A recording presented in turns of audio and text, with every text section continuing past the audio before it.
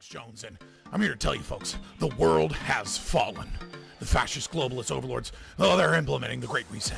You don't believe me? I've seen the tapes. Watch it, folks. Watch as these pot-bellied Zoomer goblins work with the Illuminati to pit us against each other. I promise I'd be a good boy. Ugh, I'm a good boy. There's only one cure, folks, and that's liberty. And there's no better channel to find freedom than Fabian Liberty. Anarchy is order. Government is civil war. You're offensive. Police lives matter? We're just trying to do school. What? You guys have the same sticker as the other. But this is our space. You're making the space uncomfortable. But you're white. You're fucking a white male! What is one way you combat racism? I don't root for white people on the sidewalk.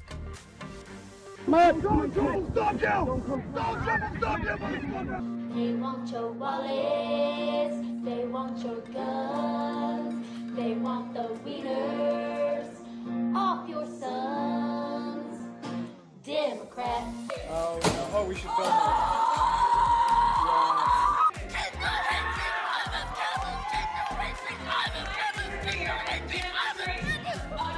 So let's say, for the sake of argument, that all of the water levels around the world rise by let's say 5 feet. You think that people aren't going to just sell their homes and move? Just one small problem. Sell their houses to who, Ben? Fucking Aquaman!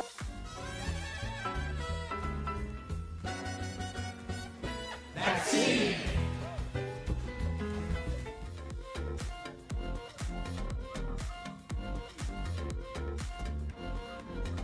Children, they're spreading COVID throughout the population at higher numbers. And people are not entitled to turn themselves into deadly biological weapons by spraying disease-laden aerosols wherever they choose, randomly killing innocent people. This is not freedom, this is homicide, and willful ignorance is no excuse. What the fuck?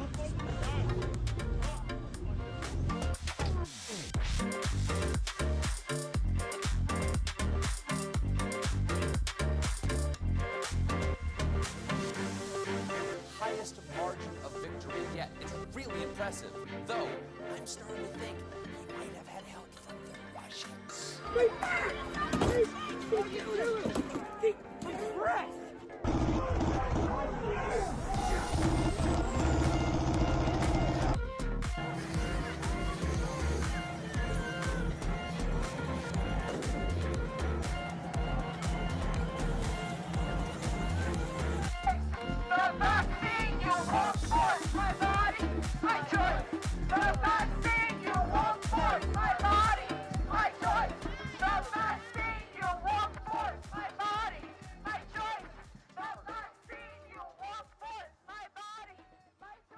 Look at me, I'm a gay frog. I'm so cool, I'm so neat. I'll never have children and I'm sterilized. But the media says I'm totally cool. I'm a gay frog, I'm a gay fish. It's so good, and I think my daddy actually is. All right, boys, I'm almost ready. I'm almost ready for stream. I didn't quite finish. I gotta get my essential oils going and grab my coffee. It's already made. I just gotta stir it, and then I'll be right back. Obviously, like, nobody's in here right now anyways. Stream is just starting. We will get some more people in here as time goes on. I started stream like 3 hours early to be on Britmonger's time so that I could do an interview with someone else. And so I'm sure most of you watching this right now are coming back being like, what happened? Why are you already 4 hours into stream? What has occurred? And rewatching the interview. So, nevertheless, I appreciate you guys, and I'll be right back. So give me just a minute. I just got to stir my coffee and fill this thing up with some water, and then we'll get this show on the road, and we'll talk about what we got going on for the rest of the stream.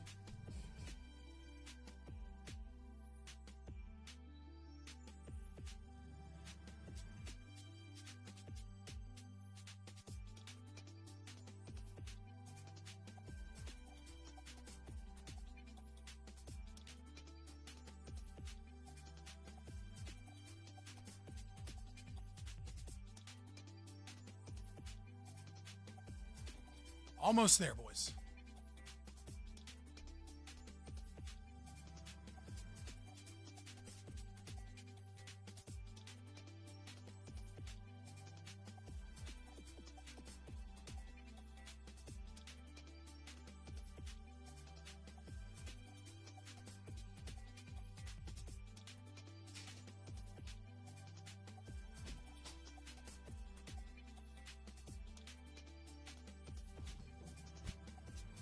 Whew, all right.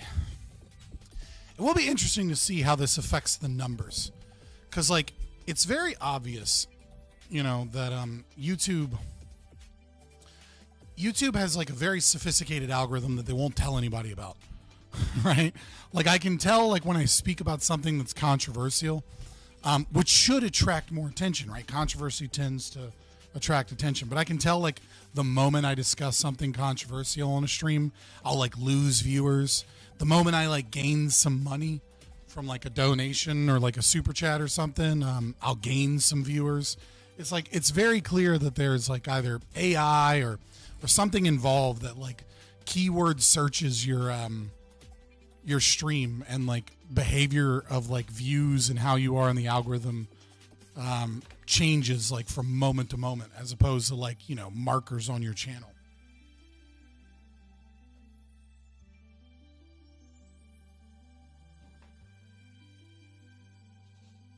And so it'll be interesting to see what happens if I start the stream really, really early with no views. Like, does it just destroy the views for the entire night? Like, am I going to be sitting here all night with, like, you know, single digit or, like, you know, around 20 viewers or something? Or will I just, like, naturally get back to, you know, what I was under a normal Wednesday stream where we get to, like, 30 or 40 viewers and kind of hang out there? It'll be interesting to see if, like, YouTube notices the bad viewership in the very beginning and is like, we're sending this to no one. Or if it just continues normal behavior. It's a nice little test kitchen for me. But nevertheless, I will be speaking with Paula Wright here in just a minute. And as someone in the UK, that is, you know, Greenwich time, a little 5 hours before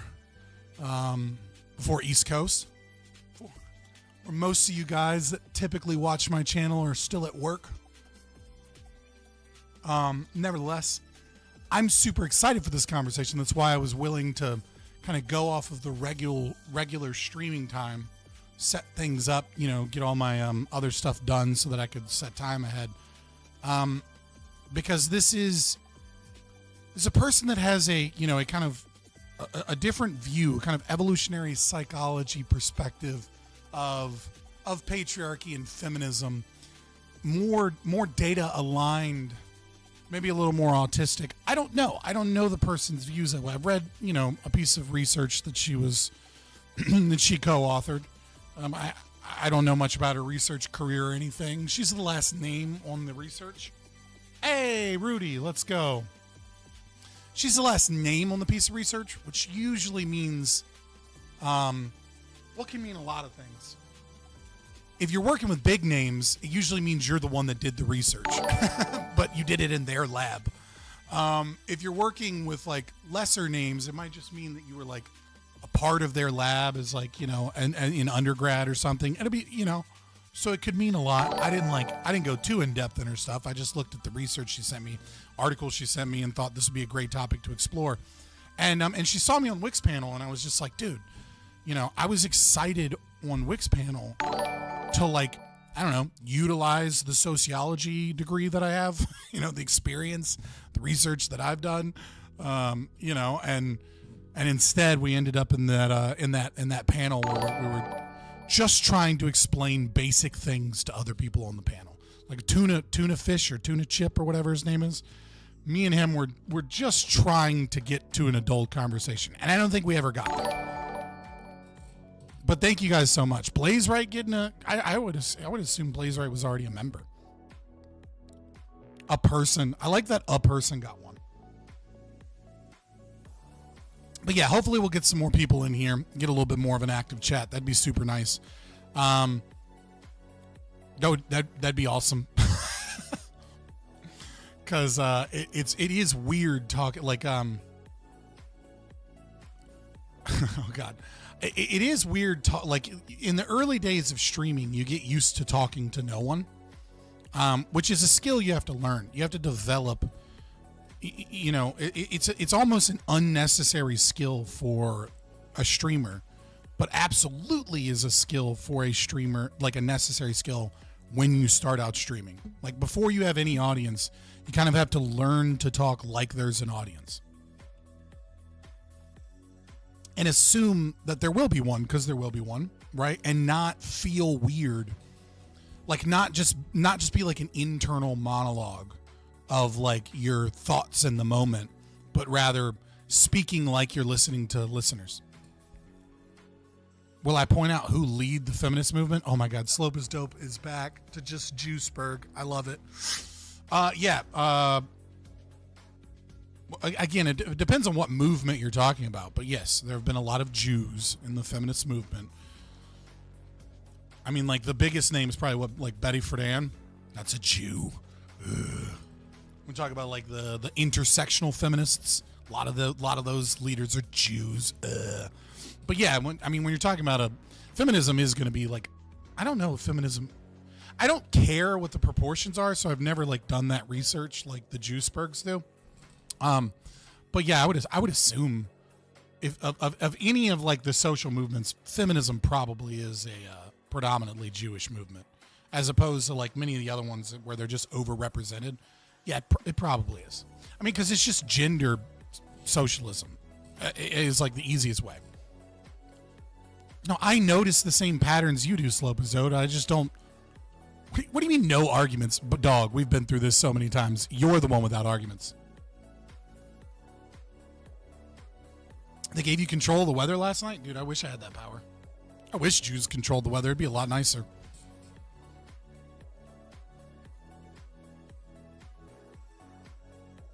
How would I define feminism? Like, that's the problem, right? It's like defining feminism is similar to like, how would you define Black Lives Matter, right? Is that like feminism is overly broad specifically to make everyone a feminist, right? So if you say, you know, a lot of feminists will be like, oh, well, feminism is just that you want, you know, equal rights for the genders. And it's like, well, yeah, by that definition, like everyone that isn't, you know, like pro-oppression is like wants that, right? But it's the same thing when it's like, you know, like, oh, are you pro-BLM? And then you're like, no. And then they're like, so you don't think Black Lives Matter? It's the same thing with like feminism. It's like, oh, so you don't think women deserve, you know, the right to own property or like, you know, manage their own money or whatever it is, right? It's like, no, that's not what I mean. I'm saying I'm against all of this other commie bullshit that is predominantly the driving force behind the feminist movement in every single wave. And it has only gotten worse over time. Maybe not worse, but more blatant. Right? So like feminism to me is, you know, a social movement of women, you know, against patriarchy, which is, you know, in their conception that, you know, like society is dominated by men. And so like I think the movement in and of itself is kind of based off of a false premise. At least in the way that they curtail it, right? Because like to them, patriarchy is men dominate. And it's like, well, yeah, but like it's half the story. Women dominate too. Like women have other social roles, responsibilities, and other forms of power that they kind of like ignore in their critiques of like in their critiques of culture. They'll often always focus on the dominating aspects of male and the patriarchy, whilst kind of like completely ignoring the kind of female aspects of like reputation management and social hierarchical structures of women. I mean, like obviously it depends on what time period you go into. It becomes a little bit more pernicious what group, right? Obviously there's kind of like a peak patriarchy under like Victorian era. And like I feel like a lot of feminists like start there so that they can be like, and look, the progress has, you know, gotten better, but we're not done. And it's like, yeah, but like that was a reassertion of patriarchy. That was like a reassertion of male dominance. And then there's also like this assumption too that like things are done for men by men, when often they're done for men and women for culture. You know what I mean? Like the concept of like monogamy being like patriarchal oppression of like, you know, of like women's sexuality to, you know, maintain and cage them for men. And it's like, I mean, yeah, but also like women are pretty pro monogamy for a reason, which is, you know, like they have sons, they have boys, they want to live in a stable society, right? Like they don't want a bunch of roving, angry young men, or at least they didn't. Nowadays, they kind of, you know, nowadays there's a lot more acceptance for a lack of monogamy. And I think we're seeing kind of like what happens when a culture kind of stops that long-term pairing, for better or worse, you know? Hey, Walton. We'll get some more people in here, guys. Like I said, I just started, and I started kind of, you know, put out the announcement today. I said something about it last stream, but that was late at night, I think, when I reiterated it, because I streamed until like 2:30 in the morning. I streamed for 7 hours Monday. That shit killed me.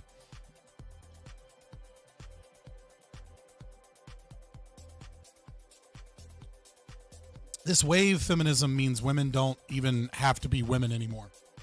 Well, I mean, so like feminism, I think like you're seeing the TERF's response in a lot of ways, because they ushered in this new, they ushered in their replacement, which is queer theory.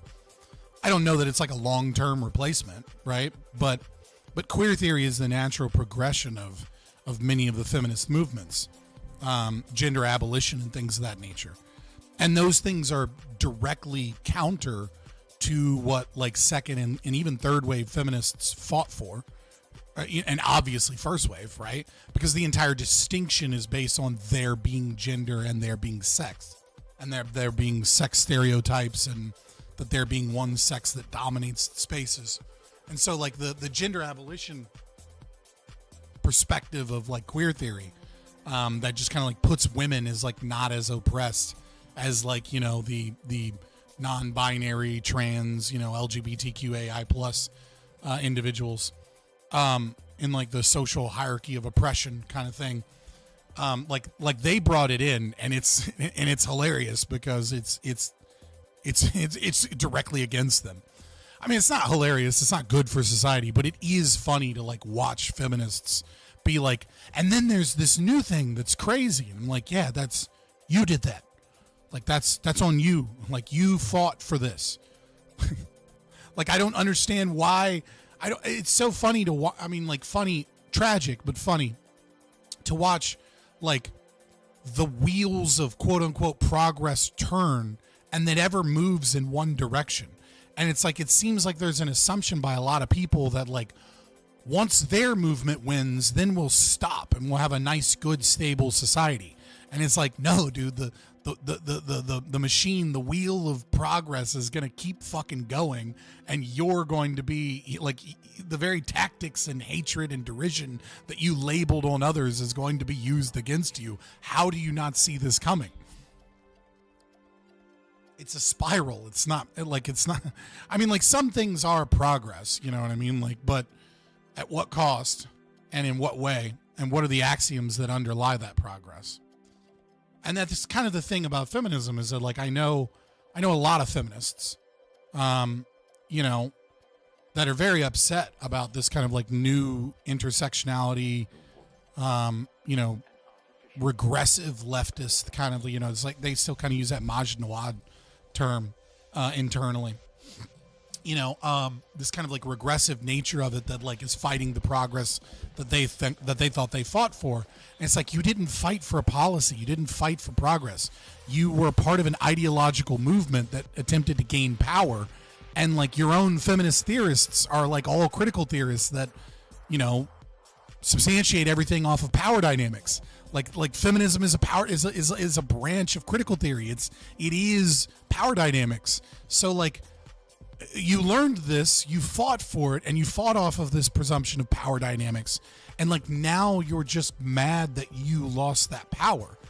It's like how, and it's so interesting to see like the deer in headlights kind of like shock from them that like the policies become like overturned, right? Like the little things they fought for to make themselves feel more equal are getting destroyed. And it's like, did you not realize you were part of a philosophical movement whilst you were teaching the philosophy of your movement?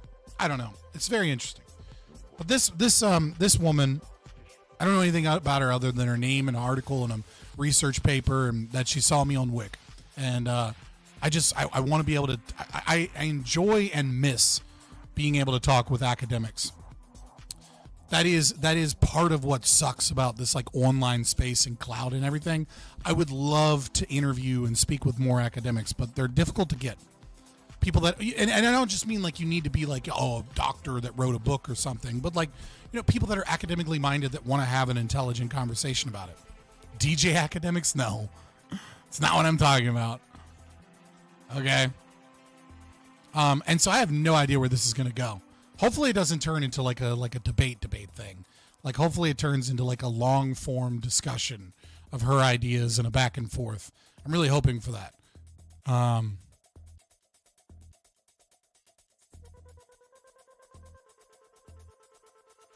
What happened? Oh, okay. Yeah, just talking about the new. I'm sorry, I saw something pop up about Biden's kind of like some of his lame duck shit. One of them being one of the things we're talking about tonight. On because after this we're gonna do, just to reiterate, we're gonna do Libertarian Nerd Night. We're gonna go over Stephen Kinsella's video, which I've been holding on to for a while, and then hopefully the timelines match up because I got a debate panel at 8:30, which is in 4.5 hours. So we'll kind of see what goes where. Hopefully like if I can try and get it down, we can get to we can fit all of this in that amount of time, because I'd hate to like have an hour and a half or just an hour left and like me be too excited and only get halfway through the video. But I would also hate for this interview to only last an hour and then it's like, oh, I have 3.5 hours to do this. So we'll figure it out. Putting on OT, and then after that we're gonna do the Gibbs panel, and so it should be a lot of fun. We should do a lot of stuff tonight. I'm not exactly sure what I'm doing tomorrow. I DM'd someone who's making return to streaming, who I'm want to talk to. But I might end up doing that like JQ debate, and if I do that JQ debate, I might end up streaming on Rumble. So instead of streaming on YouTube. So if you want super chats and you want memberships, get them in tonight as opposed to tomorrow, because we might be on Rumble, and like Rumble memberships are a pain in the ass, as well as stuff like that. Or we'll see. I'm not exactly sure what we're doing tomorrow, but that's one of the things I might do. I might talk to someone, but nevertheless, if you want questions, especially if you have questions for the interviewer, and you want me to make sure that I see them, super chat, right?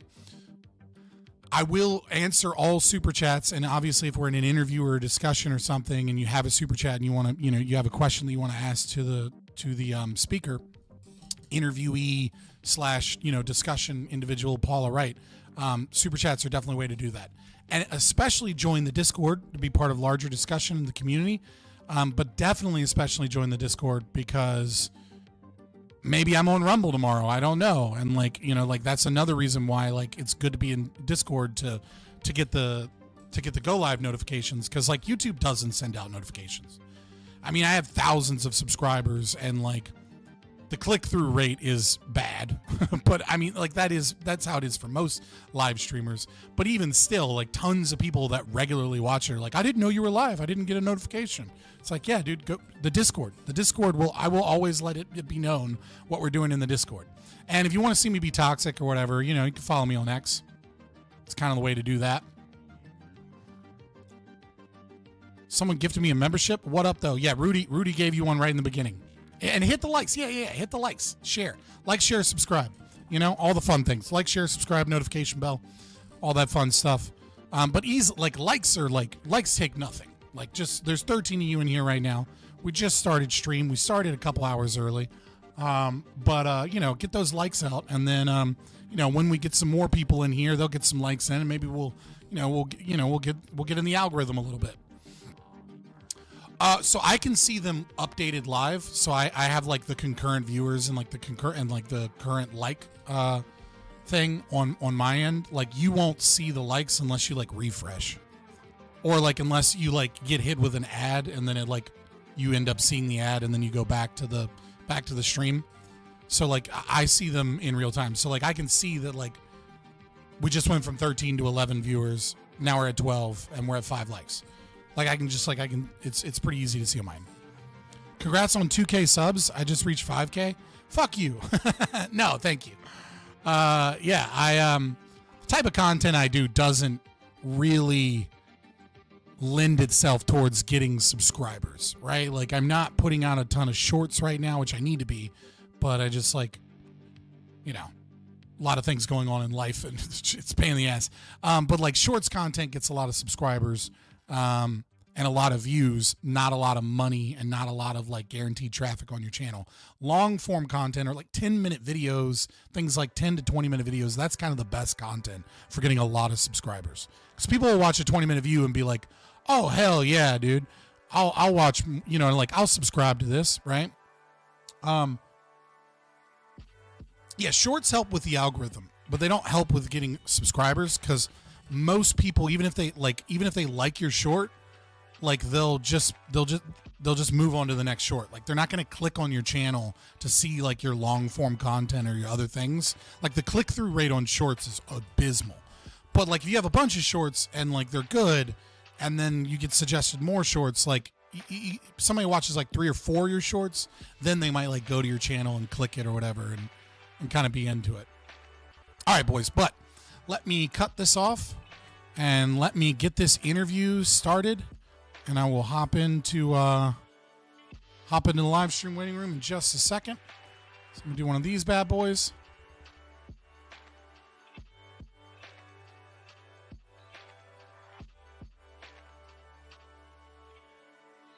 Test. Can you hear me? Yeah, I can. Awesome. Give me just 1 second. You are live, just for the record. Not to a lot of people because I'm on British people time, you know, like I'd start stream a little early. But we'll probably get a lot of people watching afterwards, you know, like because most of my audience is at work right now. I got a lot of. Can I just get some water quickly? Absolutely. Okay. Anybody else just love like a British accent? Not like Geordie or like something gross, like, you know what I mean? But just like a nice city English accent. I don't know. It's always soothing to me, male or female. It's like not like just I don't know why. It's very nice, warm. Something about being an American. We just love a good city or posh accent. Are you saying I've got a posh accent? I mean, maybe not in England, but as an American, No, I don't. absolutely. Right? Like, well, like there's no difference between like Queen's English, posh, Manchester. Like, so long as it's not like Geordie or like a Chav accent. Like to us, it just sounds like calming and posh. Well, I am kind of like Geordie. I am from that part of the country, but I'm not a Geordie. I'm not. I'm from like Durham, which isn't Newcastle, so it's not as like Chav. Yeah, there you go. But like, some of the audience loves Aussie accents, but nevertheless, this should be fun. I'm really excited for this conversation. So just a little quick intro. You know, I was super excited for Wick's panel, which I shouldn't have been, but whatever. It's the name of the game. You have to go on panels. People see you on panels, and then you get to have cool conversations like this. And I prefer these, to be honest, because the panels it's a game. It's an entertainment game. But nevertheless, the topic was really exciting to me because I'm a libertarian. I'm a hardcore, like kind of right wing leaning anarchist. And so that kind of becomes a lot of what I do. I end up doing a lot of economics. I end up doing a lot of like philosophy in terms of, you know, anarchism and things like that, and private property rights, legal stuff. And the thing is, it's funny is that like all of my education and background and even family is all sociology, psychology focused. But because of like my ideology and how I present, like I don't really get a lot of opportunities to go down that route, right? Like the audience capture and the thing brings me there. So I was very excited to talk about it, and it was somewhat disappointing because it was me and another person just trying to get to the basics and like have an interesting conversation, and it wasn't quite there. And then you DM'd me, an article that you had, constituting kind of like an evolutionary psychology look or kind of understanding of feminism that isn't super common within the space, because a little about me, my grandmother is like a sociologist, a critical theorist. Like I grew up with her. I've debated with her since I was like 11 years old. One of my undergraduate degrees is in sociology, and so I'm fairly well read on it. Like I'm not like as much as a layman would be, in terms of the research. But it is a space very, very dominated by critical theory perspectives, right? Like there are no more functionalists or structural functionalists or like there's or dramaturgists or like huge fans of like symbolic interactionalism. Like none of those people you find like these little pop outs, one or two in sociology, but when you're talking about feminism, especially gender studies, women's studies, it's all critical theory. It's just dominated that way. And so like I saw your take and I was like, this is a refreshing take and I would love to have this conversation. And so let me shut up now finally, because I'm very verbose, and allow you to introduce yourself. Tell me what you're about, why you're having this conversation, and kind of just like a little bit about you and where people can find you and like what you do. Right. I'm a bit I'm not a kind of orthodox academic because I left school without any qualifications. And I was later diagnosed as having Asperger's and ADHD. And then went to uni, and because I didn't have, what would you call it in America, GAD or GDA, or when you leave high school, what do you mean? and you have, you leave high school with a qualification that kind of shows that you've. You just get like a high school degree. Yeah. I left school. Oh, you without mean like any a of that. GED? Like a GED is like that's what something gets like when they drop out of high school. They like go back and get that, but it's essentially useless in America. Yeah. Well, I kind of dropped out of school very early and left without any qualifications, and then I went back into it in my 30s, and because I didn't have the qualifications to do it, I kind of had to do what you call a Mickey Mouse degree, which was kind of art history.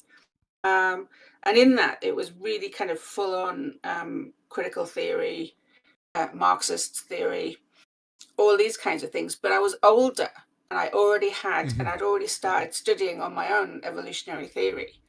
So it was basically an education in Marxism, in cultural Marxism, in critical theory, in all of these things. But because I had other ideas, I kind of basically just learned what the game was, what their game was. Well, and, I was a Marxist as a teenager, and then kind of became more centrist libertarian. And then I was in the Army. So by the time, and I used the GI Bill from the Army to go to college. So by the time I went to college, and they were like, "Okay, let's teach you critical theory," I'm like, "Dude, been there, done that. This is dumb." Like it was like you can't really be inculcated into the cult you've already left. Yeah, exactly. And I grew up in the northeast of England in a working class kind of mining village, which is kind of the socialist heartland as well. And I knew that I never kind of fit into that. I was there during the miners' riots in the 80s and stuff like that. And as much as they were saying, it's kind of like a really humanitarian and compassionate ideology, I saw actually the real face of that in the miners' strikes, which was basically just kind of horrific ostracization of people who wanted to actually look after their families rather than, all the miners were kind of like ordered out. There was no vote on the miners being going on strike. They were ordered out by this kind of socialist guy called Arthur Scargill. And there was no choice. And so the people who were the minority who kind of stood up to that were then basically, well, they were taken into kind of car parks in the back of the pubs and stuff like that, and beaten up. Women were spat on in the street. Kids were spat on and bullied in the street. People wouldn't serve them in shops, and so the kind of the whole idea that socialism was supposedly this it's cared about people was just kind of it was just revealed as a complete fantasy. Really, it was nothing like that at all. I wonder, and something that I notice, it's I don't want to belittle autism, right? I'm obviously my son is nonverbal autistic. I'm super ADHD myself, and as a libertarian, my circles tend to have very, very high rates of autism, and we say that both jokingly but also literally, right? There are a lot of autistic people that are libertarian, and I think there is something, and this is a bit of a joke, but I mean it seriously to a degree, right? Like that autism kind of has like one superpower, which is that it is people that are autistic, it appears, are so much more resistant to like emotional manipulation, right? Because they just don't feel or see the world from that same way. And so it seems that like if something doesn't make logical sense to them, they kind of often go, well, you're saying 1 + 2 = 2. Like something's not right here, because they're trying to navigate a world of people that are much more emotional and empathetic, but also kind of more driven by their emotions.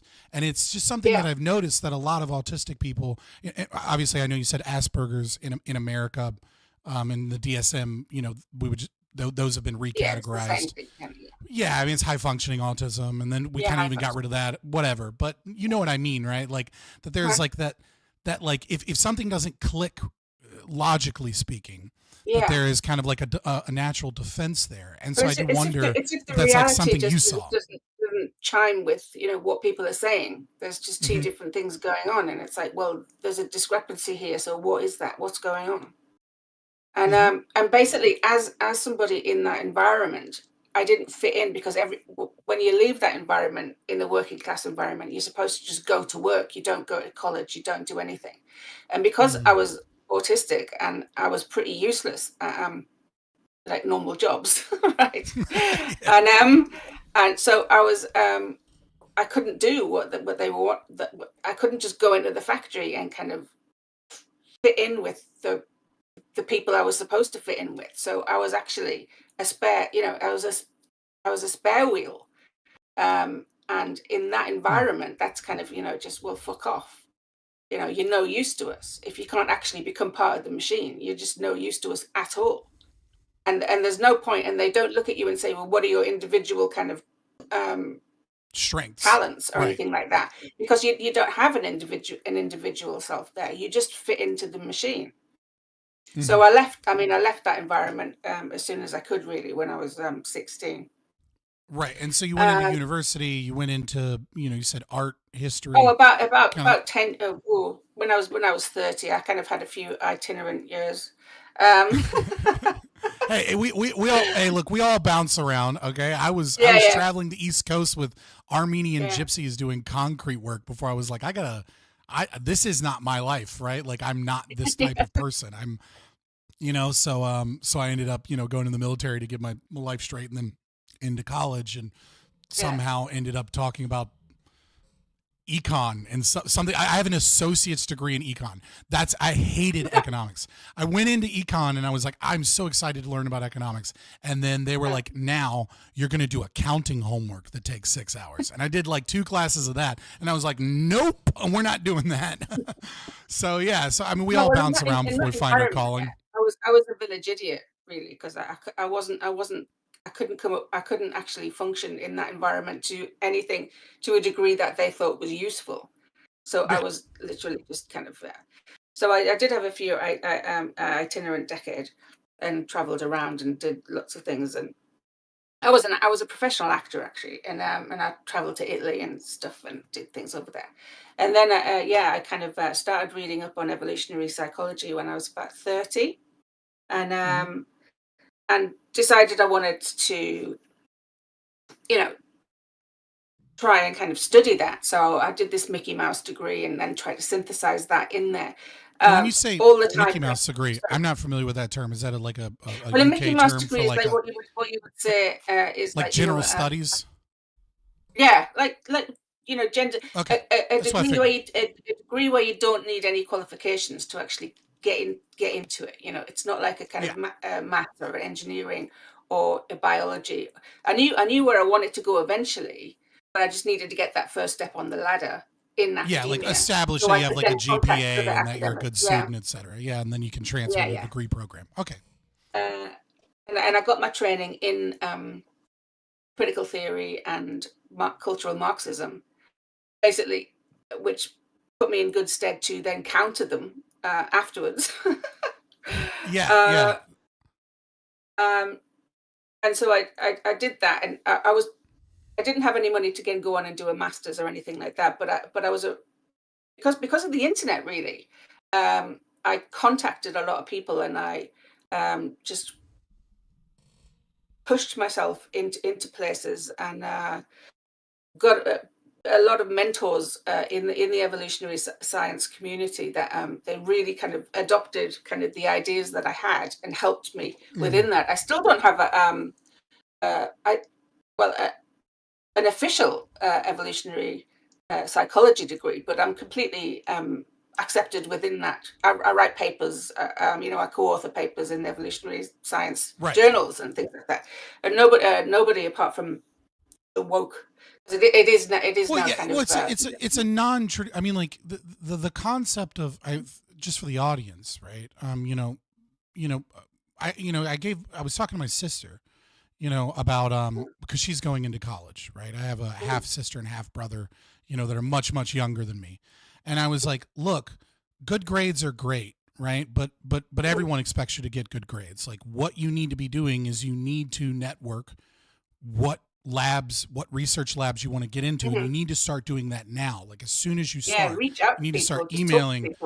Just and all you have to do is just Google Scholar, find their name, find their 3 pieces of research that are most popular, read them, understand them, and then go and talk to them and say, I'd love to work with you in your lab at some point, et cetera, because like that's how the game is actually played. Like, a lot of people think the game is about getting a degree. Like, no, the college, the university is a place to network, because all of like publication and research and things like that is, who do you know?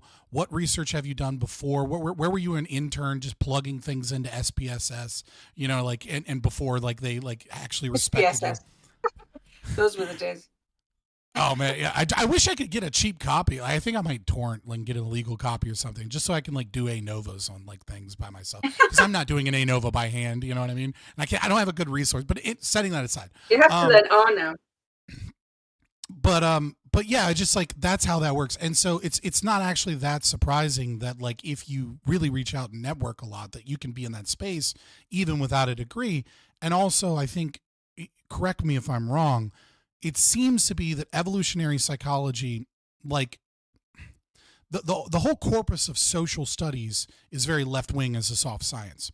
And you will find that the more a specific area is grounded in reality, the more conservative it becomes, right? So you'll find that there's more conservatism in like neuropsychology than in like, social psychology. And you'll find the same thing with evolutionary psychology, where, it's for 2 reasons. One, it's data driven, and 2, it's very functionalist from a sociological perspective. Obviously it's a psychology thing, but it's like, what functions, right? Like, what is it that, if something was around for 2,000 or 10,000 or 100,000 years in culture, why was it there? And so it's almost a very conservative question, right? It's the classic, like, there's a fence in the middle of the road. Why is this fence here before we take down the fence? Yeah. And the thing about evolution in itself is that it's not fair fundamentally. And And I think yeah, this it is why a lot of destroys the concept of don't like like the it. ought of equality, right? It's Yeah, just like, no, it's reality. We're not all born equal at all. Mhm. We're born with different kind of predispositions and different evolutionary endowments, and they put us in different positions where we have to kind of, you play the hand that you're dealt, really, and we're all dealt Mhm. different hands, and we have to make the best of that. There's no such thing as equity, in that sense. Evolution doesn't happen. For the record, there's no such thing as equity ever. No. Like equity is an impossible achievement, because human beings differ, and in our skill set, in our talents, in our physiology, in our capacities, and then also And because that's actually our strength as humans, humans. and we have different values. Yeah. So you can't because have we're not equity all the same. unless we're the Borg, Definitely. So, but on to evolutionary the psychology topic. evolutionary psychology is being captured, is already captured, I would say now. Like I've left academia now, and I realized it wasn't kind of the place for me anyway, because as I was doing a master's a few years ago, and it became really clear we were being sent on, this was during COVID, so this was all online and stuff, and there were like there were like seminars on decolonializing psychology and stuff like that, and it was just like, what is going on? And what I was wanting to do, I was wanting to do a project about kind of how feminists have misrepresented rape statistics over decades, basically. And I put it through the first time, and ethics kind of cleared it, and then I had to I put it through a second time, and they blocked it, and then they put loads of these hoops that I have to kind of jump through. There were other reasons why I kind of dropped out anyway, but I just thought, no, this is not really the place to be if you want to actually ask questions. Ask the questions you really want. There's a couple of problems just beyond the wokeness, the critical theory kind of indoctrination of it all, right? And that is the concept of research and science, right, is peer review, right? Like that is the kind of a cornerstone of it. But the problem is that peer review is it's kind of like the competitive market for, like, in general, is looking for novel concepts and ideas. And so anytime you go and say, I would like to critique this thing, I think it's false, they go, okay, well, we're not learning anything. And it's like, well, we're learning whether or not it's false, right? Like, but to many people, they want a novel idea. They want a new idea. And so a lot of the money that you have to get because research is expensive, and and most people are competing for grants, most of which are government. So it needs to be in line with what the government's vision is, which is this philosophy. And then furthermore, they almost always want some novel thing, this novel discovery, or new way of looking at something. But when you say, like, well, the foundations of what we're discussing are false, and I'd like to prove that, it's just like you're almost treated like a Karen, right? And it's very difficult to get research grant proposals, right? I mean, like anybody that has done like a scientific writing course in college, or like had to write grant proposals, like these people, you will write 100-page grant proposals, and like they will go through and be like, you didn't indent properly here, trash. Like it's literally like that. It's like, because there's just so many people trying to get research money, and with limited funds, and that's not even to discuss the indoctrination aspect of it. Yeah. And so it seems like the market wants it, but not academia and the governments that control the grant systems. And so there is a market void for that. And I think places like Substack and other places are beginning to fill that, but it's not enough. I think we're going to see alternatives in a lot of research, a lot more private research, and a lot more like research institutes and think tanks over the next 10 years, as academia just kind of loses its prestige. Yeah. I think that's a good idea, as long as there there are also built-in checks and balances there, because as shitty as academia is now, it still does have a robust, I guess, kind of anti-plagiarism, kind of like, say, for example, kind of things. We don't really seem to have that. I don't see that, or I don't see that kind of coming through in a kind of new academia thing. But I mean, that's a side topic. So, I'm against IP, so I don't care. Yeah. But yeah, I mean, it's like, if it's a good idea, copy it. You know what I mean? Like, I don't care. Yeah, I mean, but as long as you kind of you should just as as a decent thing, just say. I don't know. I disagree. I disagree because, like, when you look at the social sciences, it really is all plagiarism. It's they just. I mean, you don't want to be as bad as them. Well, no, for sure. I mean, I disagree with the concept that academia has like a very strong, like in the hard sciences, I absolutely agree. But in the social sciences, there is so much repackaging of ideas and pretending like they're your ideas. Like you see this especially with like in pedagogy, right? In pedagogy research, they're all just saying Paulo Freire without saying Paulo Freire. Right, and it's like, I know where that idea. That's not a new idea, dude. Like, yeah, no, yeah. I mean, and that's exactly what feminism is. It's just recycled ideas constantly. Yeah, for like 60 my friend years. Mentis Wave just calls it gender socialism. It's like that's his definition of feminism, which I think is fun. It's cheeky, but it's not necessarily, specifically accurate. But I do want to move this into feminism a little bit, because that's kind of the research that you sent me. I'd love to talk about that research paper a little bit. The article you sent me, and kind of like get into the nitty gritty a little bit. So, from your perspective, what is unreformed and reformed patriarchy, and why is this something we should be aware of? And kind of like, why is this a lens in which we ought view culture, like kind of like C. Wright Mills, right? In his perspective, like looking at things from new lenses to gain new information. Like, why is this an important thing? And potentially even why is it better than power dynamics of like critical theory? Yeah, well, obviously the feminist concept of patriarchy kind of dominates everywhere these days, and I find that the premises of that are axiomatic. They're just taken to be true, and they're not examined at all. But even under the mildest kind of scrutiny, I find them to be really tenuous at best. Because they borrowed an anthropological kind of idea of patrilineal descent. In just general in society, and then took that to say, well, that's power, and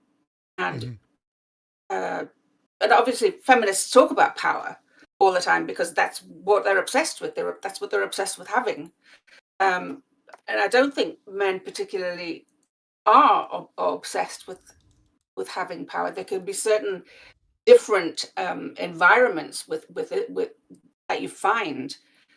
Sorry, I've gone off on a tangent, but I'll say, okay, so unreformed patriarchy, we find that in and because all kind of adaptations are kind of shaped by both biology and the environment that they are taking place in, and so we find in environments that are very stressful to live in. You say, well, we could say, the Islamic kind of the Levant, all of these kind of places, we find really strict patriarchies where women do suffer kind of a lot of oppression and suppression of movement and these kinds of things. But in a paper that I sent you in from 2014. We find that men are as much, if not more, oppressed, certainly in terms of mortality, of excess mortality, in those environments. So they're worse for men than they are for women, but they're not very good for anybody particularly. Right. But So, in terms of, unreformed, if we could mortality, simplify the they're a mess. definition, unreformed patriarchy would be, reformed versus unreformed would be a kind of sliding scale of like what So level you can- of like specific dominance and in instituted legal structures of like You a can- of you can see it- you can see un-egalitarian patriarchy. policies Yeah.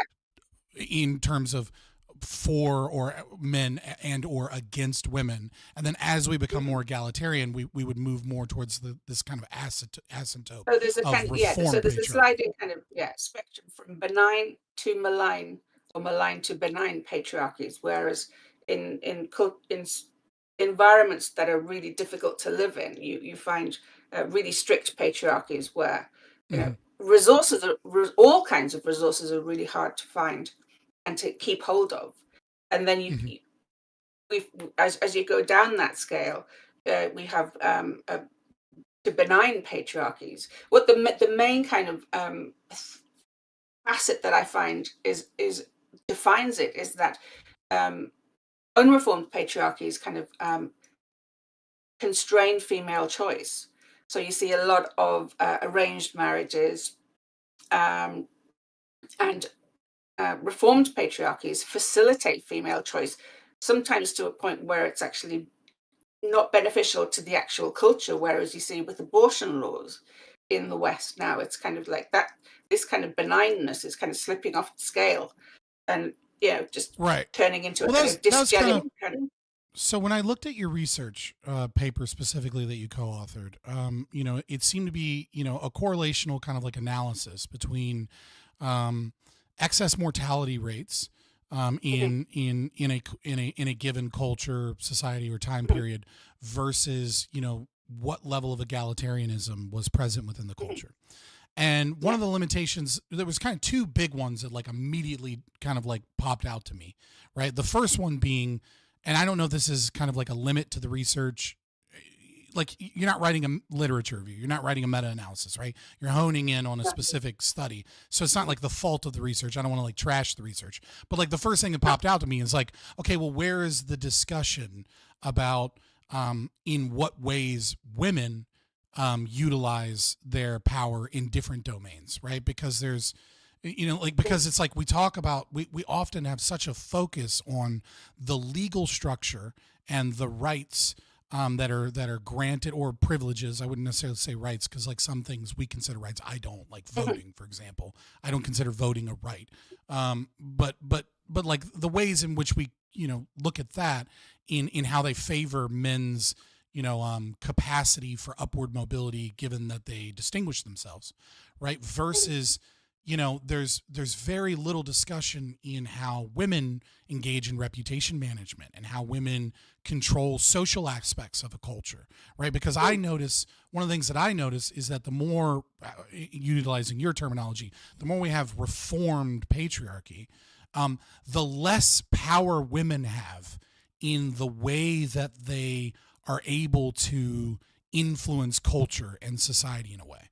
And obviously, I don't mean that at like the grand scale where certain like feminist narratives are in institutions, but I mean it at like at the communal or interpersonal level, right? Where the more egalitarian a society and the less restricted female choices, the less women find ways, like the kind of like the knitting circles, right? Or the book clubs, or like the, like men, it almost seems like the unreformed places duties and obligations on men. And then the kind of natural reaction to that is that these other spaces are then kind of automatically assumed to be spaces for women, right? The managing of the family, the managing of the house, the managing of like how the culture and the community treats the children, etc. And so it seems like the egalitarian nature of it is kind of a liberty nature, which is good in a lot of ways, but you also lose the guardrails of like it seems like women often go into male spaces, and the traditional women's spaces become abandoned. I think that is a consequence of like kind of greater egalitarianism, as because the domestic sphere is traditionally, historically, the sphere where women manipulate and in a kind of Machiavellian term, kind of like just throw their weight around in a certain way. I mean, that's kind of one of my specialities, looking at kind of strategies of female competition. And if you look in unreformed patriarchies, a lot of time, the things like kind of female what do you call it? Female God, what do you call it? Sorry, it's late. Tio, tip of the tongue. Say some I other know, things. I Maybe we'll know. get to it. Just female. Oh God, sorry. Circumcision. Female I've forgotten. Female genital mutilation. Genital mutilation. That's female genital mutilation. That is actually, which is what we ought call circumcision, by the way. We should just call it male genital mutilation. True, I agree on that as well. And it kind of happens also. Male circumcision and female circumcision happens, a lot of the time in bush. You call it bush surgery, which is kind of like really horrific, and there are horrific kind of consequences to that. But yeah, kind of women are the enforcers of that in unreformed patriarchies. Older women are the ones who actually perform these surgeries on younger women. What's the crone, right? Mythologically speaking, it's the crone. It's the older woman that has lost her influence and power in like the sexual marketplace, that then imposes the kind of the patriarchal kind of aspects, the rules, the order, the don't be above your station, fit in kind of aspects. Because that is the power that's invested in the crone. I don't mean this prescriptively, rather just descriptively from a mythological perspective, right? The women kind of engage in that role as they age, because that's the power that's kind of invested in them. But I mean, in evolutionary terms, women do compete with each other, and parents run interference on their children's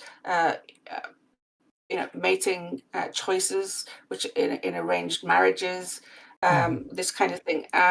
So yeah, women have a lot of power in those environments, and they use it absolutely, and they use it. When they have will. Traditionally, right? Yeah. I would say that they have will as rational actors absolutely. And humans, and so if their range of power is limited, they will find a way, as any human would, to utilize their power in what limited ways they have. I don't know if that's good or bad, but like it harkens to me, for example, kind of like legislation in the turn of the century, right? Where, women were probably at their weakest in terms of institutional power in like the, from the Middle Ages to the Victorian turn of the century. Kind of like depending on the culture, right? This is where women had the least like legal authority. Because if we go back further in time, women have almost more freedom because there's less of a structure, cities and things of that nature where where more order needs to be imposed. And so like I look at things like coffee shop legislation when coffees became, or like the temperance movement, things of that nature, where women have this, despite having no voting power, they have this supreme cultural power to shame men in their behavior, because their power is associated not just with it's not just power in and of itself, which is what I see the feminists critique often fall apart, is that it's power that society also demands duties and responsibilities from those men, and women seem to have this social aspect in those societies to shaming men or shaming a culture that is failing to fulfill the duties and responsibilities associated with the power grant or invested in them. And also shaming other women who don't conform to that For as sure. well. Yeah.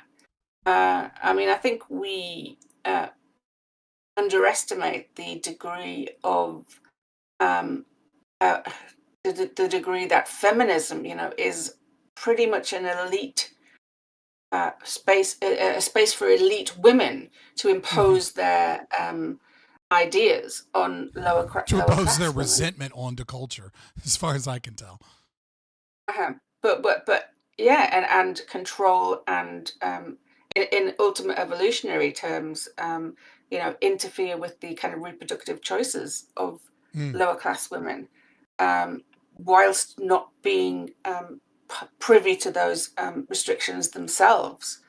So I think there's a great deal of what you call female intersexual competition within feminism. I mean, the whole thing about unreformed patriarchies is it's not good for men, because the degree of male intersexual competition, which is the degree of competition between men, because a certain kind of a high class of men can kind of covet a lot of extra kind of mates, which means that the operational sex ratio is out of whack, and it leaves men at the bottom without any kind of so this is a really choices. interesting vein, because I'm curious about it, because the other thing that jumps out when you do correlational research, right, is especially when you're talking about culture, and especially when you're talking about societal structures, is that, changes often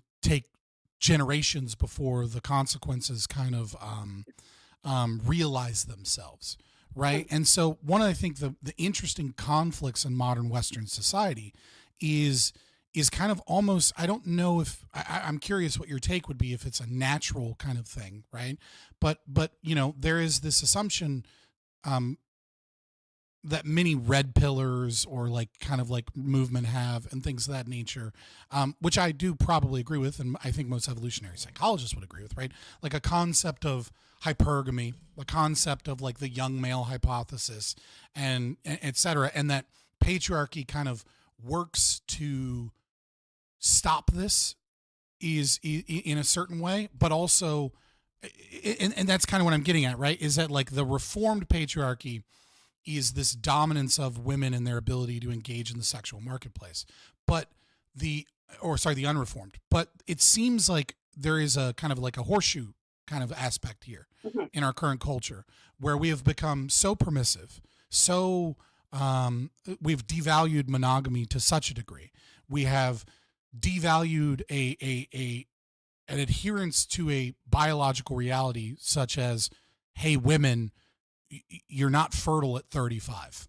Even if you can have a baby, this is not peak fertility. You shouldn't be looking to settle down once you get into your 30s if you're trying to have 3 or 4 children, because, this is going to be a problem. You might not be able to have 3 or 4 children. Even if you can, it might be expensive. And even then, the risk of, the risk of birth defects and issues skyrockets. Right.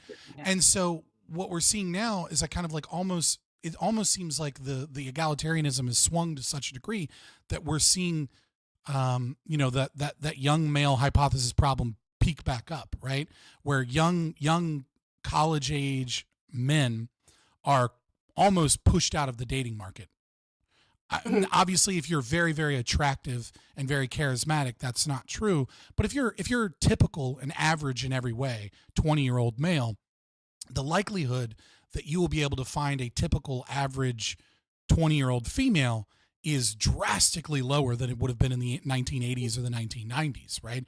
That woman that used to be kind of ingrained within the structure of a community and might be socially shamed if she had too many sexual partners or relationships, and might have a lot of social pressure from her parents to settle down and find a good guy, right? With all of those guardrails gone from a social domain, not even necessarily from a legal domain, you're finding a lot of women who you find 2 new types of women, right? One type of women, which the red pill and all these people love to focus on, is these permissive, hedonistic, extreme sexual partner girls that don't care, that are engaged in transactional relationships with older men and sugar daddies, etc. But you're also finding a lot of women that are finding the resentment of young men, the anger of young men, and the competition in online spaces and creeps that are also checking out. And so there's this group of women that are not engaged in the sexual marketplace at all,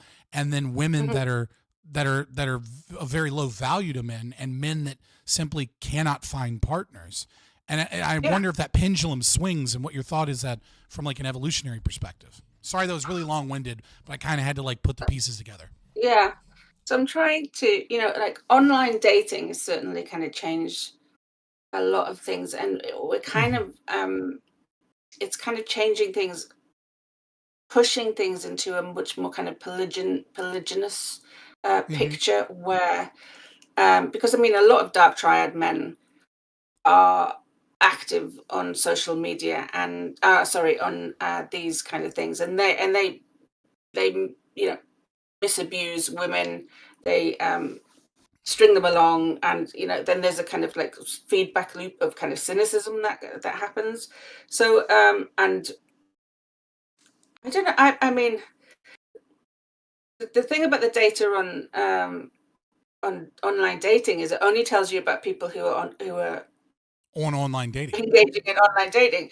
Right. There are still people who do pair up and start having families, but they're not in that demographic. So it's like you'll see studies of being like, oh well, we did a plenty of fish study, and we did a Tinder study, and it shows that women, which shows that men accurately can predict like what the sexual kind of or attraction marketplace value of women, and like women are completely incapable because they only find the top 20% or the top 10%.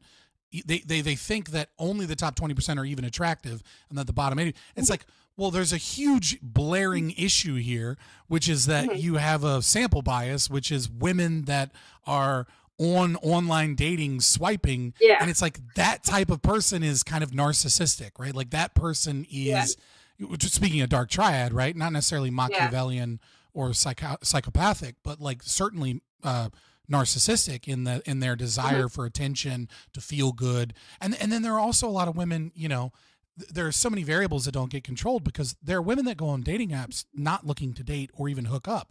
They go on it almost for self-esteem, self-worth thing, like to remind themselves that like, they have options, right? And so, and it's the same with those men. But I think nevertheless, it has had a huge pressure on young men when combined with co-founding variables, right? Like that alone, I agree with you that like there are plenty of people pairing up, but you combine feminist kind of like rhetoric in academia, in media, in culture. You combine the Me Too movement, and what you have is a lot of men that can't do that. Absolutely. Yeah. What's that? When they go to university, they're totally captured in that environment. Yeah. Of just feminist rhetoric. And which is, and feminists kind of recruit by fear. They talk about kind of the worst, toxic masculinity. They talk about rape culture. And they're talking to women who generally don't have, young women who don't have great experience in this relationship environment. So they're kind of priming them to be afraid of men already. Afraid of men, and also afraid of, it seems, this might be a little spicy, but also to completely reject any sense of accountability. Right. It seems that there's a double-edged, two kind of major things there. A fear of the male, or a disdain for the male, and so a desire to capture power in that domain, because critical theory is so power focused, and then an independence and power. But it also it's to me on the outside, obviously cluster B personality disorders are something that almost certainly occurs in the development of younger minds, right? But there's a difference between NPD, narcissistic personality disorder, and narcissistic tendencies. And it seems to me that feminism and our culture has bred a high degree of narcissistic tendencies, not in men like they constantly claim, but rather in women. In this you will feed my narcissistic supply. You will feed my ego. You will tell me how I'm so amazing and this is my worth, you will respect all my boundaries, but no respect for the other individual's boundaries. Anyone that calls me out on my bad behavior is, you know, is some form of like a hater or a bad person that needs to be cut off and shut off. And so it's like, it seems to be like a dual problem occurring there. It's not just the fear, Yeah. but a lack of accountability, internal reflection, which kind of feeds this cycle of feminism and you know, focusing so much on patriarchy and males and in terms of their dominance and their power and their evil, whilst not focusing on what impact and capacity women have in society, which almost is devaluing to a certain degree. It is. It is. And I have a kind of like a slight kind of slant on that in another hypothesis that I have. I'm writing a book called The Rise of Female Chauvinism. Whereas I think it's less about narcissism, which obviously we've said is a personality traits. I think what's happening is feminism and the messages from feminism, you know, women are wonderful. Women are going to be the saviors of the world. You know, all these kind of this nonsense kind of stuff saying, you know, that kind of like women CEOs kind of businesses work better and all this kind of thing. I think it feeds into I'm calling it a chauvinism rather than a narcissism.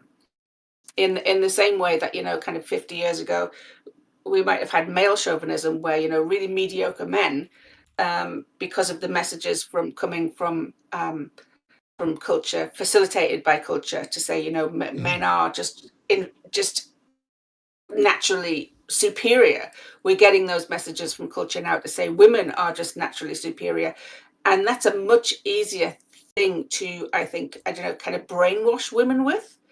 Because who would be able to kind of, if somebody's kind of like whispering these things into your ear all the time, going, "You're fantastic," you know, who's got the strength to actually resist those kinds of messages? Well, not only that, so women but oh, sorry, I didn't. No, carry on. Well, I was just not only that, but it seems like women are uniquely susceptible as opposed to men, and I don't know to what degree it's a cultural aspect and to what degree it's kind of a natural aspect of the sexual marketplace in our biology, right?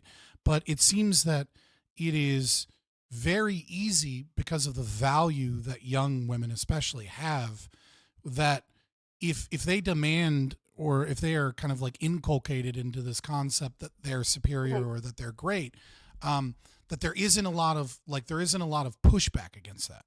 Right, like a man that, right, like the competition is different, and the cultural expectations are different, right? So a man that is delusionally believes that he is amazing will be very, very quickly checked and put back into reality by the world itself, by women and by men. Whereas the opposition is that very quickly a man that attempts to put a woman in her place, if you will. And I don't mean that like, you know, on her knees, or I just mean like engage in reality, right? They're kind of protected from that, because there is still a patriarchal kind of natural thing that men have of like, protect the woman. Like, don't say that about them. The fairer of the species is kind of already guarded against by other men. And so you have like these men that gaslight women and like that are predatory, and that feed this as well. And it's like it's just so many variables where it's something that almost seems impossible to do to men, but very plausible to do to women. Yeah, and men, you know, I've kind of seen this in men that I know, kind of as they stop being single and get into relationships and then have children who are daughters.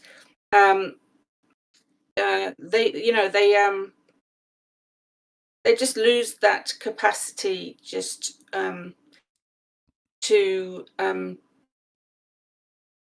I don't know, just I don't know, like you say, they obviously want, and it's in their reproductive interests to raise women who are confident and, you know, hopefully going to be successful.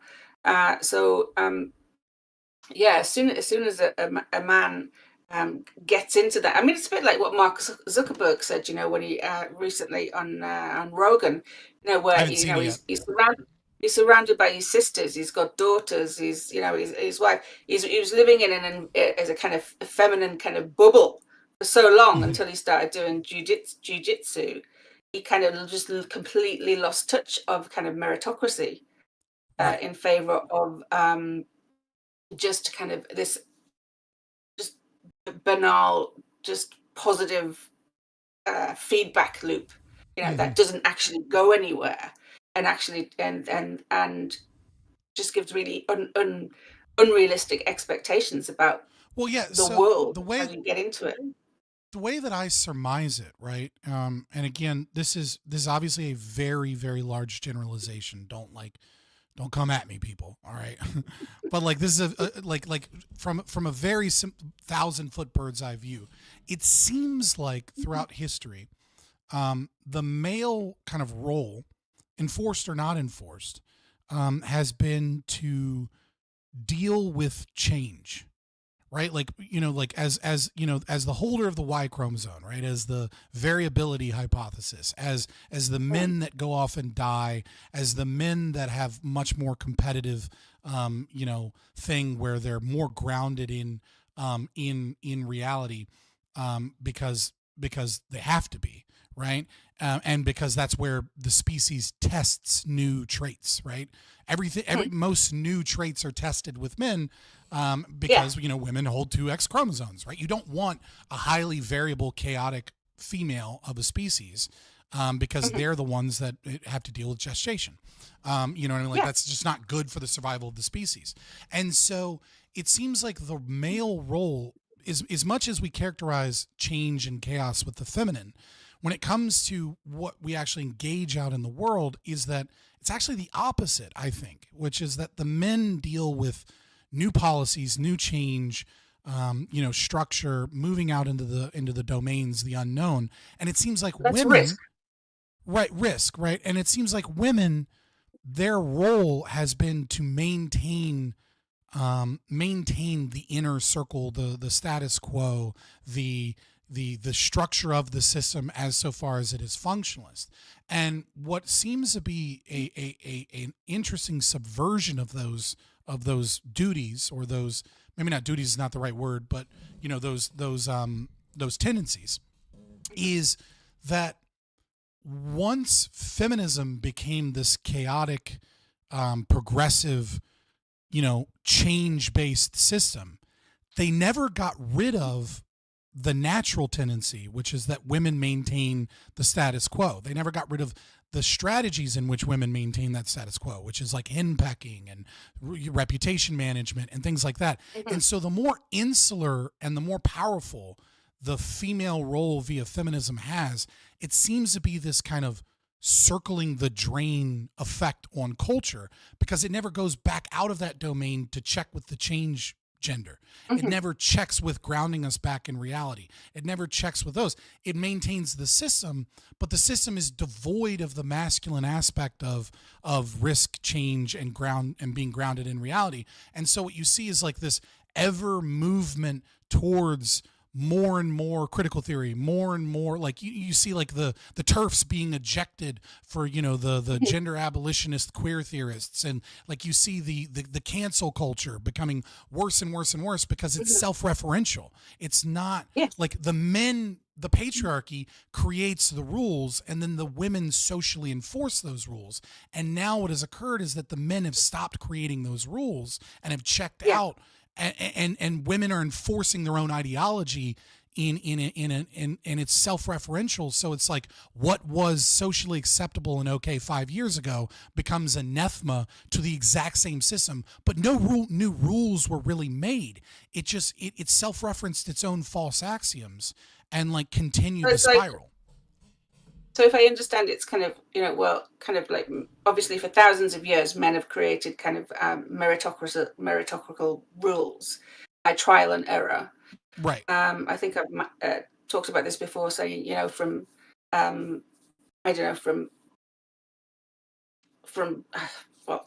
Yeah, from the Iliad to Machiavelli to Jack Reacher, we understand the male rules of meritocracy and competition, and the last 50 years, kind of women have come into that, and they've said, we want to change the rules because we can't kind of fight on that kind of level.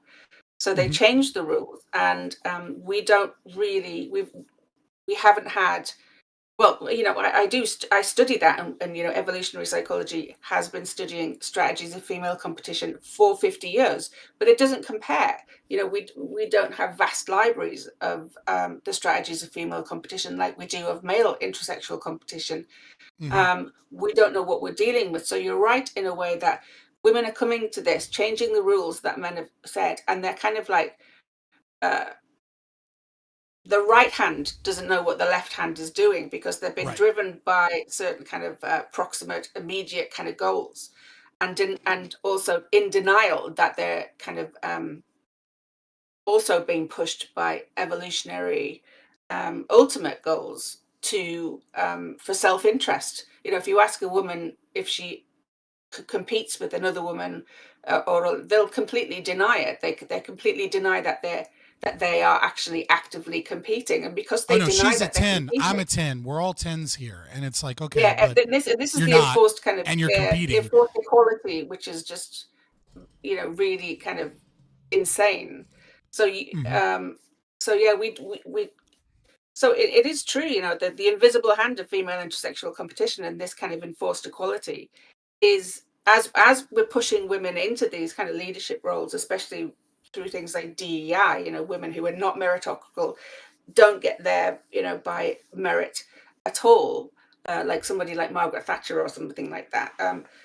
We're putting in women who into these roles who are just blind to their own, I don't know, psychology, and they're shaping that, and they're shaping culture around that psychology, which isn't based in an evolutionarily beneficial meritocratic kind of perspective, or it doesn't produce because women kind of generally prefer small kind of dyads, whatever, and men create massive kind of huge meritocratic kind of organizations. Systems, organizations.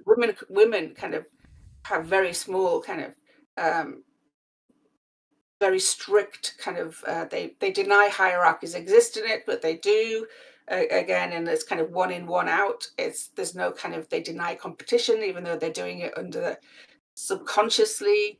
Well, it feels like women competition, and maybe this is too harsh, but it feels like women competition is about making sure no one reaches too far above the other, right? It feels like it's bringing that, like my sister snipping the heads off tall poppies, to actually build a proper meritocracy. Right, like my sister has she has, obviously I'm not going to get into her whole fucking life story, but like she's a very attractive girl, and at the same time she's kind of not in the social, she's not a very popular girl. She's just different. She's she's a libertarian now. So that ought to tell you enough right there, right? And so she gets bullied really, really harshly, and it's usually with rumors.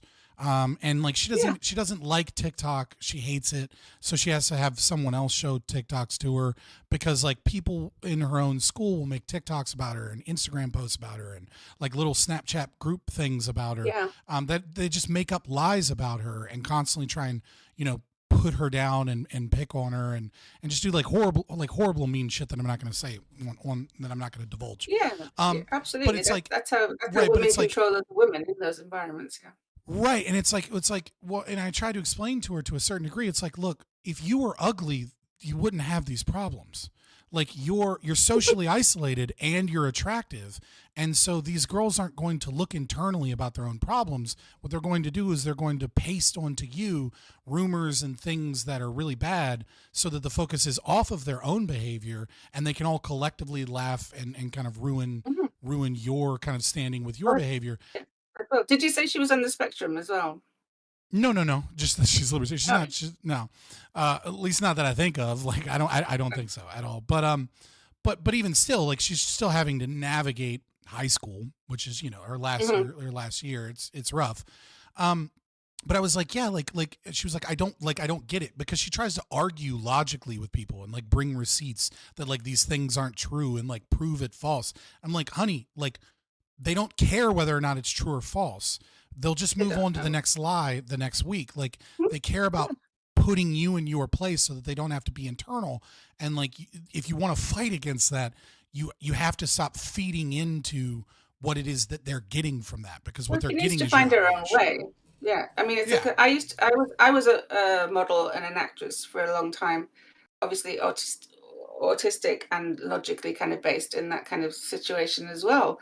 And I didn't understand the female hierarchy, because as again, a kind of like something that you're looking at how it works, and people and the girls are bitching about other people, but then there's an unwritten rule that you are not allowed to bitch about people at all. So like kind of the whole thing about female hierarchies it's is subversive. It's really subversive, and if you're logical, you look at it, and it's kind of okay. Well, I see this behavior, so I'm modeling on that behavior, and then you act on that behavior, and it's kind of no.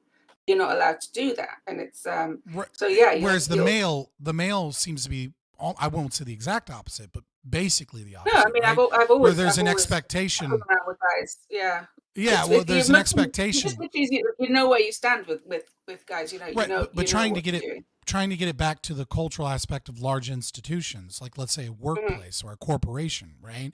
Is the male expectation is that like you are lesser than if you don't call it out, right? If you don't say it out front, if you attempt to be subversive, that's seen as feminine, that's seen as weakness, right? Like say the person is wrong confidently and then get the truth out there, fight for it, and then there's kind of no hard feelings when it's done. And I think the place that I see this being so problematic in our culture to a degree in these like micro but also macro institutions is like the tech industry, right? Like I see a lot of people, and maybe it's because I know a lot of libertarians, so and therefore I know a lot of autistic people, therefore I know a lot of people that are like programmers and shit. It's not my domain. It's like I kind of say sometimes I'm the least autistic libertarian, which is like my superpower is that I can go out and talk to the normal people. I don't know, but like I see this constantly where DEI initiatives and cultural pushes towards egalitarianism has been, it's impossible to find parity in data analysts and programmers. And so what you've seen is an administrative bloat of like women that manage and make more than men that do the work. And then you have women that do things like, today we need to have a meeting and I need you to tell me how many t-shirts your programming task is going to take. And like these men that are like stuck in these environments where there's like this false hierarchy, right? It's an imposed, in a way it's like, it's a socially imposed hierarchy that is unnatural, because the person there doesn't know anything about coding and doesn't really know that much about managing employees, but is there because of a social push for women in the industry and a push for like more female traits. And so it becomes these guys that are just suffering under like constant micromanagement of like a middle management class that was created kind of because of social pressures, not because of a need for the product. And so the whole pyramid structure is kind of like out of whack because there's this middle block that's larger that is like also shouldn't be there in terms of the hierarchy. And it's like, and it's like, it grinds everyone at the bottom to a halt. And it has very little effect on those at the top of the pyramid, right? Like the males that kind of we'll call it, glass ceiling 2.0, right? That break the glass ceiling 2.0 that are, CFOs and CEOs and, large upper management and structure.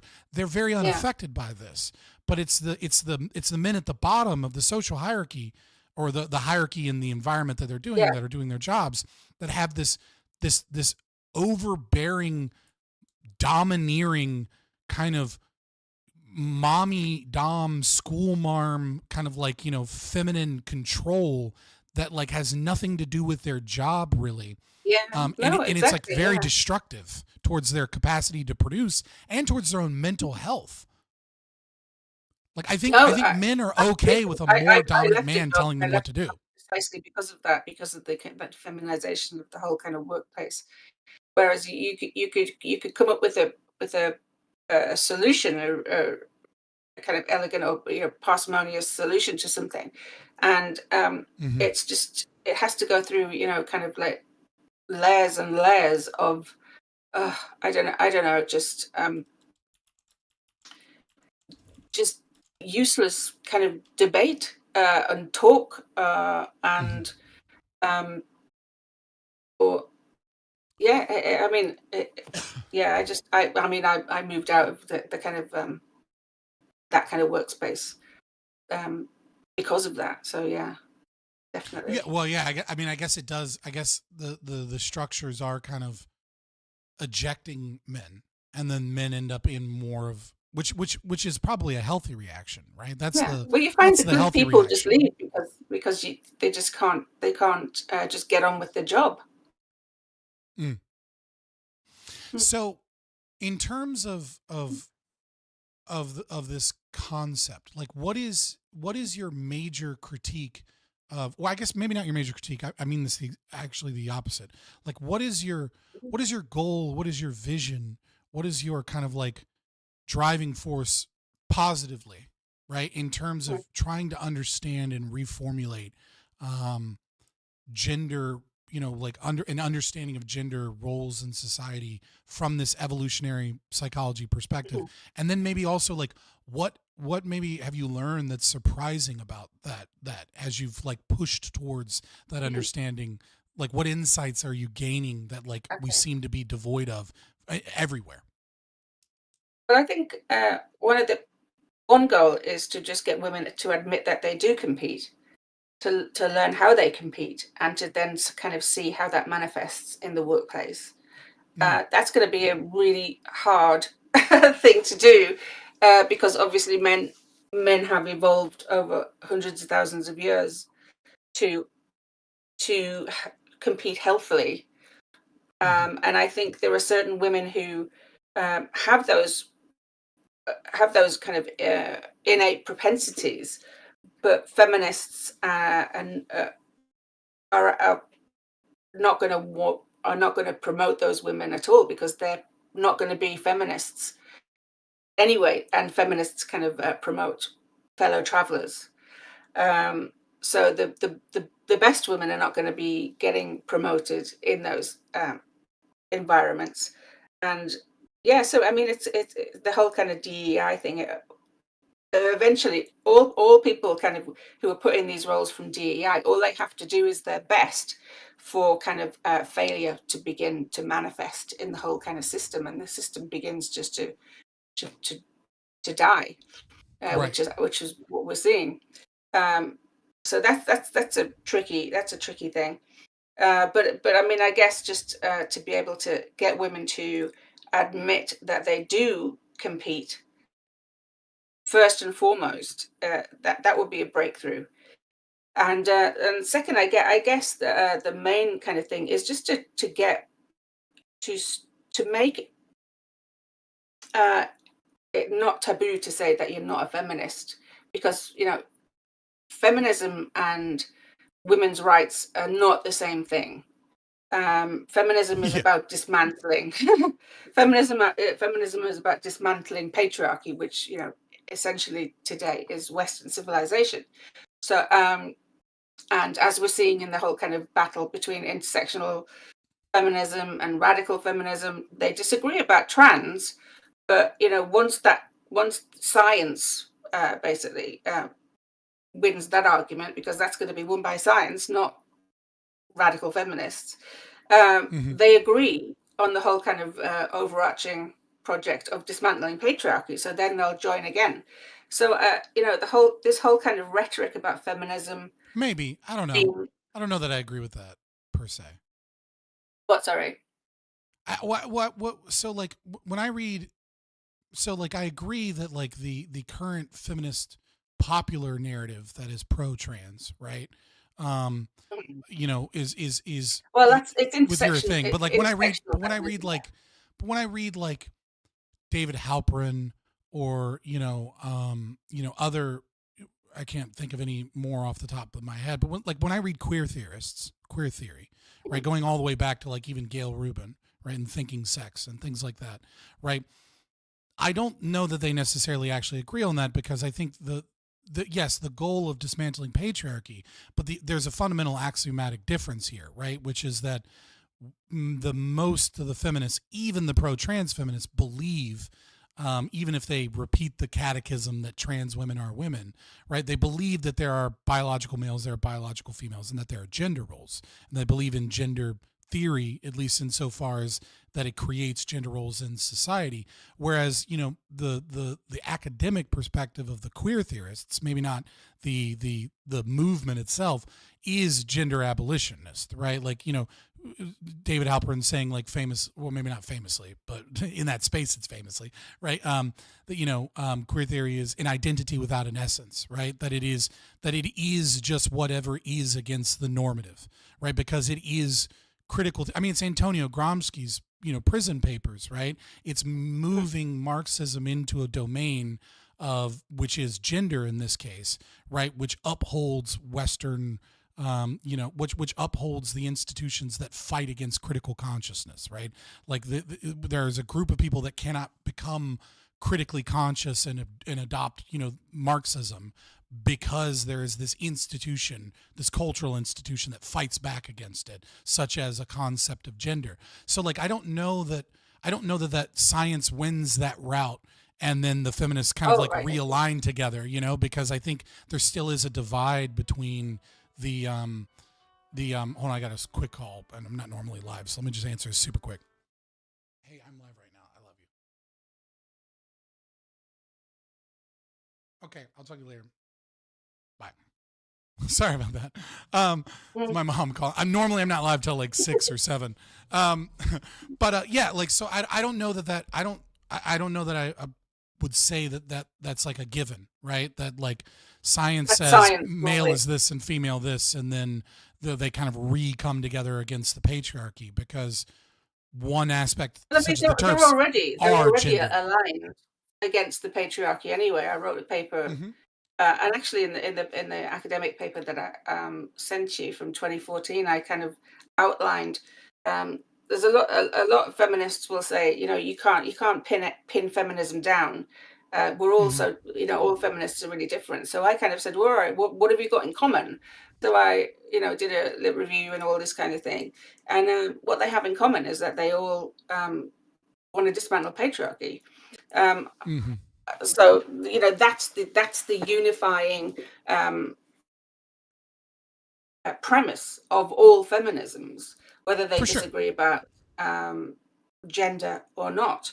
So, you see J.K. Rowling saying whatever she wants to say about trans thing, but in the next, out of the other side of her mouth, she's then talking about, how all men are bastards, and and just same kind of rhetoric that's coming out. So, buyer beware. If they're a feminist, just know that it comes with a massive ideological bag of bricks. And most women are not feminist. Yeah, I see a lot of like right-wing or libertarian people like being like, "Oh, this TERF is based," and I'm like, "No, she's not. Like, she's still a feminist, dude.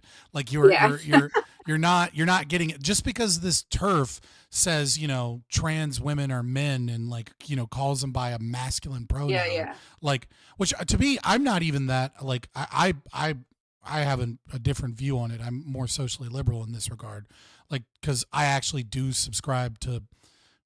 Of all the feminist things I hate, I do subscribe to the concept of gender role. I don't necessarily agree with this concept of like science is solving this in the sense that they're biological different. It's like, to me, like, for example, if I were to give a definition of a woman, right, like maybe the way to start this, right, because like nobody cares about trans men because they're not a threat to anybody. That's why nobody cares. Because nobody's worried about a trans dude in a bathroom. Yeah, there are no because trans the male men trying to go into men's prisons. Yeah, right. Like, it's like they're not a threat to, like, you know, like the patriarchy doesn't care insofar as they're there because they're not really a threat to anyone. They're just you know, they're just less masculine, you know, other that is like crying loudly in a very female way, and we're like, cool. But they do become kind of, I guess, kind of infertile kind of workers for feminism. You know, they're literally eunuchs.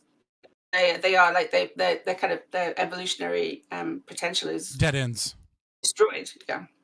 Yeah. So, but like the way that I look at it is if I were to define woman, I would say that it is a socially constructed role, but that it is inherent to the adult human female, right? It is a role that is describing what society collectively expects of the adult human female. And so, as far as I'm concerned, trans women are valid, if you will, insofar that they're playing a role, but that role doesn't define them. Like, they're not what that role is defining. They're just playing it like an actor. And I don't begrudge them their right to do so. So, like, I guess, like, just kind of put on the table, like, not that it's important to this discussion so much, but I just want to put on the table how I feel about it. Yeah. Because, like, I think this like, no, that's a he. I'm just like, well, okay, then what the fuck is a man, right? Because that when I think man and I think men things, I don't think about that person. Obviously, like, I don't look at a fucking trans woman and go like, that's a real man's man right there. Like, no, like, obviously there's a concept of what we expect of men, and like they're doing everything they can to eschew that and go into some other domain. But yeah, so I think evolutionary psychology can help there as well. I think, you know, because what we haven't seen, we've seen, you know, there's a biological kind of explanation of what a man is and what a woman is. What we haven't, what's missing is a psychological, a psychosexual explanation of what men and women are, because men and women have different evolved propensities, basically, that we've, you know, that we're born with, based on the very unique selection pressures that men face in that your male ancestors have faced and my female ancestors have faced. So I think we can at some point, I'll do it at some point myself, but you know, just kind of draw out a psychosexual kind of picture of the differences between men and what a man is and what a woman is, based on evolved psychological adaptations. Mm-hmm. Yeah, I think it's very interesting. I had a conversation with Phil Illey, who wrote a book. Oh my God, I can't think of the name of the book on it specifically, but I mean, it was a very much a very good deep dive on the concept of AGP and its involvement in you know, trans individuals of both genders. And he has been really controversial, right? Because all AGP, of the trans people. What is AGP? Sorry. Autogynephilic disorder, whatever, right? Like the concept of like the sexual aspect of it, and it's like one of those scary words that any trans activist or feminist runs away from and screams and refuses to engage with. But I do think it is, you know, like, I think you guys would actually have a really interesting conversation if you spoke on this, because, you know, because it's bringing in the psychology of the male and the sexuality of the male and how it is inverted or you know, changed in some degree, and how that plays a role in trans women, because it's very obvious, you know, that trans women and trans men are not the same thing as men, even from a psychological level. Like this lie that, like, this silly lie of, like, born this way, right, which was really just created by the feminist movement to push gay rights politically, right? But now they're very married, you know, invariably to this concept that you were born with a male brain or you were born with a female brain in the wrong body. Which If is that was hilarious true, because you wouldn't need to take hormones. of course, right. But also, yeah, but well, I mean, obviously the idea being that the hormones would correct themselves or whatever. But regardless, right? Like, I think you guys would have a really interesting conversation about that. I think you should reach out to him. All right. Okay. But yeah, like there is something there, right? Where you can see, sometimes you see it in its performance, right? And then sometimes you see it in the you see the differences laid out even when they're doing their best to perform, I guess, right? So I think a really prominent example I saw recently was like Ben Shapiro. I don't like him, but nevertheless, it was prominent. He did one of these things like Charlie Kirk did them. A bunch of people did them where like they went and had like this like round table musical chairs of debate. And there was this trans man that like came in and sat down to like school him. Right. And the first thing he did was like he turned his chair around and like sat on his chair, arms crossed, and was like, "Hey, bro." And everyone was like, "What's happening? This is awkward. This is weird." Right. And then he revealed that he was a trans man. And then he kind of just like made like emotional claims without actually engaging in any form of conversation. And it was really, really interesting for like a ton of reasons. And one of the reasons that I thought was very interesting was like, well, twofold, right? The first one was everyone was like, Ben Shapiro, he didn't even know that was a woman. And it's like, but you can see everyone knew something was wrong. Just because they didn't clock them as a trans person, they could see this performative masculinity that like men don't need to do because they grow up with it and it's a natural tendency for them. And it was this forced, awkward behavior from the other person, which is fine. Do that, whatever. Like, be you. I don't fucking care, but I don't want you around my kids. But like, do your thing. And then the other thing was like the argumentation style was very much like a feminist, or very much like how women tend to argue, right? It was like, it wasn't very logos centered, right? Which is something men force upon themselves and on each other is, in Plato's tripartite, right? Logos, ethos, pathos. There's a lot less pathos that occurs in the men and a lot more from the women. And it was like, he argues like a woman because he can't escape some of the like that psychological differences, and the performance doesn't sell because it's not quite there, right? Like it's like a uncanny valley situation. Yeah. But I think going back to your question about what, hopefully we can do is, well, we can stop the stigma of people saying that they're not feminist, that feminists are not actually acting in the best interests of women generally, and get them out of positions of power, hopefully. Yeah, I guess one, because there are extraordinary women, and feminists are actually sure. standing in the way of those women. Well, not only that, but there are also extraordinary women. Like this entire concept of like DEI and things of that nature. It's like we've come to a point now in our culture where a rational person, if they see a minority or a woman in a position of power, right? A rational person must now go, did you earn it? Are you good enough to do this? Or was this gifted to you? And I can't think of anything more damaging to women who are, the minority of women, but still that exists, that are very masculine in their energy, are very competitive, that do want those positions, is like when you're handing them positions, when culture demands that there be equal representation, all these things, like if I have it gets to a certain point where like, how much of this does it become appropriate to go, oh, I have a black doctor, I shouldn't trust him with my medical care because I don't know if he's good enough to be a doctor.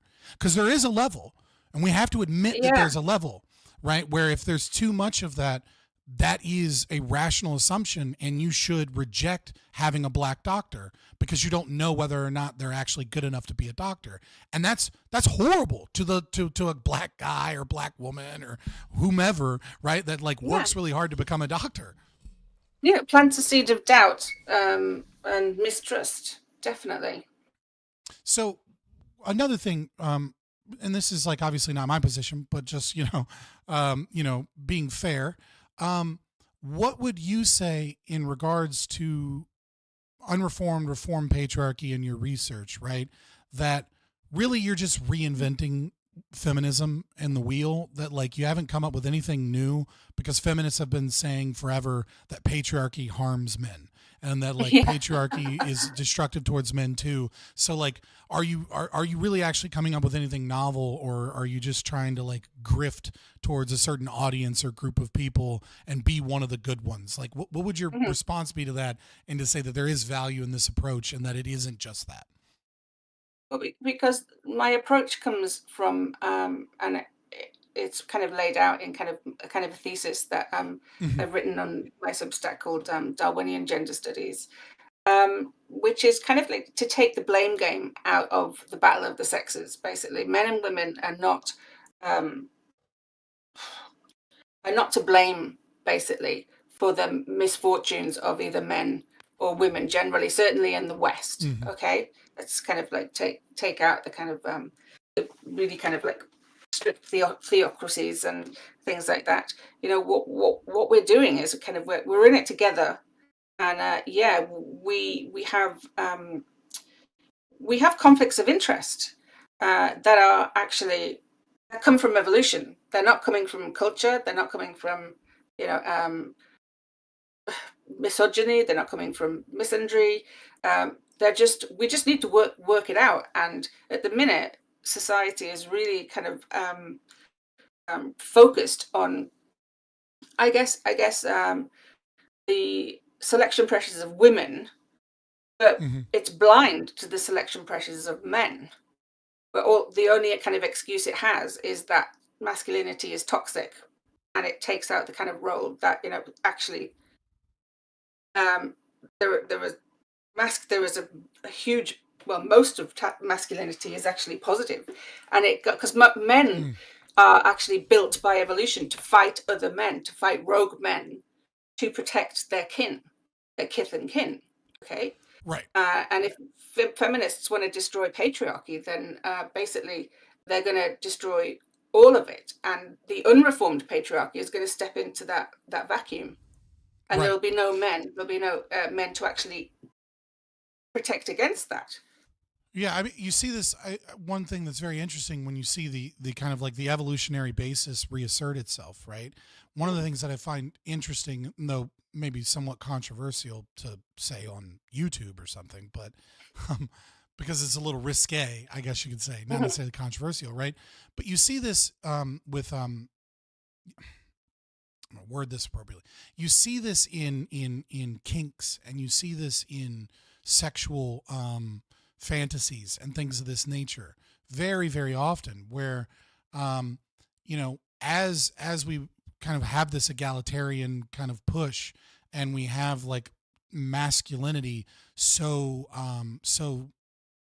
vilified, you see the kind of the beginnings of masculinity, right, reassert itself from the feminists, from the women themselves, right? You see a lot of women that have these sexual fantasies of rape go up. You have these sexual fantasies of you know, let's say like in Europe, you see a lot of women that are, you know, displaying this desire for refugees to come and take them because they're real men, or, you know, sexual kinks with you know, other forms of like aggressive masculine tendencies.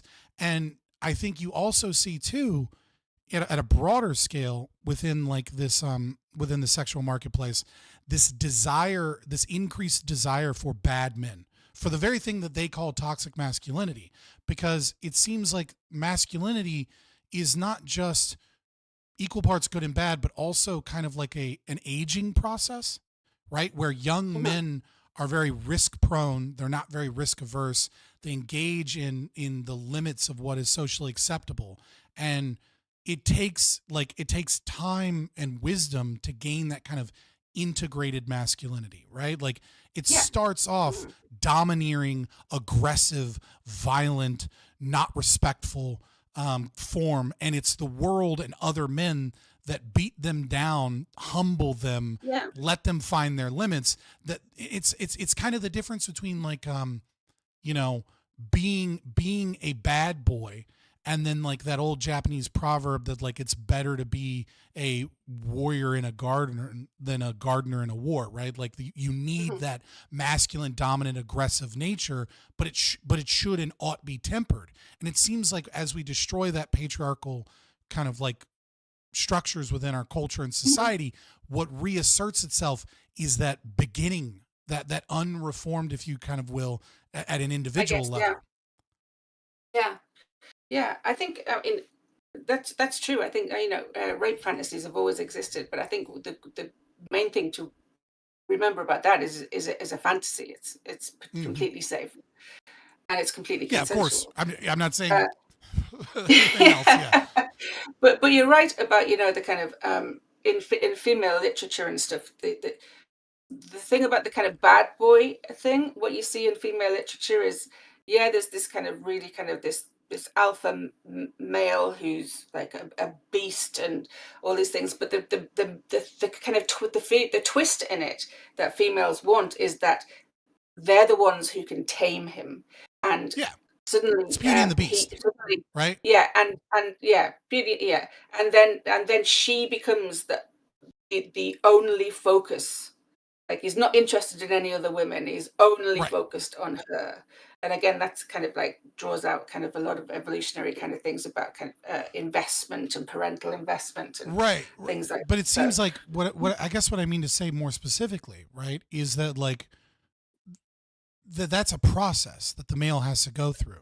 That every man there are no has to go rites through. of passage, are there, really, today in the West for young men to pass through that from the adolescent into the man?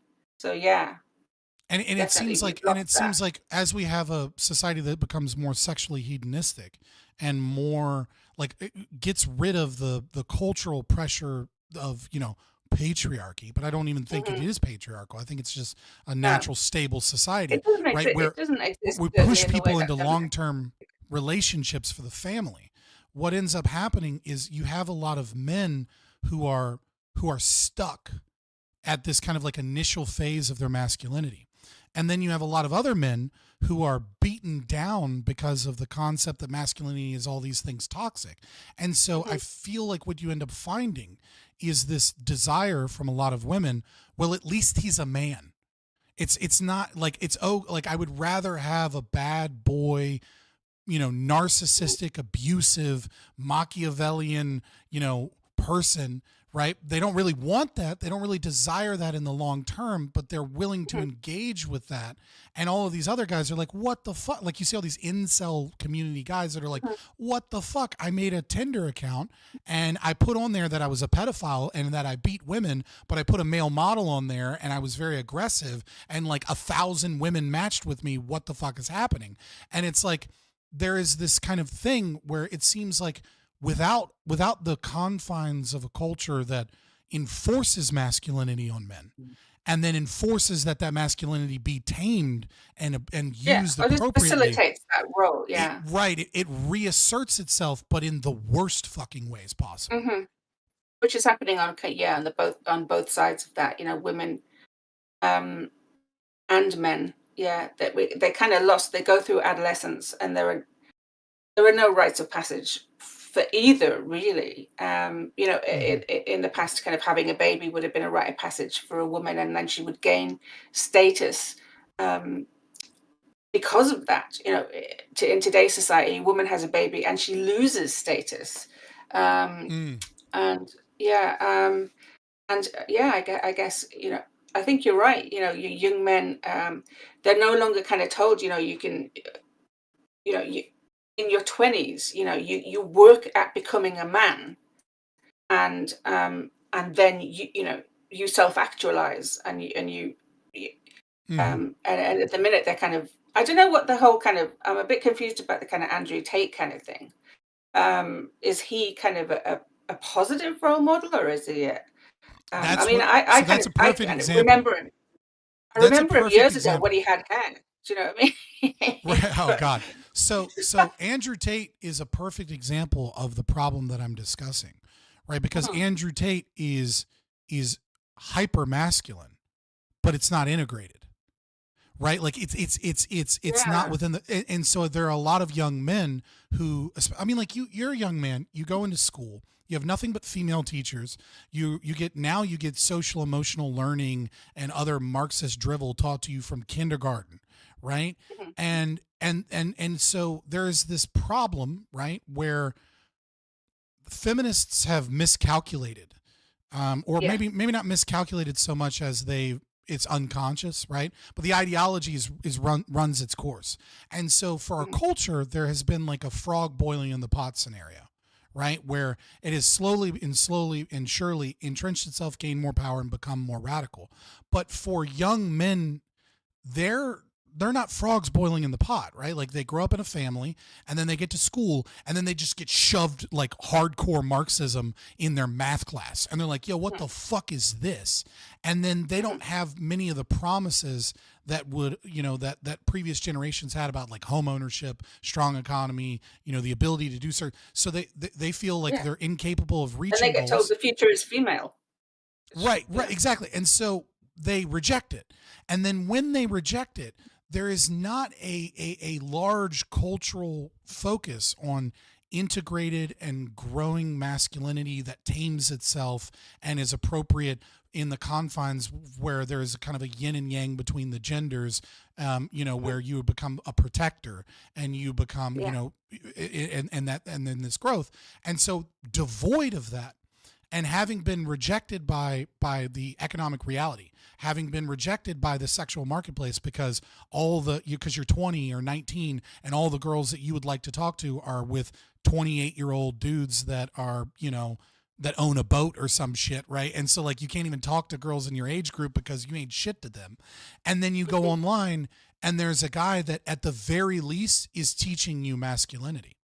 He's teaching, so to me, Andrew Tate type individual is kind of it's a symptom of the disease. It's not so much that like, and of course they attach themselves to this because he teaches them to be strong. He teaches them to be dominant. He teaches them all of the things that are good about masculinity in the initial phase, because it's better to be masculine and toxic and domineering and aggressive than it is to be a weak man. I guess that's the main thing I get. Yeah. And I mean, so that ego, it's better than being a weak man. That's just what it is. Like, who would you rather have? Would you rather have Andrew Tates around, or would you rather have men that can't speak and can't do anything except drive to an office job and quietly know that their place is to shut up and sit down and like be on a computer? We can lie and say that we want a society of those guys, but we would rather have violent, aggressive, abusive, narcissistic men than have boys that can't become men. Yeah. So it's kind of a resurgence of a kind of male chauvinism to counter the rise of female chauvinism. Yeah. Right. At least that's how it seems to me. And it's, and I think there was a small little glimmer, right, of the popularity of like people like Jordan Peterson, where like that wasn't going to be a thing. And there were a lot of people that attached themselves to that, but there hasn't been another Jordan Peterson, and Jordan Peterson, just isn't that cultural phenomenon anymore. You can say he sold out. You can say he focused on other things, whatever it may be. Like that was a kind of an off spark that occurred for a little while, but it seems to be that the landscape is that there is a large rise in popularity in what feminists would absolutely identify as toxic masculinity, but they fail to realize that toxic masculinity is better than a lack of masculinity at all. Yeah. Well, it's Newton's, what is it? Second law, or third law, whatever, whichever one it is. Every action has an equal and opposite reaction. Yeah, absolutely. So yeah. Well, it feels more like a market void, right? Like it feels like maybe it's less female chauvinism, for sure. That certainly has a role, but maybe it's more that female chauvinism pushed out this thing, right? And so I don't know if it's so much a reaction to female chauvinism, so much as it's a reaction to, or it's filling a market void, which is young men that feel that they have no hope and that they have no purpose and that the economy doesn't care about them and that like there is like, you know, that there is a push against them, especially young white men, right? I mean, like young white men in Gen Z and millennials are like the first to do worse than their parents' generations. Like as a whole, we're slightly doing better each generation. I don't know that that will hold for Gen Z, but even for millennials, it still holds, even though it doesn't feel that way. But the young white men, they have less money, less opportunity, less power, less upward mobility than their parents. And with rising home prices and like the inability to get a date and all this, what do you expect a 20-year-old male to do? Some dude teaches them to be a man. It's the bad way, but it is what it is.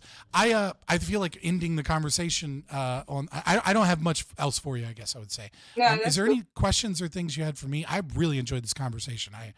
No, it's been really good. Yeah. Where can people find you? Like pimp your Substack and stuff like that. Like, okay, my subs. Well, you can find you can find me on X. I'm at Sexy Isn't Sexist, and that's not based on don't worry, I don't think I'm sexy anymore. I'm aware that I'm an old woman now, but that's based on an essay that I wrote a few years ago, basically just critiquing kind of that feminists were just saying that you women can't kind of just express kind of sexuality or anything like that, not to the nth degree, but just to kind of say that everybody, all women have to dress in sackcloth and ashes basically to be a good feminist kind of thing, and they were banning sex negative girls feminism. But I've got a link tree, so you can find all my writing on my Substack and my academic stuff and everything there. Well, I appreciate it. It was a pleasure. Like I said, I don't normally get opportunities to have like this level of conversation. Like it's a game you have to play when you're in this space. I was going to say I'm a better writer than I am a talker. I have a speech kind of impediment called it's linked to autism, but it's kind of it's a bit like Elon, where Elon kind of would talk really kind of haphazardly. But I'm a better autistic? writer. No. Can I just point this out? I love pointing out when like lefties like start making fun of Elon for certain things. I know. And I'm like, oh, all of a sudden you're totally okay with making fun of disabled people real quick. It's funny how that changed, right? The moment they had political opinions that disagreed with you, all of a sudden we don't care about like, being ableist or anything like that. The moment he comes out and gives a speech and it's clear that like you can hear the autism from him. I'm just like, interesting how that happened. Yeah. It was because he sounds like a moron, basically. Yeah, it's kind of that happens with autistic people. It's kind of we think better than we talk. Well, it was a pleasure. Sexy, not sexist. No, thank you. On Twitter. Sexy isn't sexist. Sexy isn't sexist. Sorry, my bad. Sexy isn't sexist. I'm following her. All right. Cool. All right. Now it's been great. All right. Okay. Well, hopefully I'll see you around. I'd love to talk another time about something else, obviously. Yeah, definitely. All right, peace. Okay, let us pray.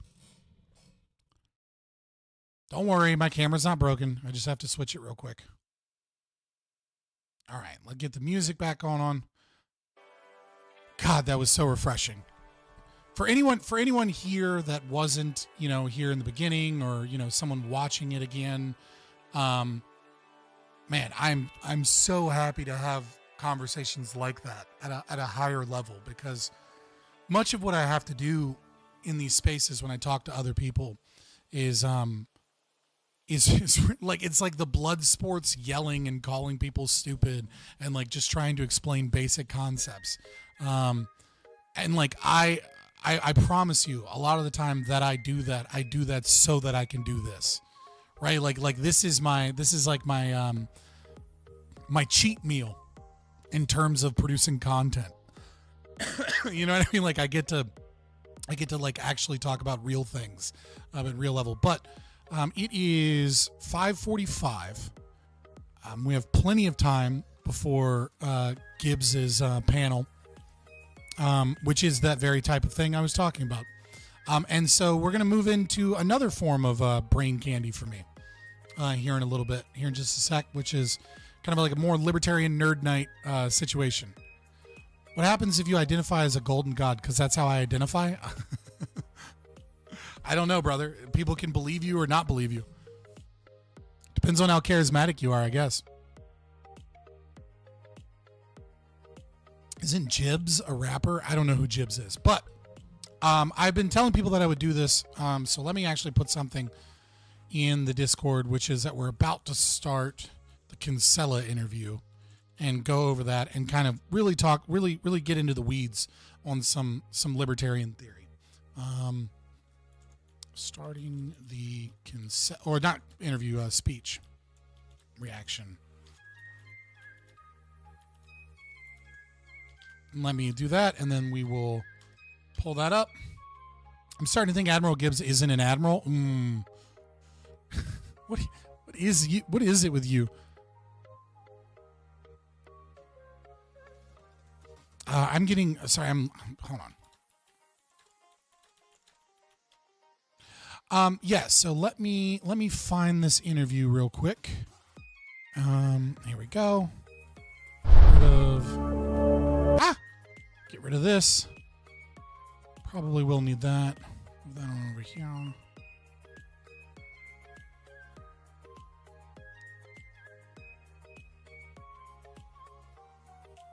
All right. Everything should be set up now. Doesn't a constitution like the U.S. has, I guess, had originally answer a lot of criticisms of Hoppe on the state? I'm not sure what you're saying. Like, I'm not sure what your question is. In what way does the Constitution answer Hoppe's questions, and what questions?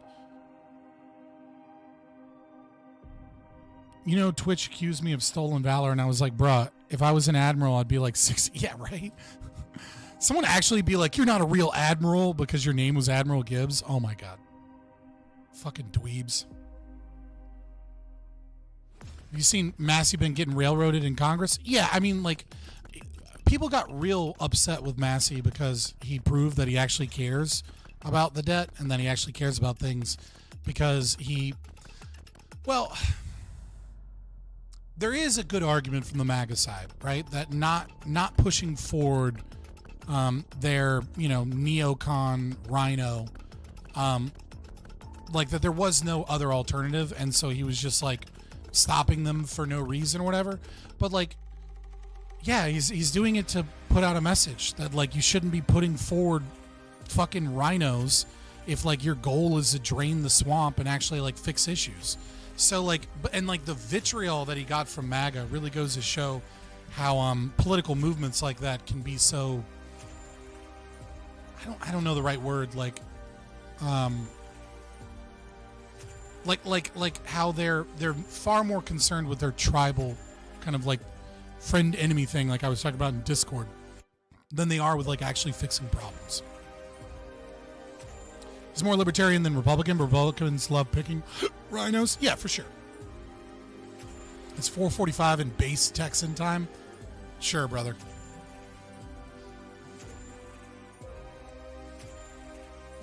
Will you stream the vid you sent on YouTube or only Rumble? Yeah, so like, again, I don't know exactly what I'm doing tomorrow. I may be talking to someone tomorrow. We will see. It just depends on what I'm doing. If I'm only doing that video, I'll probably end up doing Rumble exclusive, which, it hurts my channel growth and, it splits up the audience and all these other things. But nevertheless, I don't feel like my channel getting nuked if like I have to deal with like re-uploads and stuff. So I might end up just doing Rumble Thursday. It just depends on what I'm doing. Appa says the state violates the non-aggression principle because of the coercive nature due to having a monopoly on force. The Second and First Amendment, if struck to as originally intended, we haven't, answers this. No, it doesn't. like the state still has a monopoly on power and violence. They're still the last arbiter of, private property disputes, etc. Just because it says that like the state ought be afraid of like revolution and that people have a presumed right to address their grievances doesn't mean that the state loses its monopoly on power and violence. I mean, like, I don't know. I'm not sure what argument you're trying to make, but I just don't agree. So what reaction are you doing? This is Stephen Kinsella 8 years ago on his channel. John Locke's Big Mistake, Stephen Kinsella at Liberty in the Pines. So, right now, why am I talking about this? Okay. So, the reason I'm discussing this is because it comes up a lot when we're discussing libertarian theory and philosophy, is this concept of self-ownership. It especially comes from, and like the Lockean proviso of homesteading, and like the original kind of like old school Rothbardian concept of how private property is established and how we ought view in terms philosophically like why the non-aggression principle is valid. And I have mentioned several times, hey, it was Stephen Kinsella himself when I interviewed him that disabused me of this notion of self-ownership. That self-ownership is a false axiom that we modern libertarian theorists have kind of just done away with, right? And I think this is kind of highlighted negatively, at least in by Walter Block, in his kind of like in his series of like, I can't think of the title of it right now, but when he talks about like things that are in defense of like this, in defense of that, and he brings up like crazy hardcore examples and attempts to defend them, and one of those being slavery, right? Like saying that it is being able to sell oneself into slavery, etc. Because if you truly believe in self-ownership, then you ought to be able to sell yourself. But then you get into a kind of circular logic, right? Because then, well, what established the right of self-ownership? Is that still there? And then if it is, then can you sell yourself, etc.? It's an old school way of looking at it. And unfortunately, it is something you hear from a ton of people, right? Like, I think, I brought it up again because when we were watching Andrew Wilson have like that debate with Dave Smith, right? Like he brought up this concept of like self-ownership and things like that. Now, Andrew Wilson, if he knew more about libertarianism, could absolutely like, eviscerate him on that regard. He didn't necessarily jump on that, but he kind of tangentially did. And it's because of like the old, not thought through logical problems of self-ownership. Like, we do not own ourselves. We have the right of bodily autonomy. And private property is not established because we mix our labor with the property. And like, if someone takes away that property, they're incapable of like bringing back labor. These are, giving back our labor, the value of our labor, which is subjective. Like, these are arguments that were fine at their time, but have been refined and need to be thrown away because of several reasons. One, they're just false, but two, they leave open the door for a lot of kind of Marxian arguments. And so I want to go through Stephen Kinsella's speech talking about like the Lockean proviso and the concept of like self-ownership and homesteading and things like that. And hopefully like get into the nitty gritty about it. And this one is really for the libertarians, right? I mean, hopefully it's interesting to those that aren't libertarian, but this section of the stream for sure is for the libertarians, and and so I guess let's get into it. Let's see, how much time do we have? We have like 2.5 hours. So because of that, I'm going to listen to it at normal speed, and we can kind of like break it down as it goes, because I'm not really in a big rush to just like get through it, and I don't want to miss anything as we're going. Especially because like I don't like watching videos too high at a speed when I stream, because I know that a lot of people also watch the video sped up. And like if I speed up the video I'm reacting to and then they speed up me talking about it, because I do a lot of talking, unlike a lot of other streamers that like a majority of like their reaction content is just the content itself. Right? But if you're speeding up my speech, then the video like comes back and it like shocks people because it's sped up, and then the video they're watching of me is sped up and it's like too much, and then they have to slow it back down. So yeah, we'll listen to it at normal speed. We'll get through it. You know, there's a lot of sections here. Of course, if you don't know who Stephen Kinsella is, you should. You should read his works. He's an IP lawyer. He's a libertarian theorist. He came up with the estoppel principle, which is kind of like one of the cornerstones of libertarian legal philosophy and theory. That is really, really important in discussing like restitution and retribution for those that do violate the non-aggression principle, etc. And he's an IP lawyer, so he's based in his defense of getting rid of IP. But yeah, let's get into it. I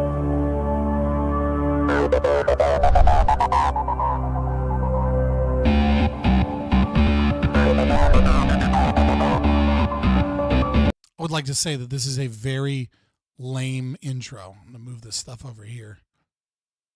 Just because I tend to look over here for chat, so it looks better. Epic? No, this is not epic. This is lame. This 110% looks like one of those like free resources where you can like make a YouTube intro.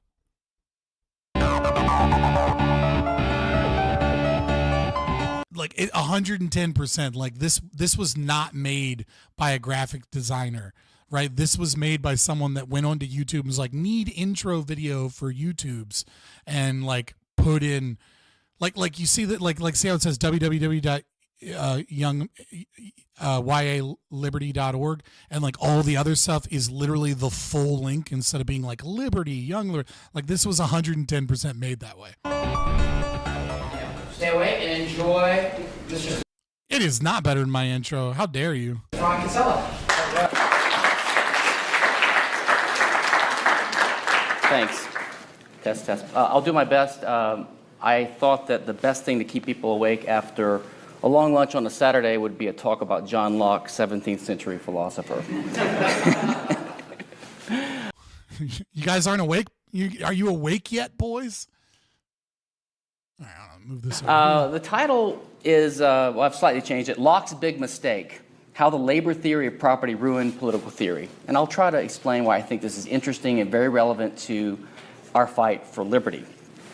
Let me start with a question. Who is the most evil man of all history? Any guesses? There's no wrong answers. Well, there's some wrong answers. But Mao. Who did Ayn Rand think was the most evil man in all history? Yeah, she said Kant is the most evil man in mankind's history. I love how people pick like Mao and stuff, and then he's like, no, fuck you, it's Kant. It's Hegel. Well, I mean, you might not agree with his idealism, some of his philosophy, but he was a pretty good classical liberal, so I don't know if I can agree with that. Ayn Rand was known for rhetorical excesses. She also said patents are the heart and core of property rights. Now, even if you believe in intellectual property, that one's hard to swallow. But I'll give her some credit, too. She also has a rhetorical line that I love in her money speech, which was, run for your... By the way, money speech is so fucking good.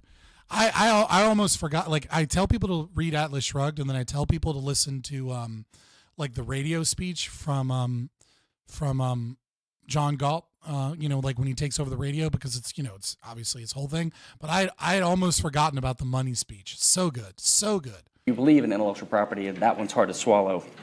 But I'll give her some credit too. She also has a rhetorical line that I love in her money speech, which was, "What do you mean, Blaze? Right?" And remember, guys, if you want to make sure that your questions are answered, to super chat me, and I will always answer your questions. But yeah, like give me a little more context, Blaze. Right? Run for your life from any man who tells you that money is evil. That sentence is the leper's bell of the approaching looter. Love that line. I feel that way when... Everything... that is one of the cool things about Ayn Rand, and one of the things that I think so many people hate about Ayn Rand is that like she's so dramatic about things. You know what I mean? Like it's like she's so over the top dramatic about like just in general, like like, oh, someone says they love the environment, then they are the the most evil petulant disease that will encroach upon the world more than it's like yo, Ayn Rand, relax. But I love it. Like, it's base as fuck. People say they disagree with the idea of self-ownership. I'm like, well, I'm going to keep an eye on you. Well, I don't think Kant was the most evil man in all history, and I don't think Locke was either, but I do want to have a similar thesis to Ayn Rand, is that it's identifying one big mistake in political theory and philosophy. I don't think Locke did this on purpose. I think he did a lot of good, and I'm going to try to identify what I think is good in Locke and what mistake he made. I won't even say he's evil, although he was a sort of racist defender of the slave trade, but that's ad hominem, and we never do that here. No, you can say that's evil. Like, it's just like, relax, dude. You know what I mean? Like, we don't have to be like the left. I mean, he's a product of his time. I had a professor that taught one of my Civil War history classes, and he was talking about the difference between Christopher Columbus and Bartholomew de las Casas. And so, when discussing the two, people have all these horrible ideas about Christopher Columbus, most of which are just bullshit, right? Like, they're not even true. Like, people are like, oh, he let all his soldiers rape slaves, etc. And it's like, no, he didn't. He did not let that happen. In fact, he cut the hands off of people if they were caught raping Indians and slaves. But most of what we know that has been like pushed about Christopher Columbus has been from like lefty woke people that like to rewrite history, that are just taking the words of someone that was running against him for a small minor political office to be true facts, and don't actually have any primary source documentation of anything. And we do have primary source documentation that goes against it. But nevertheless, he didn't believe in the human rights and dignity of the Native Americans in the same way that Bartholomew de las Casas did. And, he said, good men are a product of their times, but great men are great in spite of their times. Right. And so I think it is fair to recognize that some people are a product of their times, and they have, evil or fucked up beliefs, and they engage in evil and fucked up behavior. While also recognizing that like there are great men that are great despite, what those times were. But you can still call someone from the distant past a good man, even if they engaged in evil, because nobody is perfect, and people are flawed, and they are a product of their times. That's a position, so it's not ad hom. Yeah, I mean, it is a position, so it's not ad hom. But about the people that mentioned being the most evil, I know about Mao, but the other guy that mentioned, not really. Kant is a philosopher. And he is kind of the beginning of. Kant has some good ideas. Like, I don't necessarily disagree to such a large as much as other people do on like the categorical imperative, right? But if you want to understand where leftist philosophy comes from, a lot of it starts with Kant. Like, a lot of those axioms begin there. Kant and Hegel. Hegel being a progression, are kind of where so to the objectivist, Kant is the motherlode of bad ideas, and so he's the most evil man because he's the beginning of a philosophy that steps away from, the very things that people would say is, the objectivism in terms of what they believe is the right philosophy, right? So they wouldn't say that like every philosopher before, Rand or something was evil per se, right? Like the objectivists have a immense amount of respect for Aristotle, for example, right? Like huge respect for Aristotle. And to a certain degree, they believe, it's like Aristotle and Rand are like the only philosophers or whatever. Like, it depends on how radical you are of an objectivist. But yeah, Kant is the beginning of left-wing philosophy to a lot of these people. Or at least the major figure in the turn, the turn of the century kind of like communist and socialist ideas. I mean, obviously, like, you can go back further than Kant, right? Like you could go to Plato, for example, and his theory of forms, and you know, I mean, he is kind of the first in that regard. You could even go back further. I mean, you know, if you're willing to find the right people.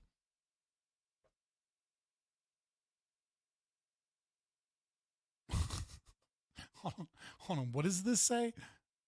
What's the point? We will all be taking care of East Indian when we are old, not our kids getting shit. This land fallen with a W for some reason. Dude, trolls are so funny. But parts of his argument have caused a lot of serious problems in political theory in the meantime. Now, why is this? Before I get into the details, in my view, I've been thinking about libertarianism for over 25 years, and I've come to the conclusion that one problem we face is overuse of metaphors and imprecise use of language and clear thinking. We can't abolish it completely, but we have to be wary of the dangers of using metaphors and imprecise language and unclear thinking. Okay. Libertarianism could use more metaphors.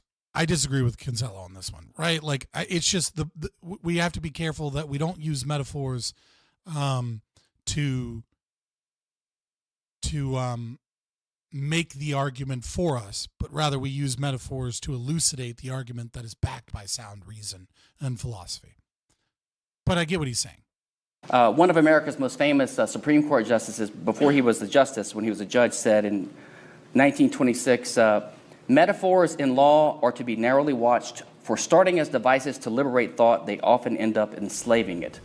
He's right. And that is true, right? Like a metaphor should be used as a rhetorical device, not as something in law or something in theory, right? The metaphor should always be preceded by the logical explanation, and then in order to for someone to understand the logic, put into metaphor as a means of describing or elucidating the philosophy. Right. I mean, you could ask, what's a metaphor? And is it just to do xenocide? I mean, what? Depends on the species. They often end up enslaving it. He's right. I mean, you could ask, what's a metaphor? And in Louisiana, we might say, it's so to explain things better. But sometimes there's problems. That was a terrible joke, Kinsella. That was bad. Austrians like Baum-Bawerk, Mises, Guido Hülsmann, they've all written on all the dangers of using metaphorical language. For example, all these scientific metaphors are used to explain the economy, like friction or momentum, right? The economy has green shoots right now, or maybe doesn't have green shoots. Talk about prices communicating knowledge or coordinating behavior. And also mixing of labor, which I'm going to talk a little bit here. Let me ask a question, just a show of hands to the audience. Yeah, that is true, right? Like, I think when you use metaphor in your language, mixing of labor is obviously the big one that we're going to talk about tonight, right? But prices aren't communicating anything. And so I guess if you're saying that there is, when you hone in on the metaphor being the argument itself, that is super problematic because it does sneak in premises that you don't want. And it's also just false. Who here believes that you own your body? Okay? Who here knows pretty much what your body is? Okay? It's hard to say you own your body if you don't know what it is. Now, there's a difference, though, between whether you do own your body and whether you should own your body. Who thinks here that you own yourself? Now, who knows what their self really is? I don't know what my self really is. I mean, it's not as concrete of an idea as body ownership, right? So when we talk about self-ownership in libertarianism, really, I think we're talking about body ownership. So the question is always, who owns your body? Me or someone else? Do you believe in your own control of yourself, or your body, I should say, or slavery? That's the fundamental choice. And if you talk in clear language, these things become clearer. We also... Right. So obviously you have the exclusive right of control over your own body, which is kind of the concept of self-ownership. But self-ownership is a snuck-in metaphor here, as opposed to, exclusive control over the body. I don't think anyone has exclusive. I mean, the right, you can derive an ought that you ought have exclusive control over oneself, right? But the parameters of what the self is kind of going to be an issue here. Number one, and number two, if you can't well, I guess that is the primary issue, right? Like if you can't define what the self is, you can include it in your body and in your conscious being, you know, in your brain, etc. But well, I don't know. We'll get him more into his arguments, because the way he presented it to me in my interview with him, it was maybe like 2 years ago, was a little bit different. I get rid of the entire concept of self-ownership, but also like this body ownership thing. You know, it's fine, I guess, but it's not an important axiom, right? Like it's right. Like, I mean, it's derived from bodily autonomy, as is any other form of property. And so utilizing it as an axiom of like self-ownership sneaks in the concept of not only self, but the concept of like what you can and can't do with your own body, right? But you know what I mean? Like, I understand that you can, you know, if you own your body, can you sell a kidney? Yes, absolutely. Right. But can you sell yourself? Well, no. Okay. But then there's this distinction between the self and the body that becomes problematic, where it's much easier, much cleaner, and much more, I don't know if it's more persuasive, but it is certainly less prone to picking apart than just saying I have a right of bodily autonomy. And we can prove that. And then being able to say, well, because I have that, I can do these other things. Also have to distinguish between factual questions or legal questions and normative questions. If I say, do you own yourself? You're really thinking, should I own myself, right? So the question is, should you own yourself and do you own yourself are separate questions. I would say you don't own yourself completely under today's legal system, because the government maintains the right to draft you, throw you in jail for doing drugs, to take your money if you don't pay taxes, or to put you in jail if you don't pay taxes. So I think we're only partly self-owners in today's society.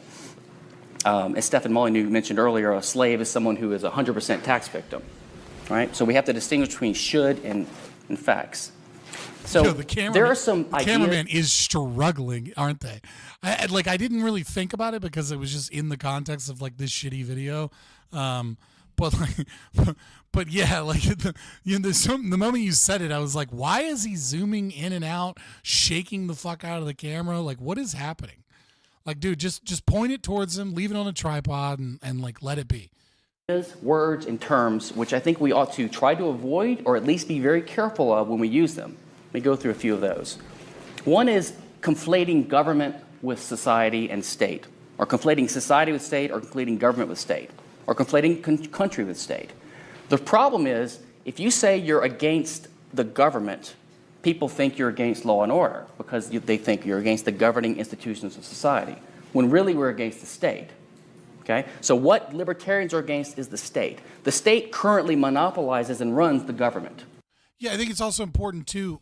I think saying we're against the government is fine, right? But the other problem here too is that we're not against governments. We're not against governance. We're not against the concept of, I mean, like, what is the government? Like, I understand if you're an American and we're having a normative conversation and someone says the government, you know, they're probably talking about the federal government, or maybe the,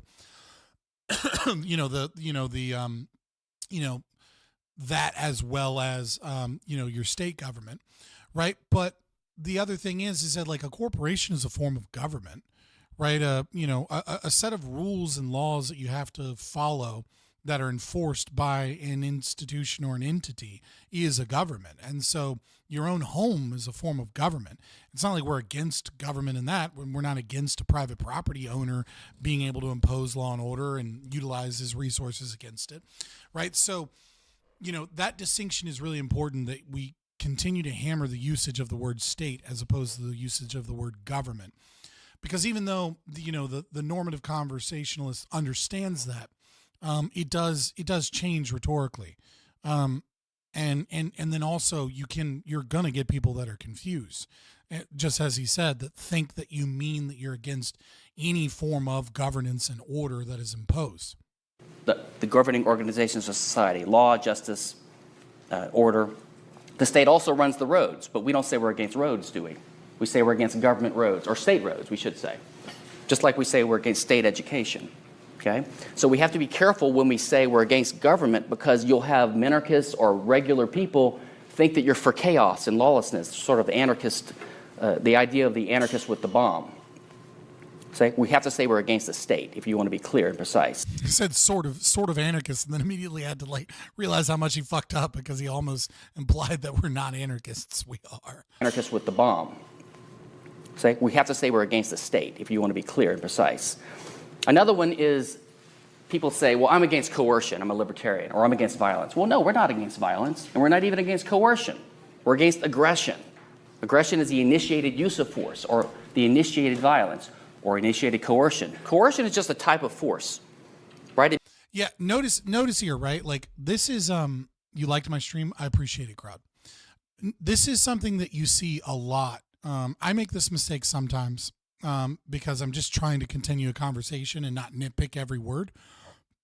But you see this a lot with the left. When you say you're against coercion, right? And then they go, okay, but, nature is coercive.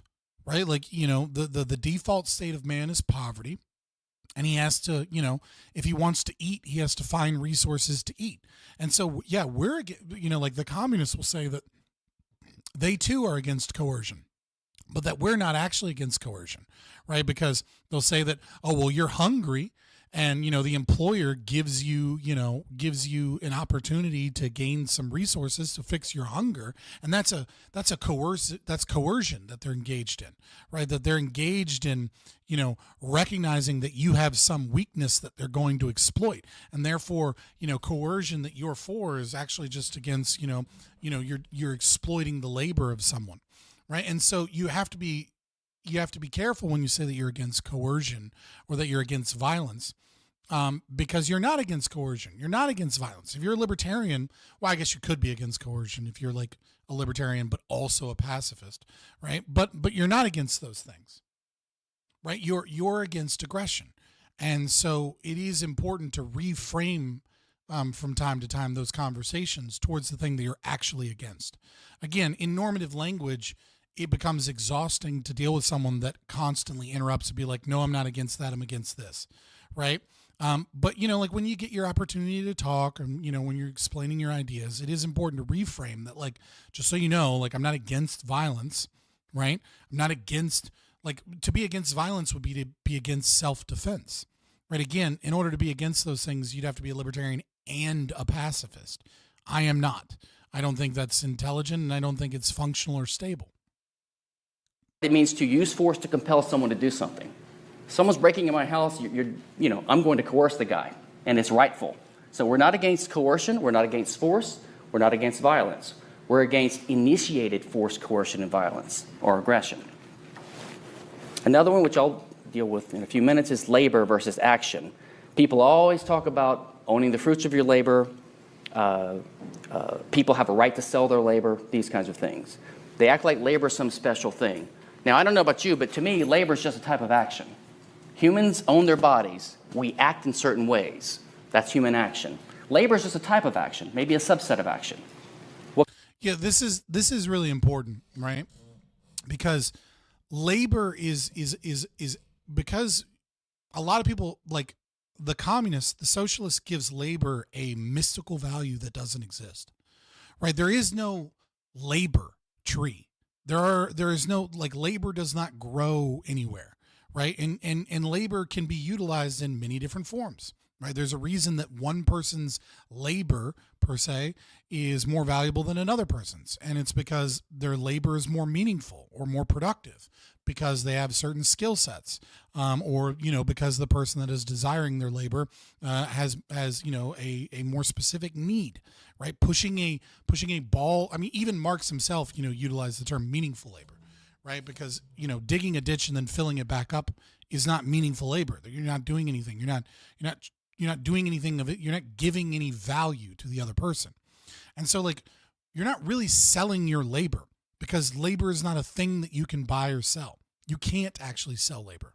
What you're doing is labor is a fill-in, is a term for a type of behavior or a type of action that you're going to engage in, and what you're and you're selling a contract, right? And the contract is that they agree to give you some monies or some property, some commodity exchange, whatever, in order for you to fulfill these actions. But you're not. But it's important. We use labor as a metaphor, as a shorthand, because it's more simplistic than every time saying I'm engaging in a contract where I agree to these stipulations, and then they agree to provide me monies and services for the actions for the contract to be complete, right? So we just say, yeah, you're selling your labor. But it's important to recognize that when you say that, in a way, you grant the socialist the argument, the high ground in the argument, because you're linguistically granting and philosophically granting labor as like as a mystical property, as like a real thing that is bought and sold.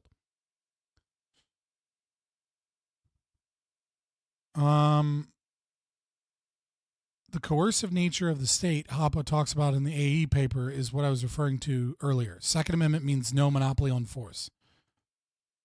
So no one is claiming that the state has a monopoly on force and violence, right? Like, no one is claiming that criminals don't exist, right?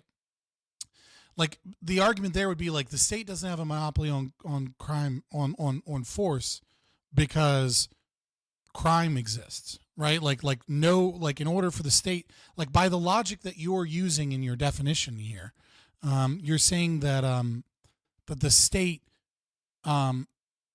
doesn't have a monopoly on power and violence because of the Second Amendment, but you could also use that for crime.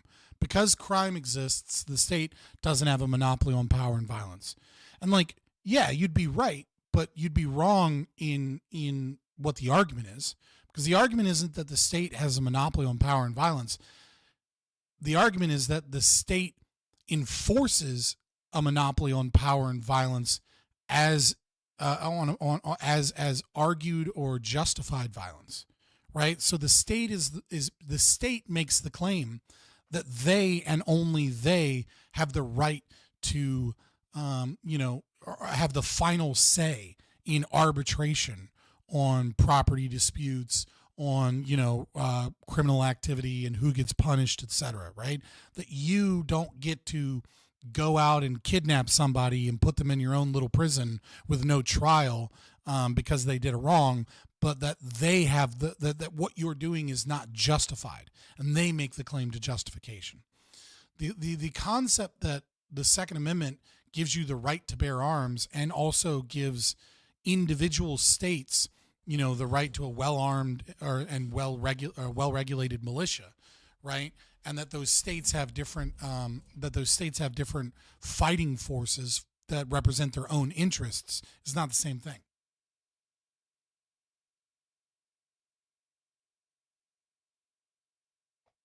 Yeah, sort of, Ariel.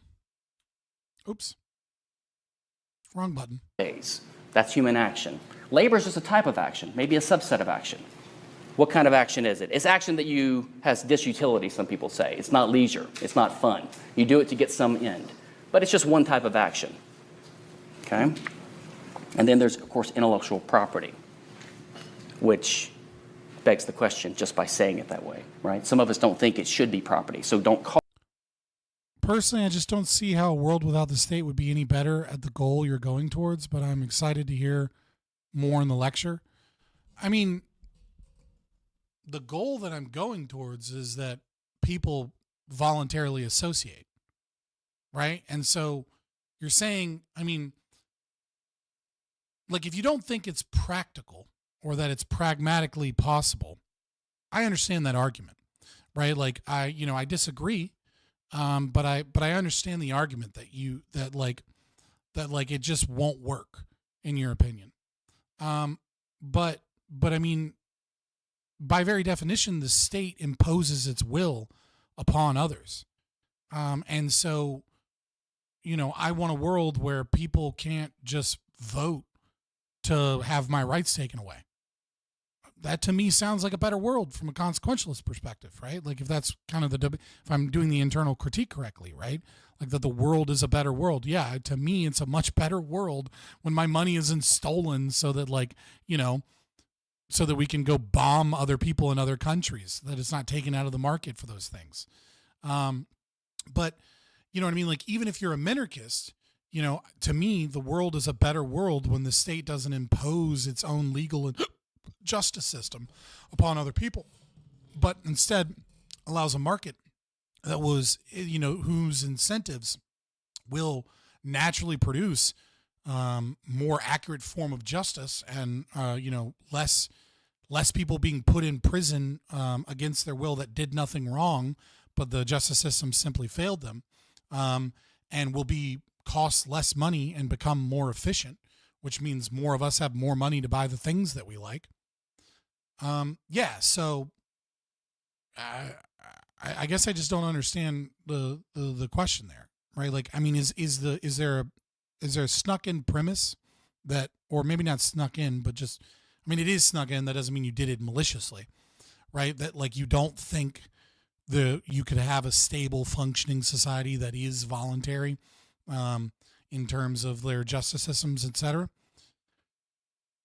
I mean, I just don't know why the whole world can't be like Prospera, with varying different communities and cultures and ways in which they organize themselves.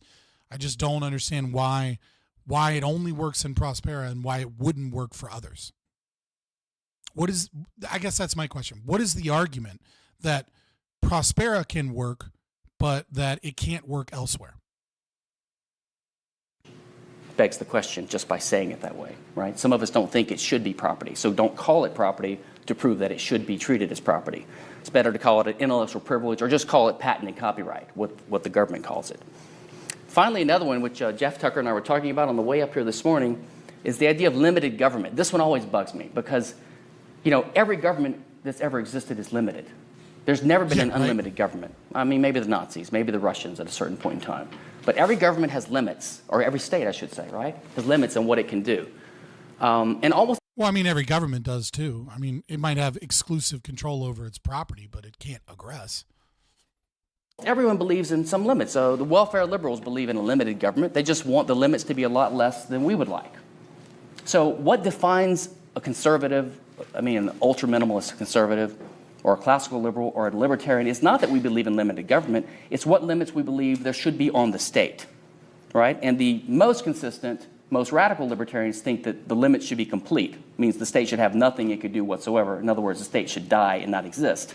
I don't know if it's necessarily true no state would be better at preserving rights than a state with a constitution that enshrines those rights. Well, I mean, I don't know if it is necessarily true. No state would be better at preserving rights than a state with a constitution that enshrines those rights. So again, you're comparing a state to a state, right? I don't want a state. Okay, no state, like the absence of a state would be better at preserving rights. Yeah, again, I disagree. I think Prospera does a better job of preserving rights than America does. I just want that for the rest of the world, if at all possible, right? You know, it's a long fight for that, right? But it's absolutely true that Prospera does a better job of preserving rights than the United States does. Problem is that there's only 2,000 people living there, and it's our only current example.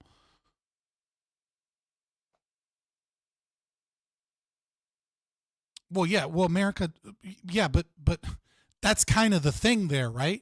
Is that the Constitution can enshrine those rights all at once, but at the end of the day, it's a fucking piece of paper. Like, it doesn't have any actual power to preserve those rights that it enshrines. You know, we have had those rights increasingly violated from the very beginning. So the concept that, you know what I mean? Like you're like, well, I want to go back to when it was better at it. Right. And like, I agree with that. Like, of course I would love to go back to, a country that, was far more limited than it currently is. But those limits are not real limits, right? Like there's no one actually the checks and balances of the state and the way that it was set up, is a system of propaganda. It's a rhetorical system that keeps the peace of people because it propagandizes the people in the assumption that there are checks and balances. The entire state exists only because the people are willing to are less willing to grab guns and go kill politicians than they are to let the status quo continue. And the Constitution is a rhetorical tool to make people less likely to grab guns and go and kill politicians because they don't follow it, right? I didn't sign the Constitution, right? Like, it's not valid in any way. It's just saying, you know, like cool. Some of the things that it enshrines are rights that we have. Some of them, you know, like freedom of speech, for example, it's not really a right that exists from a legal perspective. The only reason it exists, the only argument that freedom of speech exists from a legal perspective is an argument against the state's existence itself, right? Because freedom of speech says that the government isn't going to involve itself in these domains, but the government shouldn't be involving itself in any fucking domain against my will, right? It just happens to be like, we're going to violate your rights, but in this regard, we won't. Right. So it's just like saying, we're going to violate your rights, but in this case, we choose not to. Doesn't that sound good? And then you say, yeah, that sounds good, I guess. You know, I'm willing to accept that. I'm more willing to accept that than I am willing to go grab a gun and start shooting politicians in the head. But like, it doesn't enshrine or preserve any right. It's just a fucking piece of paper. And it's a piece of paper that has been violated and the government has ignored and tossed aside countless fucking times in our nation's history. So yeah, I don't like it's I guess I'm failing to really see what your argument is, because I know that you deeply believe in it, but maybe not deeply, but that you definitely believe in your argument, that you're not being disingenuous, right? But like, to me, really what you're saying is like, I don't think society or structures would be functional under a libertarian system, and that people would just violate all those systems, and that our system is better at imposing order, and thus I'm willing to give up some of my human rights and liberty, and I'm willing to violate the rights of others because I believe that a system of governance in the future inherently must violate more rights, or will violate more rights than the current system, right? And from a consequentialist perspective, that is an argument. The problem is that you're attempting to justify violence and go against, you know, like all of the things that, you know, we kind of talk about regularly. And the reason is because a stateless society isn't definitionally violating human rights, and a state society is by definition violating human rights. So it is impossible for a state-based society to not violate human rights, and it is not impossible for a stateless society to not violate human rights. The enforcement mechanism of the Constitution is the Second Amendment. Sure, I guess, but people today repeatedly prioritize safety over freedom. But yes, you did a good job steel manning my argument to an extent. I mean, it's not really an enforcement mechanism so much so as, again, yeah, I don't agree with that, but I don't want to belabor the point. It should be complete. It means the state should have nothing it could do whatsoever. In other words, the state should die and not exist. But even a minarchist believes that the limits should be completely so tight that the state can only do a few minimal functions: defense, police, and courts. Okay? So when you say limited government, that doesn't really distinguish us from others. Okay? So in thinking about how to define the essence of libertarianism over the years, I think the best way to think of it is that we recognize that we are all people who live in... Yeah, no, I understand most libertarians are minarchists. They're not anarcho-capitalists, which is the libertarian position. And like, yeah, I mean, I think minarchists are wrong. I think you're incorrect. I think it is an evil position to hold, quite frankly. But like, yeah, I'm totally willing to work with the minarchists to create a minarchist government, because it's going to be a whole lot easier for me to like when the FDA is abolished and the markets do a better job, right? When OSHA is abolished and the markets do a better job, when like all of these regulatory agencies that so many of us presume are necessary and that the market can't function in that way are abolished and our society prospers because of their abolishment, like it'll be a whole lot. Like I think you're going to get a lot less people like you, iWrestling, right? That are like, I just don't see how it's possible that like a stateless society could enforce these things better, because you're going to see a world of difference from the before and after of where all these other things that the state utilized its power and violence, to enforce for our own safety and for the imposition of will. You're going to see those things be abolished and see the market do a better job, and then be like, well, you know what I mean? Like, it's just the last domino to fall as far as I'm concerned. So, of course, I'm willing to work with and engage with minarchists in that regard. I kind of missed the conversation with the guests. I'll go back. Do you think feminism and libertarianism can mix? I mean, it depends on what you mean by feminism, but no. Not at all. I mean, if by feminism you just mean this like placid, vague, category of that, like, has no teeth behind it, that just like I'm for equal rights so far as negative rights for men and women, then every libertarian is a feminist.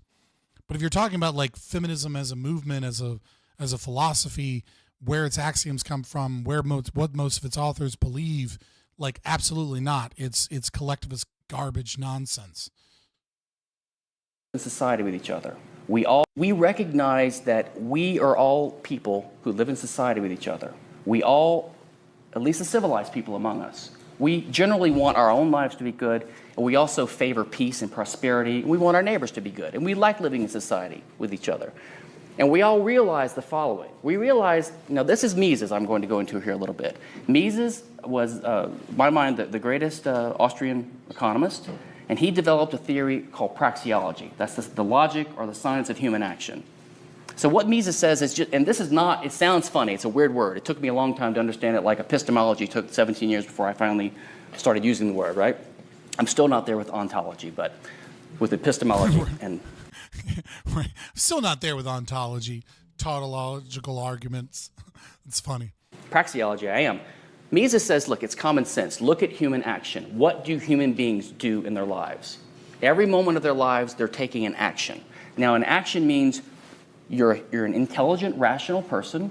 You understand something about the world. You know that the future is coming, and you envision something about the future you think is going to happen that you're not satisfied with, or that you want to change. This is what human action is. We don't think of it like this, but this is what we do in every moment of our lives. Yeah, I think iCal Rich last night, if you guys are, not last night, but Monday night, kind of highlighted this problem here too, which is the normative use of the word rational, and then the philosophical use of the word rational is like something I forget about explaining, right? But like when someone says that they're rational, right, they're not saying that they're doing, that they have like when we say all humans are rational actors, what we mean is that all humans, insofar as they don't have some disability, right, that humans as a species are rational actors, right? Obviously some people are mentally challenged or in a coma, right? But when humans engage in behavior, that behavior is purposeful, and that behavior is purposeful based off of what it is that they desire in that moment. They can have imperfect knowledge. They can do things that aren't good for them in the long term, but satisfy their current values, such as like smoking a cigarette, right? But at the end of the day, when humans act, they don't act involuntarily.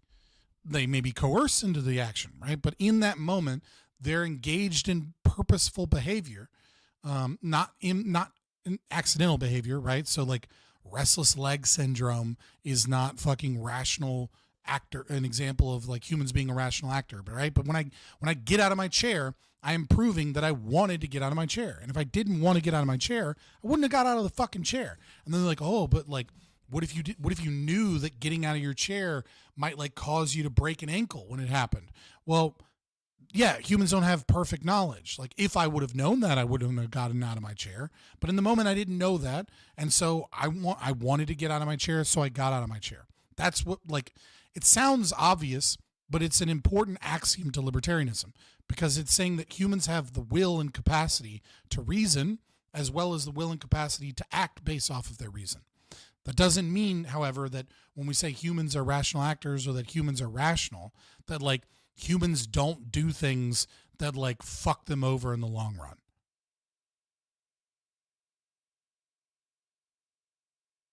Yeah, the after panel talk was actually really good.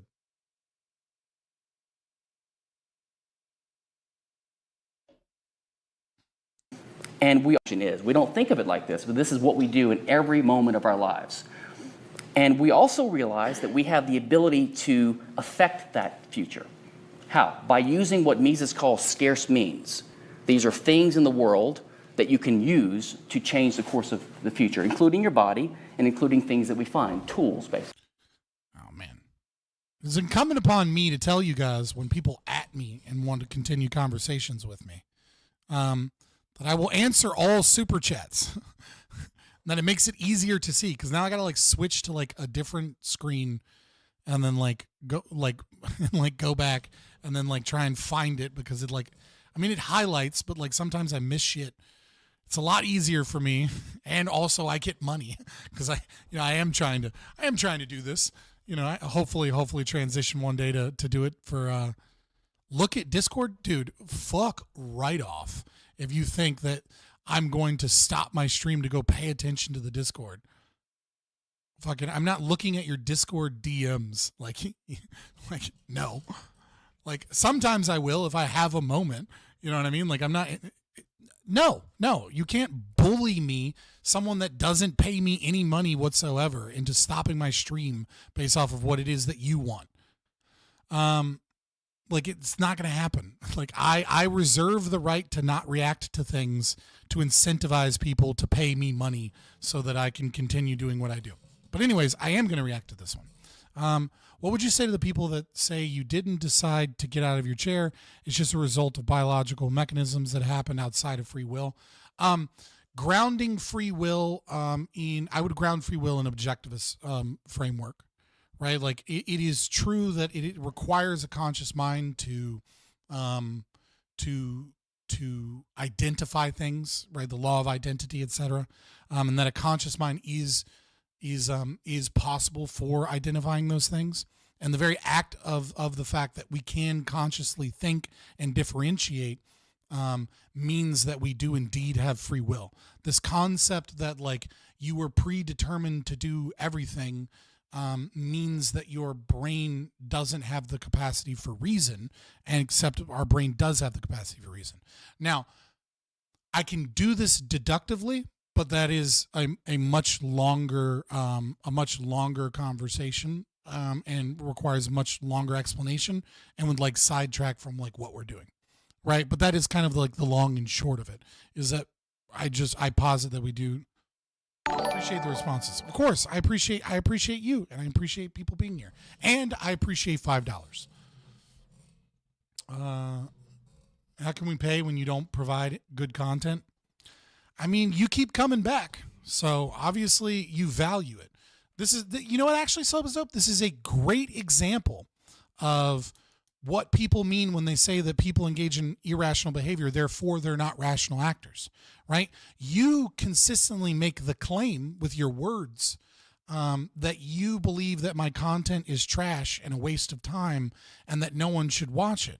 And yet you prove with your actions that you value my content and you value this space and what you get in the chat and what you get in the stream more than anything else in your entire life that you could be doing right now. You've proven with your actions that despite you saying that that it's trash and that it's bad and that you don't like it, no, you value this more than you working out, or you value this more than you going out and talking to girls or meeting some people. You value my content more than any other content on YouTube absolutely, in this moment in time, you would rather watch me and argue with my chat and argue about things than you would rather watch a single piece of YouTube video, TikTok or anything that is in existence right now. Because if you didn't, you'd be watching that shit and not here. So you've proven via your action that you are a rational actor, and yet your claim is, well, it's actually irrational to be here, and like that's a you problem.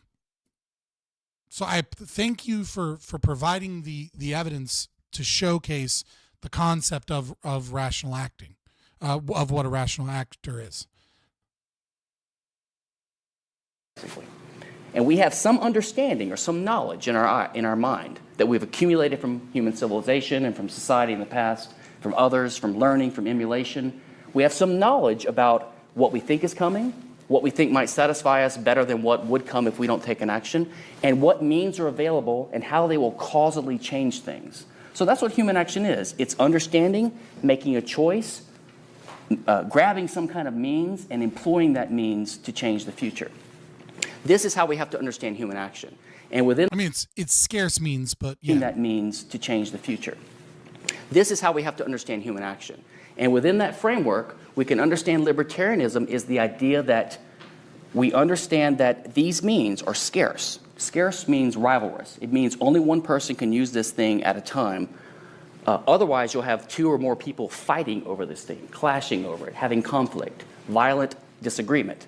So an example would be, baking a cake. You need a recipe, which is the knowledge of how to make the cake, and you need the tools, the capital equipment, the ingredients, the raw materials.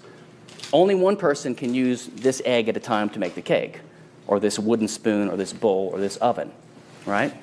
But any number of people could use their own eggs and their own ingredients, all using the same recipe or the same knowledge at the same time. This is exactly why the intellectual property idea is so fallacious. Intellectual property seeks to... Yeah, I think... the cake thing is fine. I feel like it's a little bit more complicated than is necessary. But again, reminder, right? Like he's using a metaphor to explain a concept. So it's not like metaphors itself are bad. So long as the concept is explained beforehand and he engages in that behavior directly. But also, the classical example of Robin and Crusoe on an island with sticks, I feel like is probably just a better example because don't make your metaphors have an egg, a mixer, the capital resources, the knowledge, etc. Right? Like understanding conflict and aggression is much, much better explained by more simplistic concepts where it's just one item. This nerd shit is boring. It's not as boring as the rest of YouTube. He's here for the Taftage interview. To grant property rights in the ideas as well as we do in the scarce means. It makes no sense because you don't need to put property rights in the ideas because they're not scarce. The entire purpose of property rights is to permit conflicts to be avoided in the use of the scarce means of action. So we can all go about our daily business and our plans, cooperating with each other, trading with each other, helping each other, selling to each other. Yeah, it is interesting that he goes on this tangent about why intellectual property isn't property. I don't know that it necessarily fits the thesis of here, but maybe it's important distinction or important thing to get into.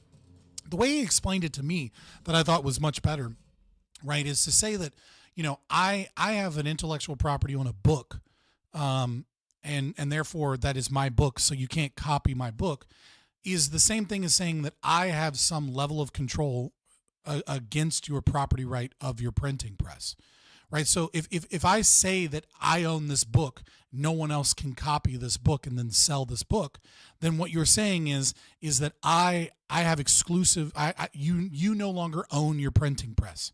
You no longer have the property right to do with your printing press whatever you want, so long as it doesn't aggress upon others. And so the question then becomes, but wouldn't that be an aggression against his intellectual property, right? But the problem is that you haven't, like you posit that IP exists is the only argumentation or evidence that you have that it would be a form of argument, that it would be a form of aggression against that intellectual property. So it's a circular argument in terms of like what it is. I mean, at least the objectivists, though I think they're wrong, obviously, have this belief that like because all things are created in the mind in concept first, that like you have this like ownership there. But to me, the objectivist argument for intellectual property is actually like the weakest thing that leads them open to subversion to the very kind of mystical nature of you know, of like metaphor that he's talking about here that like weakens us to communist subversion.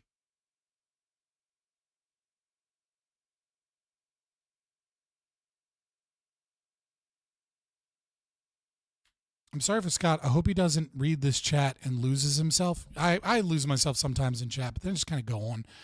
But I mean, it's cool because I mean, what another cool thing that Slope is Dope is doing is by getting in random arguments that aren't on topic with other people in chat, it increases chat engagement, and then that gets me boosting the algorithm. But then also makes it more difficult for me to read chat and gives me a reason to be like, I can't read chat right now, which is a further incentive for people to pay me via super chats because it allows them to go above and, you know, and be noticed beyond people that are like spurging out and saying random shit or arguing against each other. Cooperating with each other, trading with each other, helping each other, selling to each other, using our own scarce resources with the legally recognized exclusive right to control it. That's what property rights are. That's what ownership is. It makes no sense to grant these rights in ideas. Now, I'm not going to go into that in detail. That's the entire intellectual property argument I've been making for a few years now. But It's like, I'm not going to get into it. Why'd you bring it up? Like, I mean, like, you had to sneak it in. Like, Kinsella had to sneak in, like, IP's bullshit.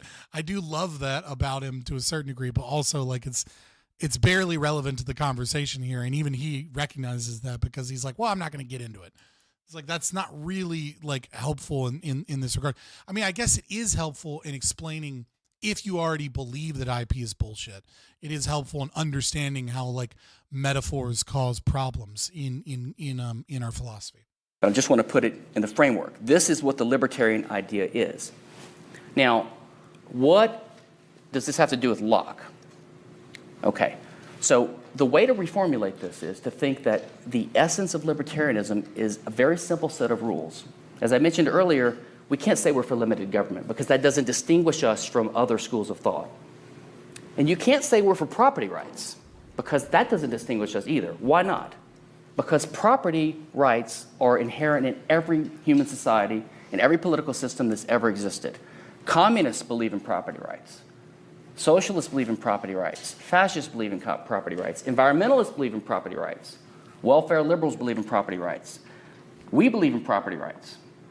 What's the difference? How they're assigned. That's the difference. So we look at the world and we see scarce resources. Notice how he left out the monarchists, huh? But yeah, I mean, like, again, it's the same concept as limited government, right? To say you believe in property rights is like, cool, what do you mean by that? That need to be controlled by someone, by the legal system, so that they can be used peacefully, productively. And our rule is... Well, I mean, like, the thing about, like, property rights, it just, like, without a foundation of what you mean when you say you believe in property rights, is really what you're saying is that, you know, that you believe in some form of an economic system that is designed to distribute scarce resources, right? And it's like, well, yeah, that's what, like, every economic or, you know, governmental system does that, right? Is a recognition that that scarcity exists, and so therefore there must be some system of allocating scarce resources, right? It is the libertarian that says that you know, that there, you know, utilizes the first user principle that is conflict reducing. It is every other system that is not commiserate with that, socialism, fascism, communism, social welfare, you know, classical liberalism, whatever name a fucking form of government that, you know, conflicts with the first user principle, right? That automatically entails conflict within their presumed ethical system. And so that is when it becomes a contradiction in what it claims to be. Like, they claim to have an ethical society, and yet their society is inducing conflict. And the way that they're resolving that conflict is through the law of the jungle, right? They're just saying, I have more power and I have more guns, I have more people, so my system will impose whatever values I have upon you, just as any other animal does in the wild, right? It is only the libertarian that says that our ethical system is not inducing conflict, that we resolve this conflict by determining who is the owner of said property. And that is what we call property rights, right? Is like, what, when we say property rights, what we mean is that, the first individual, the first user that claims a resource and intersubjectively communicates that it is their resource, is the person that has exclusive right to control said property. And any other person that denies this, is a person that is bringing in aggression or conflict against another person. Right? In our ethical system, resolves this conflict by saying, no, it's the original person. This person owns it and you don't. Right? And that's where the coercion or violence or imposition of force, right, is then utilized, but it is only utilized against the aggressor that brings conflict into the scenario, as opposed to other systems that initiate said conflict. Like public property, for example, is without a doubt the most conflict-inducing system I can think of, right? Like, I can't think of something that's more conflict-inducing than public property, because if I have a public school, you have like what do I want to do with it? What does someone else want to do with it, right? The moment you have a scarce resource, which is this public school or this public park, if you will, right? One guy wants to do heroin there, and everybody else is like, hey, we don't want dudes doing heroin there. And some people want to, let their kids play there. And some people want to be adults and they want to work out there and they want to take off their shirt and use the monkey bars to do pull-ups, right? There are all these different people that want to use this scarce resource towards opposing means. Or maybe someone wants to, bulldoze the park and build a house there because they like the land, whatever it is, right? And when we create public property is that we say, oh, this is property that we all can use and we all have a right to, except nobody has a right to it. And every time someone uses that property in a way that someone else doesn't want that property used, there is conflict in that, right? I want to go down the slide, but someone else wants to go down the slide, or I want to tear it down, or I want to do heroin, whatever it is that you want to do on that property, right? By not having any, if you have a first user principle, right, the conflict that is brought in is initiated by the person that wants to engage in some criminal behavior, that wants to engage in that property in the way that they see fit, and the conflict is resolved by the imposition that, no, I am the private owner of this property. The public property says, well, we all got to figure it out. And if we can't figure it out, we'll use violence and we'll use threats and we'll use taxation so that we can enforce that violence, etc., upon you, because you don't agree with whatever majority vote came together. It is inherently conflict-inducing, and then it is called an ethical system when it is the exact opposite, because it is a system that induces conflict, not resolves it. The resolution, so to speak, is the law of the jungle, and morals and ethics have to be universalizable. And so if the law of the jungle is universalizable, then anytime someone says, I'm for public parks, I'm for the creation of public parks, they're saying, morally speaking, they're saying, I'm for women getting raped in alleys. I'm for genocide. I'm for all forms of violence. Because they're attempting to universalize an ethical framework where groups of people have their property stolen against their will, or have their body used and enslaved in some way against their will. And so there's no moral high ground to the to the, white suburban mom that says, I would like to use this public property in this way, and we ought do so, than the serial rapist that drugs women at parties and, takes them up to rooms and rapes them. Like, she has no moral high ground over that other person because she claimed that ethical systems can use the law of the jungle as an enforcement mechanism, and that ethical systems need not be conflict reducing. Obviously, we recognize, that there's a difference there. We recognize that the outcomes are worse in one versus the other, and we recognize that, we value one thing and don't value another. But ultimately, philosophically, they're the same argument. And so you have to go, well, if we recognize that they're different, why does it matter that philosophically they're the same argument? Well, it's the same problem that Rasslin brought up as a minarchist, which is, well, we have a constitution and you can't violate that constitution. And yet the state violates that constitution. You vested power and authority at some point in this institution, and then you created a contradictory document. And so those in power and authority utilize those contradictions to impose their will. Your position that, like, when the moment you say that, like, contradictions can exist, the moment that you attempt to justify unethical frameworks, you're responsible for the downstream effects of those things, if effects is all you care about. And the downstream effects of those things is, United States Army going and bombing a bunch of brown kids.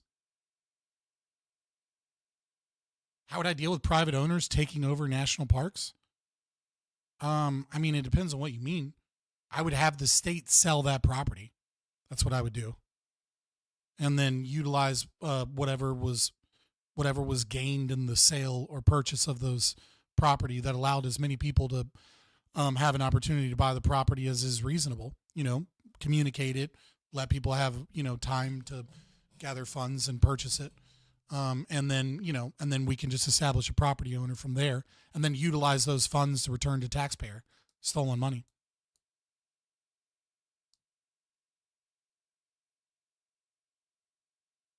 Well, no, it is a problem with contradiction. It just is. Simple. It's the Lockean rule. The Lockean rule basically says whoever can show the better claim to a resource gets it. And the better claim is defined as either the first person who transformed it, yes, with his labor, in a sense, or if you acquired it by contract from someone else. It's very simple. Contract plus first appropriation. Now, what's the reason for the first appropriation rule? Now, Locke spelled this out in his argument. If no one had the right to be the first one to use a resource, it could never be used. Someone has got to be the first one to use this unowned thing out there. And if he's got the right to use it, then he's got a right to keep it, because otherwise the second guy can take it from him, which is not a property right system. Well, not only that, right? Like, it's not even about taking it, right? So, that is true, right? But, like, for example, if someone has a right or can use property, right? Then the problem really comes to changing the property, right? So if I come to a set of woods, do I have a right to these woods? No one has ever come to these woods before, right? Do I or do I not have a right to chop down the trees? And if the communist says, well, all property has to be shared, and so, let's take the communist position, the socialist position, right? That, like, you do not have exclusive right to property. Okay, so I go and I cut down the trees and I turn them into firewood. And then there's a new person that comes along that says, I would like your firewood. Well, that's commiserate with the communist system, right? And Locke's answer to this is, well, how do I get my labor back? You stole my labor, right? And this is the problematic thing, and I'm sure we'll get into it. But the thing is that what if the communist comes and says, I would like trees. I want a tree house. Well, I've already chopped down the trees. So by virtue of that person wanting the right to be able to build a tree house and the other person wanting the right to cut down trees for firewood, we've created a situation where the first person was actually in violation of the second person's rights. If if we say that the second person does have a right to build those trees, to build a tree house in those trees, then that means that the first person, if property is communal and is not an exclusive right to the individual that utilizes it, then that means that they need permission from the second user. Okay, well, if everyone has permission to property, right, which is the extreme end in social, in communism, then that means that I need permission to change the nature of anything from not only every human that exists, but every human that will exist in the future. So it would be impossible for me to not violate someone's rights if I do anything with any property whatsoever that changes the nature of the property. If I use a tool and then the tool breaks, I've violated the other people's rights that would like to use the tool because I broke the tool, right? Even if I just wore down the edge and it needs to be sharpened and it's less valuable now because it's been used more, right? I have utilized the scarce resources, and there are other people that would like to utilize this scarce resource, and I have changed the nature of the scarce resource by utilizing it in some degree, and therefore I've violated the rights of others. So it's like you must have an exclusive right to use property that no one else has. Because if you start to say that other people have a right to utilization of that property beyond one exclusive owner, what you're saying is that a person cannot violate people's rights, that there's no action in which they're capable of which they're incapable of violating someone's rights. And so this is where the nature of the contradiction comes into place, where whatever system you're claiming to be ethical is a conflict-inducing system. You're claiming you have a system of ethics in which every single person is always violating every other person's rights. And then you're saying, well, that's just that we're good. You're creating a system where conflict is constantly created by the claims of your system. And so it falls apart in definition. And that's a system of violent clashing. So it's almost like the Misesian monetary regression theorem, right? When you trace back the origin. Would building a fence around a valley make it mine? Embordering is So here's the thing. You can't answer that question, right? The easy answer is yes. The longer answer is I would need to understand the context in which the society exists, what they recognize, and then of course, like whether or not this is actually truly untouched. Obviously you'd have to be the first user, right? But the thing here is that ethics doesn't exist if there's only one human, right? Ethics only exists when there are a group of humans, and you have to create an ethical framework by which behavior can be said to be moral or immoral in that regard, that you create these rules and et cetera. And so I can go out into the woods and I can say, these woods are mine, right? But then another person would come out into the woods 10 minutes later from a different area of the woods and say, these woods are mine. Okay. And now we're in conflict because the first person already claimed these woods, but the second person is completely unaware that those woods have been claimed in any way, shape, or form. And so, and if society doesn't have, and let's say no one recorded either of us in a ledger somewhere that proved that I claimed these woods 10 minutes earlier, right? And so this is where the embordering philosophy of intersubjectivity comes into play. A fence is a classic example of a form of communication that everyone can understand that claims such a thing to be mine. So if I build a big ass fence around an area, it is very obvious that I've made that claim. And anybody else that comes along after I've built that fence can very clearly see that I have fenced in this area, that I've actively claimed this fenced in area, right? Now, let's say I build a fence all the way around the world, right? Well, that doesn't actually communicate anything. I just built a fence around the world. There's tons of other property that other people have claimed. And so this fence has no meaning now because it's just a fence that I built all around the world. It doesn't actually communicate to other people in a meaningful way that I've claimed all of this land.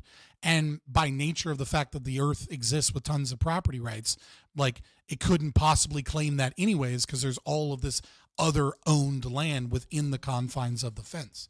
So if there's an untouched valley, that is not homesteaded, and then I go there and I build a fence around said valley, and you can kind of see the confines of the fence, then yes, the valley's mine. I've communicated in an effective and reasonable way that this is my valley.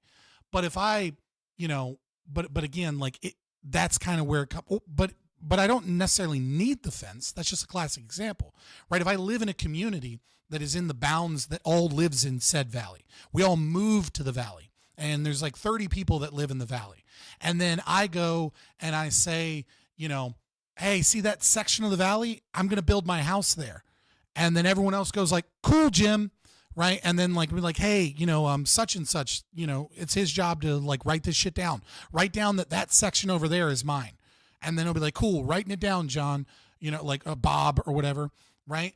I didn't actually need to build the fence around that section of the valley to prove that that's my section, because there's a community of people here that live in this valley specifically. And everyone now knows that that's my section of the valley because I communicated it in a meaningful way. And then it was recorded in a ledger somewhere that is my valley. So any newcomer to the valley, any newcomer to the valley that comes to move to our society, etc., is aware, and there is records of, and everyone recognizes that that's what's going on, that's my section of the valley. The fence is just the classic example because it doesn't really matter what language you speak. And if I build a fence in an area of the woods, it's very obvious that I'm claiming this land. And it's also very obvious what I'm claiming, right? Because this section of the valley can be kind of vague and we can get into dispute, right? But if I build a fence around it, it's very clear that I'm saying everything in this fence is mine, everything outside of the fence, whatever. Is this one of those necessary but not sufficient type things? It depends on what you're asking. Sorry, I didn't get into it right when you asked the question. So it's almost like the Misesian monetary regression theorem, right? When you trace back the origin of the value of gold type money to its pure commodity non-monetary use. It's like that. You can see who's got a resource now, trace the title back to the first act of appropriation. This is what we say. Now you could add one more rule. You could say that if someone commits an act of aggression, some kind of tort, you harm someone else, you violate their rights. Because you perform that action, you have committed, I want to make very clear right now, and he might get into it later, but I just want to be very clear. There is an objective owner of all property that exists. That doesn't mean that we have perfect knowledge in it, right? So if you want a great example, ironically, given what's going on, is Israel-Palestine, right? There are sections of Israel that were abandoned, right? And so right at the abandonment, that's where it begins. And so Israel-Palestine is one of those places where you can pretty actually easily find out who the objective owner of most property is, right? But so there are sectors of Israel where people had property deeds and they had property rights to their land, and then they were forcibly ejected off of their land, especially during the Nakba. Now, whomever has the current deed is the assumed owner, right? We have to work in a functional perspective. So if I have a house in Israel, I'm assumed to be the owner of that house. I have the proper deeds. I have the proper paperwork. Now, if someone else claims, then it is because we have an imperfect knowledge in this world, they need to substantiate their claim, right? So if someone, living in Turkey shows up and says, "Hey, I have a property deed to this land," right? That is a matter of record, and I was kicked off of this land at some point, right? And it was unjustified. Right. So now I have some level of evidence or proof, right? It becomes incumbent upon the rest of us to return that land to that person. Right. But maybe that's a fake document. Right. And what they actually did is they committed fraud and they stole the land. Or maybe they were a terrorist, that they inherited the land from their dad, and their dad liked to go out and, bomb Jewish communities or whatever. So he actually lost the right to that land. Right. There are a million reasons why, whatever, we have imperfect knowledge, and so we don't necessarily know who the owner of most property is.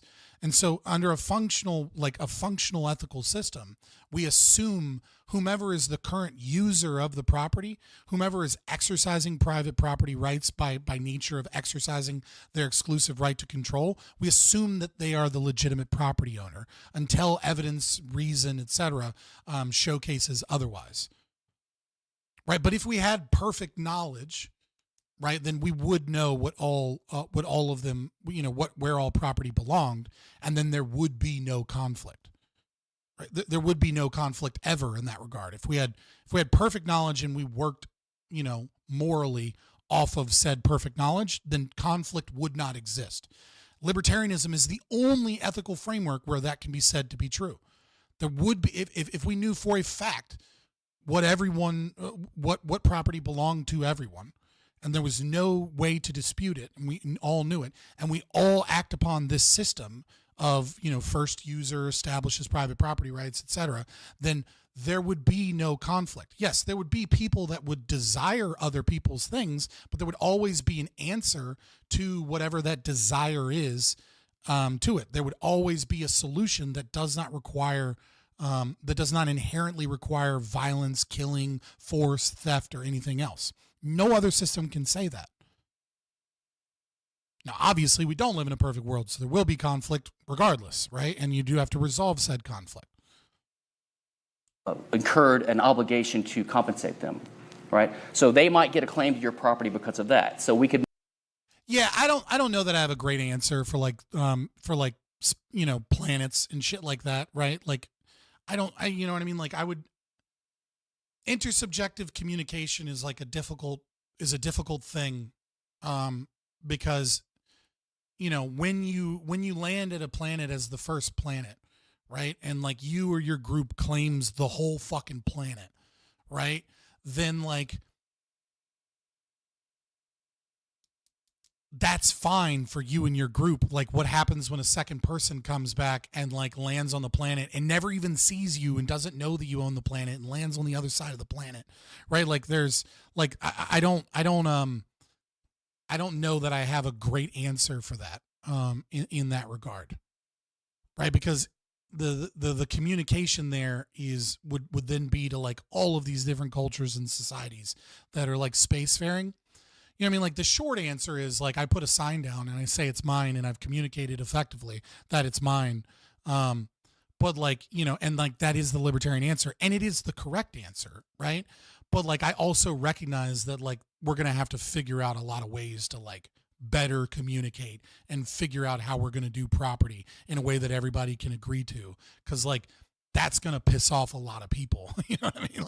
A lot of people are going to show up to a new planet and be like, hey man, there's 20 planets in the known galaxy so far that can sustain life. And I got here 2 weeks later and you claimed the whole planet. Go fuck yourself. I've been on a fucking starship for 200 light years in fucking, in a sleep chamber. And I just woke up and now the planet's not mine. The whole fucking planet. Go fuck yourself. We're time for a war. You know what I mean?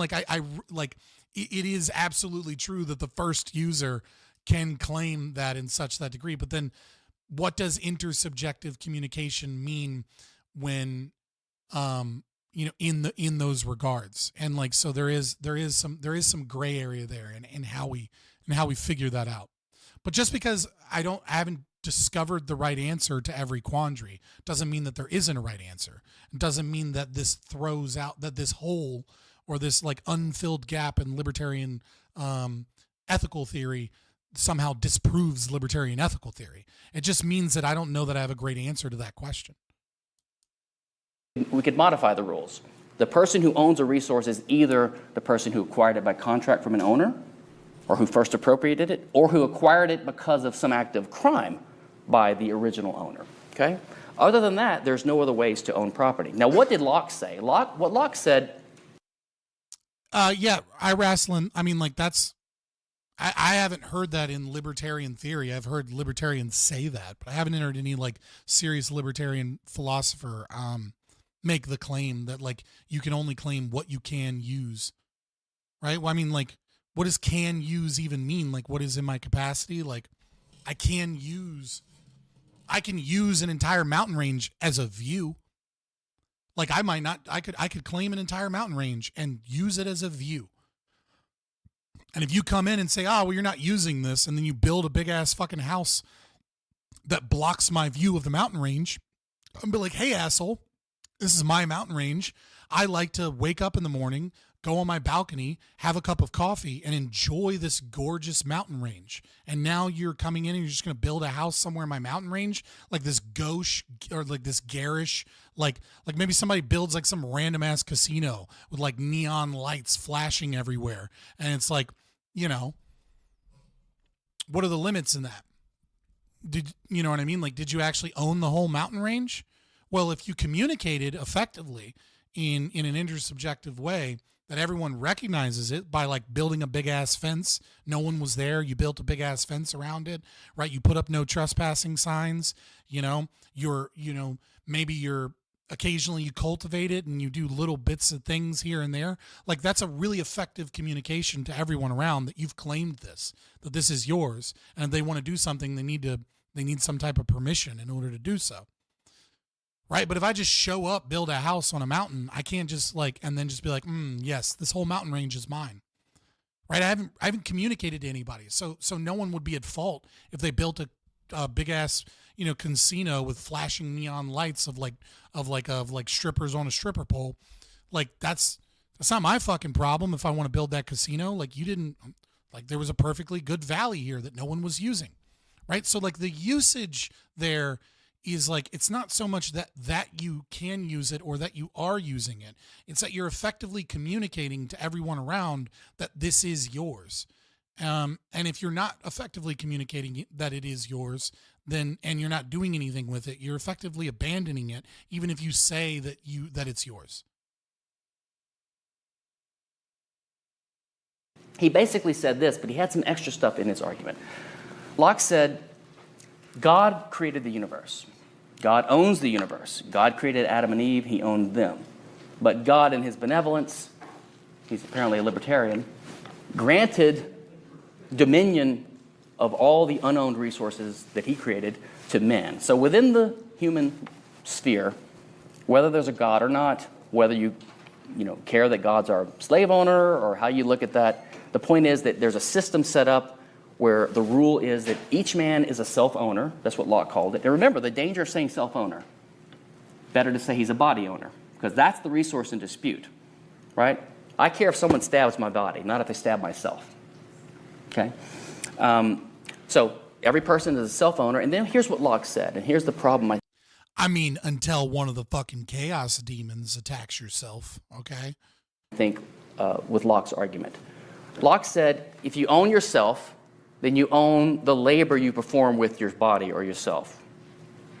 First off, thinking right now it's a critical libertarian legal theory, legal theorist who wonders what words mean. Like, I'm kind of a nagging feeling is, what does that really mean to own your labor? But I'll go with that. And then Locke says, so you own this labor. Now I'm thinking like a substance, emanating from myself. And so if it mixes with something unowned, well, I own the labor, so the only way I can keep ownership of that labor is to own the thing it's mixed with. Otherwise, you're taking my labor away from me, right? So this is his argument for why we can appropriate unowned resources. Now, David Hume, writing later, that Locke was in the 1600s, Hume was a little bit later, pointed out, and I agree with Hume, Hume pointed out that this argument of Locke's is overly figurative or metaphorical. We don't really own our labor. We own... labor doesn't grow in a labor tree. You don't create labor. It's an action. Own our bodies. If you own your body, that means you have the right to perform whatever actions you want with it. And you can use those to sell your services to someone. But think about it. If someone pays me to sing a song, they give me $1 after I sing a song for them. The song pleased them. But do they own the song now? Are they in possession of a song? No, they're in possession of a memory. Can I say that I gave them a memory? I suppose, but I didn't really own a memory that I transferred to them. This is all completely imprecise, metaphorical stuff. And you don't need it. It's unnecessary. As Hume pointed out, Locke's argument works if you simplify it and you take out this stuff. Locke's argument works because, for the reasons I mentioned earlier, the libertarian reason. When you have an object that is disputed or contested, a scarce resource, then there really can be no other answer than that the person has a better claim to it that was the first one to appropriate it. Because if you don't give him that right, then, as I said, no one could ever appropriate anything in the first place. Or they would appropriate it with violence and people squabbling over it, which, again, defeats the purpose of having a legal system that permits resources to be used in a conflict-free way. Well, it becomes a contradiction. Like your legal system is no longer conflict reducing. It's just a system of might makes right. Right? Like if you say that, you know, someone does not have the exclusive right to control their property, and then someone else has domain over their property, then that means that they can't utilize the property as they wish. And so therefore they don't have property rights. I mean, they have something else that you call property rights, right? But they don't have exclusive control over the property. And if they don't have exclusive control over the property, then they can't do whatever they want with their property without violating other people's rights. And if your legal system necessitates either A, people are forced into inaction via threat of violence, or B, any action they engage in is a violation of rights, and that we have some form of violence that we can use to stop people from engaging in violation of rights. If you attempt to universalize this, you only get one principle, which is that all violence is acceptable, all coercion is acceptable, all aggression is acceptable. That is the only way that it stops being a contradiction. And of course, it stops being it stops being an ethical system as well. It is a claim that might makes right, that anyone can kill anyone for any reason. Anyone can kidnap, enslave, rape, murder anyone for any reason. So basically, our labor we do isn't a physical thing we can control to own. We conduct an action, temporarily make something out of nothing. Well, yeah, I mean, like you might not make it out of nothing, but yeah, you engage in an action, right? And so when you sell your labor, you're not selling labor.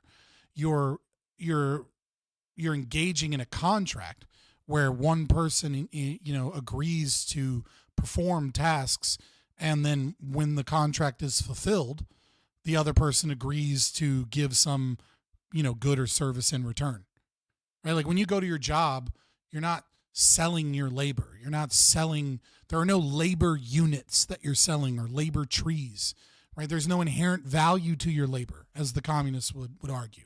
There is no inherent value in that labor, and the product is not made more valuable by your labor in any way, form, or another. When you engage in quote unquote selling your labor, you're going to an employer and you're saying, I would like money that you have. What can I do to get the money that you have? And the employer says, you can do these things and follow these rules, and then I will give you said money. That's what you're doing when you're selling your labor.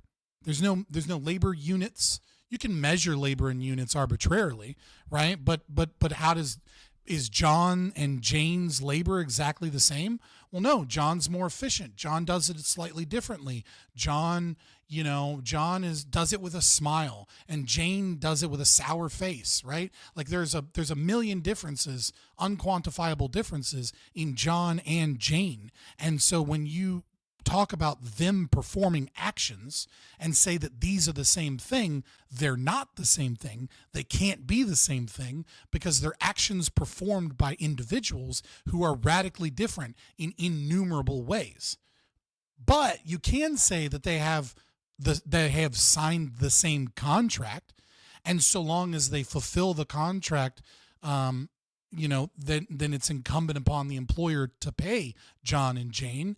And if they can, and if the employer likes what they're doing, they will renew said contract, or they'll maintain the contract that has a clause in it that says, at any point in time, I might fire you, right? Jane did not give any less labor units than John did when we decide to fire Jane because Jane's a sourpuss and nobody likes her, and John gets twice as much work done. So we decided to fire Jane, and then we came up and we gave John a new job title, and then we increased how much money was available in the contract for John because we gave him a promotion. But the labor itself is not this magical property thing that John and Jane are selling. They're not the same thing. It's the actions that they're engaging in a contract. I'm late, but this is the meat and potatoes. Awesome. Yeah, we're about halfway through. And then we had an amazing interview earlier on Britmonger Time with Paula Wright, and I would definitely suggest people check that out. It was really fun. But I had to start stream super early in order to talk to her because she's in the UK. Okay, so this is the problem. Now, just to be used in a conflict-free way. Okay, so this is the problem. Now, you might say, well, he could have worded it better, but what's the problem with this? The problem is this entire mentality, this entire approach has led to a deep, vast confusion that has contaminated and infected political. What do you mean by that, iWrestling? Like, what do you mean by the forestalling of mutualist theory specifically? Like, when we're talking about ownership and use of property? Like, I mean, yeah, obviously, like, libertarians believe that you can abandon or forestall in some regard, right? But, like, why is it the mutualist theory of forestalling and not just that we share an idea? Break it apart a little bit for me. Approach has led to a deep, vast confusion that has contaminated and infected political theory ever since his day. Arguably. Yeah, but you're not forestalling property. Like we're not appealing to that in any way. Like you're not forestalling property if you just own too much. Like that. Like, I don't understand how we're appealing to that. Do you mean like we're repudiating that? Is that what you're getting at? Like maybe you used the wrong word?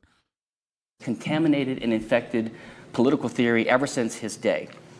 Arguably, it also at least partially contributed to the rise of a related doctrine called the labor theory. I will say this, right? It is subjective, right? It's intersubjective. And so it's difficult to ascertain the exact thing when forestallment or abandonment occurs. But forestallment and abandonment does occur, and someone no longer owns property if they're communicating that they no longer own that property. And you say, well, how do they communicate it? Well, first they can just say, I no longer own this, right? That's the easiest way. It's like, if anybody wants this, come and take it. Right? Like, obviously they're giving up, they're abandoning the property. But there are other ways to communicate that you've abandoned property. So, for example, if I go out into the woods and I find, deep in the woods, I find a house. And this house has like tree roots, bigger than my fist running through the foundations of the house. And there's like animals living in the house. Like, for all intents and purposes, I understand this is a metaphor and this is a conversation about, not utilizing too many metaphors, right? But for all intents and purposes, nature has reclaimed said property. I have communicated my abandonment of said property.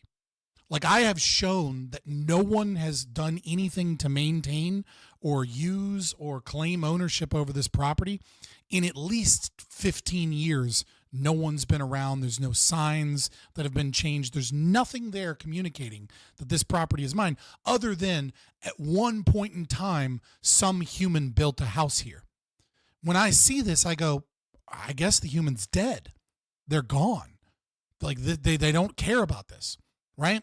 Now, if I come every year or two and put a sign up that says, this is mine, no trespassing, all of that other shit doesn't matter, because I have done the bare minimum to communicate that this is mine, right? Like, it only takes, right? Like, and you're like, well, what's this? Well, that fucking house with the fence around it, right? If I come in and I build a fence around the house and put a new no trespassing sign and I maintain the fence, but the house goes into complete disarray and I'm doing nothing with the house, it doesn't matter that I'm not doing anything with the house. It doesn't matter that I have chosen not to use it. It doesn't matter that I'm a multi-billionaire and I have so much property that I can't be bothered to use the house, and I don't even care that it's sitting there abandoned. because I have done something to communicate that this house is mine and not abandoned. And it is very obvious that the house is mine and not abandoned by virtue of the fact that it is a human built structure with a fence around it, right? And so it is true that people can forestall or abandon property, without communicating that the property is no longer theirs to the culture and, in an intersubjective way that everyone can understand. But all it takes is that little sign. All it takes is something saying, yeah, I'm not doing anything with this right now, but guess what? It's my fucking property, and maybe in 10 years, I'll fix it up. But it's mine. I'm doing other shit. This is mine, not yours, okay? And it doesn't matter that I'm not fixing the house. It doesn't matter that you think it's a shame that I've let this house go to ruin, right? Because it's mine. It's not fucking yours. Hands off, right? There is the communication that it's yours, and then there's evidence that I embroidered it at one point in time, and it's embroidered currently. Kinsella either covered this. Hold on, let me read this. Kinsella either covered this or will cover this. We support the embroidering. Yeah, he hasn't gone over embroidering yet. He's currently discussing the mixing of labor and property and why that's false. Net-based forestalling is different. It means controlling ownership style, something you do not actually own. Yeah. Theory of value, which is more of an economic idea, which is what contaminated Ricardo's and Adam Smith's and then Marx's thought, right? The labor theory of value has this mystical idea that, the value of a product is based upon the labor that went into it. Now, there's several mistakes here. Number one, value is subjective, right? There's no value in things. So right away, he's thinking in intrinsic value terms. Makes no sense whatsoever, as Menger and the Austrians have shown, right? For the record, Menger and the Austrians really fucking destroyed the labor theory of value. Not even because of the philosophical presuppositions there, but because of marginal utility, right? Like, remember how I said John and Jane, that their labor is not the same labor, right? Remember how I said even though they have the same contract and they're doing the same thing, let's turn John and Jane into janitors, right? Marginal utility shows us that every additional form of labor that is added, the value of that labor tends to go down. And what I mean by the value of that labor tends to go down is that the capitalist hires a worker to do a task towards, either maintaining facilities, maintaining the capital, maintaining the land, or, some form of production of a good or service. Right? So I'm a McDonald's owner and I hire janitors. Now, there are a million different things a janitor could do, right? A janitor can clean the bathrooms. A janitor can mop the floors. A janitor can take out the trash. Janitor can, wax the floors. A janitor can scrape gum off of the table, right? And each of these things is going to differ in value, right? So when I hire a janitor, first thing I'm going to do is I'm going to have them clean the bathrooms, because if someone shows up and the bathrooms are dirty and disgusting, they might walk out. And then the second thing I'm going to have them do is take out the trash. And the third thing I might have them do is mop the floors. Okay, so I hire a janitor and he takes out the trash and he mops the floors and he cleans the bathroom. And because I have a clean facility that has clean floors and there's not trash everywhere and the bathrooms are clean, people are willing to pay money at my restaurant. But let's say I hire a second janitor. Well, 2 janitors aren't needed to mop the floors. 2 janitors aren't needed to take out the trash. 2 janitors are not needed to clean the bathroom. But I need another janitor so I can scrape gum off of the table. I need another janitor so that I can wax the floors, right? And so there is an order of things that are valuable. And when I hired a second person, I'm paying them to do additional tasks that are less valuable, right? Like I can make a certain amount of increased money because there's no dirty bathrooms and the floor is mopped and the tables are wiped off and the trash isn't there. And when I hire the second janitor, I'm not going to get the exact same amount of increase in profit when the second janitor shows up because they're doing less important tasks, right? And now when I hired the 2 janitors, well, I'm not going to say, hey, Jane, you're the gum scraping lady and you're the waxing the floors lady. I'm going to say everybody here, it's your responsibility as a janitor to clean the bathrooms, mop the floors, wax the floors, wipe off the tables, scrape gum off of the bottom of the tables, take out the trash, etc. And so by bringing in Jane, I have actually changed the value that the labor of all of the janitors is worth to me, because I have increased how many people are working, and I have increased the jobs that they're doing because of that, and those additional jobs that are doing are less valuable than the more important jobs that have to be done. It wasn't until I hired Jane that we could scrape gum off of the table. And that's good for me, but it's nowhere near as good for me as making sure that there's not trash piling up or that there's not poop stains on the walls. Okay? And so the marginality here in this regard is that every time I hire someone, the additional employees doing the same job is actually driving down the value of labor in that job. Right? The labor was more valuable to me in the contract when I had one janitor, and the overall labor of janitors became less valuable to me when I hired an additional janitor. And so this completely, even if setting aside the mysticism of labor as this magical property, the marginal revolution completely destroys the concept that labor has this inherent value to it, because as I gain more labor doing the same thing, the value begins to drop off. And it's kind of the same thing with marginality in purchasing products, right? If I go to the grocery store, which is the original kind of usage of marginality, I go to the grocery store, I buy a loaf of bread, it's $2, right? I don't want to buy a second loaf of bread for $4.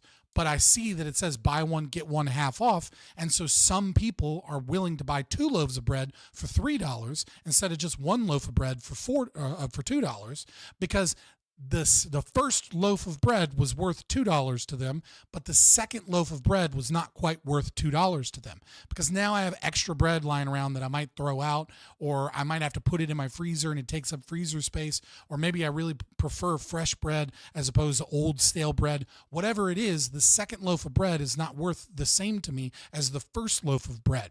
And therefore I have to, as the capitalist, I want to sell a fuck ton of bread. So what I do is I utilize a buy one, get one half off so that I sell double the bread, and I make more profit off of the first bread than I do off of the second one.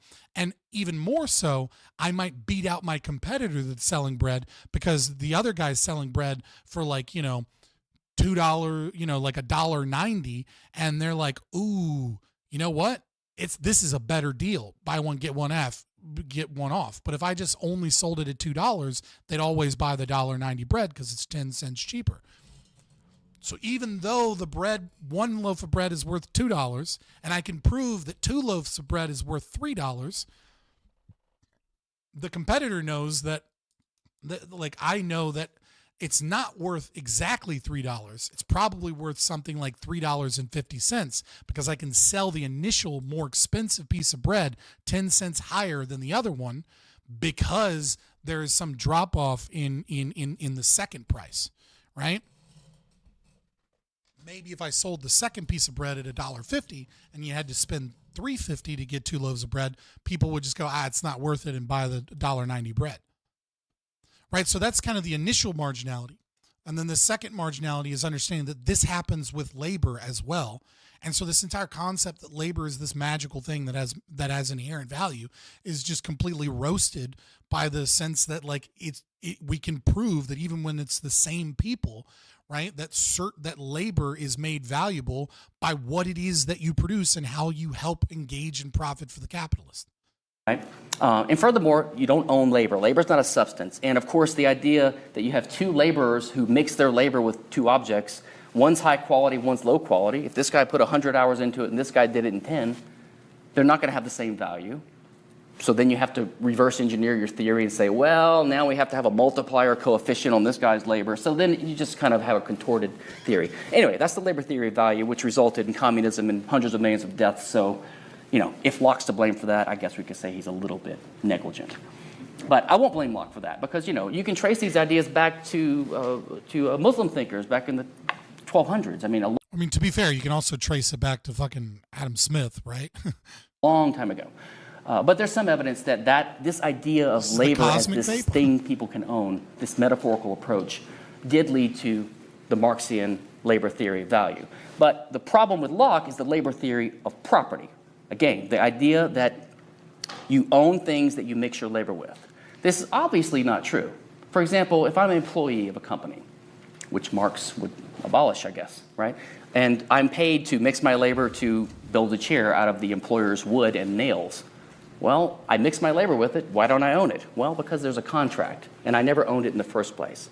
Okay? So the problem with the labor theory of property is it has led to this idea, And to be fair, right, this is another problem. Like, when you say the labor theory of property is correct, you give credence to the communists to say, and this is why the workers deserve to own the means of production, because they mix their labor with the production process to create the product, and therefore the product is in part theirs, right? Like when you say that the labor theory of property is correct, you kind of give credence to the argument of the labor theory of property.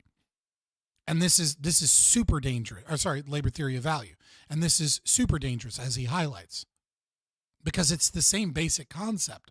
I mean, obviously there are some differences in that, you know, part of the production was already previously owned by the capitalists, as opposed to the homesteading labor theory of property by John Locke is saying that this is, you're homesteading this, so there's no other human involved, right?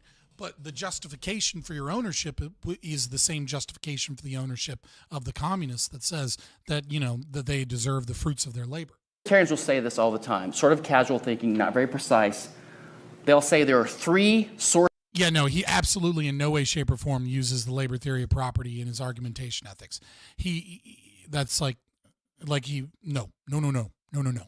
Argumentation ethics is in part, even from the beginning in his articles and then in his like 86 work, is a refutation of that. This all the time, sort of casual thinking, not very precise. They'll say there are three sources of property ownership. Number one, if you find something, original appropriation or homesteading, right? Locke's idea, the libertarian idea. Number two, by contract, by contractual acquisition. They're right about that. If you want to mention a third, it should be, you know, some kind of aggression, which I mentioned can trigger a property title transfer, but that's a way of transferring title that exists already. So let's say. Yeah, but it's an illegitimate means of appropriating property, obviously. Finding something. Right, so like the question here is, you know, yes, that is a means of establishing that as your property, but it's just not justified. Or by contract from a previous owner. And then they'll say the third way you can own something is by creation. See, what they're doing is they're going back to this labor idea. They're mixing things together. They're thinking humans are productive. No, that's the old school theory that we are discussing as wrong. Wrestling. Like I mean, he might have mentioned it as a means of explaining why it's wrong, but he may, if I'm misremembering, he may have some explanation of that in older works, but not in any way, shape, or form argumentation ethics. Argumentation ethics is utilized to ground the nap, but it also is utilized to, you know, in the original one, he talks about first user principle, right? And it is a refutation of that. Later, he gets rid of that because he separates the concepts of he goes into more of like, you know, another person could ask. It's like he overcomplicates it in the beginning, and then he simplifies it and gets rid of like the things that are not necessary. And that's like his original argumentation ethics is what you're going to find Rothbard, you know, talking about. So like when Rothbard talks about argumentation ethics, he's talking about the first formulations, because later formulations and primers, Rothbard's dead. Labor, our intellect, our intellectual creativity helps create things of value. And just as I labor in a field and make a valuable firm out of it, I must own that because I labored on it, which means I own anything that I create with my labor. You see how they go from one argument to the next? They never stop and ask the question, well, what's an ownable thing in the first place? You know, and then sometimes they'll argue by possessives, the most maddening thing. Like, well, if I don't own my labor, who does? Well, I like the word "my" means I have to own it. I mean, I have a wife, my girlfriend, you know, my job, my customers. Do I own those because there's a possessive? No, sloppy thinking. So, another. Yeah, just no one. Yeah, that's the answer. No one, dude. Dangerous word that I wanted to get to is the word property. We have this tendency to refer to things that we own as property, like, this iPad is my property. Now, I think it would be better to say this scarce resource, I have a property right in this scarce resource, or I own this scarce resource. Because when you start saying that's my property, look, think about why the word property was used in the first place. Locke said... Hoppe's not utilizing self-ownership. He's utilizing, in argumentation ethics, he's utilizing the concept of bodily autonomy. And then he's proving that when people engage in argumentation and attempt to justify anything other than the non-aggression principle, that they are engaged in a performative contradiction, thus proving that anyone that attempts to justify an ethical framework that is not commensurate with the non-aggression principle is engaged in a contradiction. And that when you universalize it, what they are saying is the law of the jungle, and yet they are arguing against law of the jungle by establishing a moral norm of argumentation as opposed to violence or coercion or fraud. These are all other forms of violence that you prefer, that you have a moral preference for argumentation and for resolving conflict without the need for coercion or force or violence, et cetera, right? Aggression. And so that's what argumentation is doing. And then he utilizes the first user principle, and in bordering is kind of separate from AE, but connected to AE. And the reason it's connected to AE is that, when you attempt to justify an ethical system as ethical, what you are saying is that this is a system of conflict resolution, right? That this is a system society ought follow that resolves conflict, right? And so you're engaged in justifying conflict in a system that is supposedly conflict reducing, as opposed to a system that is conflict inducing, right? And so he's saying it's kind of an argument via negation. Some people believe that it bridges the is-ought gap. I don't, right? I think that what it's just doing is that it's proving that any person that attempts to justify via argumentation, attempts to argue with you, change your opinion, thus establishing a moral norm that it is a moral preference as a norm, that argumentation is preferable to aggression. That they are falling in contradiction, and thus their system is logically invalid. And therefore it's not a system of ethics, that they're just saying the law of the jungle.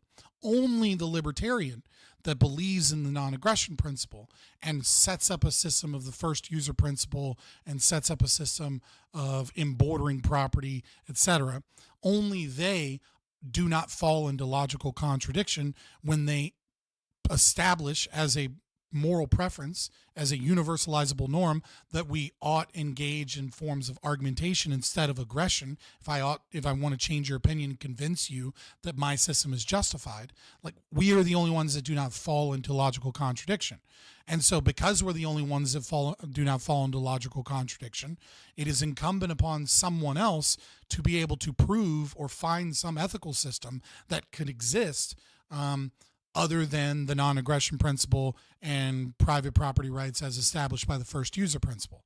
It's up to you to find something, because as of right now, the only thing that has been discoverable that is not logically invalid and can be said to be true is libertarianism, as we set forward. If you can find some flaw in the first user principle or in bordering, or you can find some legal ethic that is different but is also commiserate with argumentation and is in a violation of the non-aggression principle, then you would be right and we would be wrong, right? And so it's other people would claim that there isn't, and that it's just logically true, and therefore we can derive the ought not.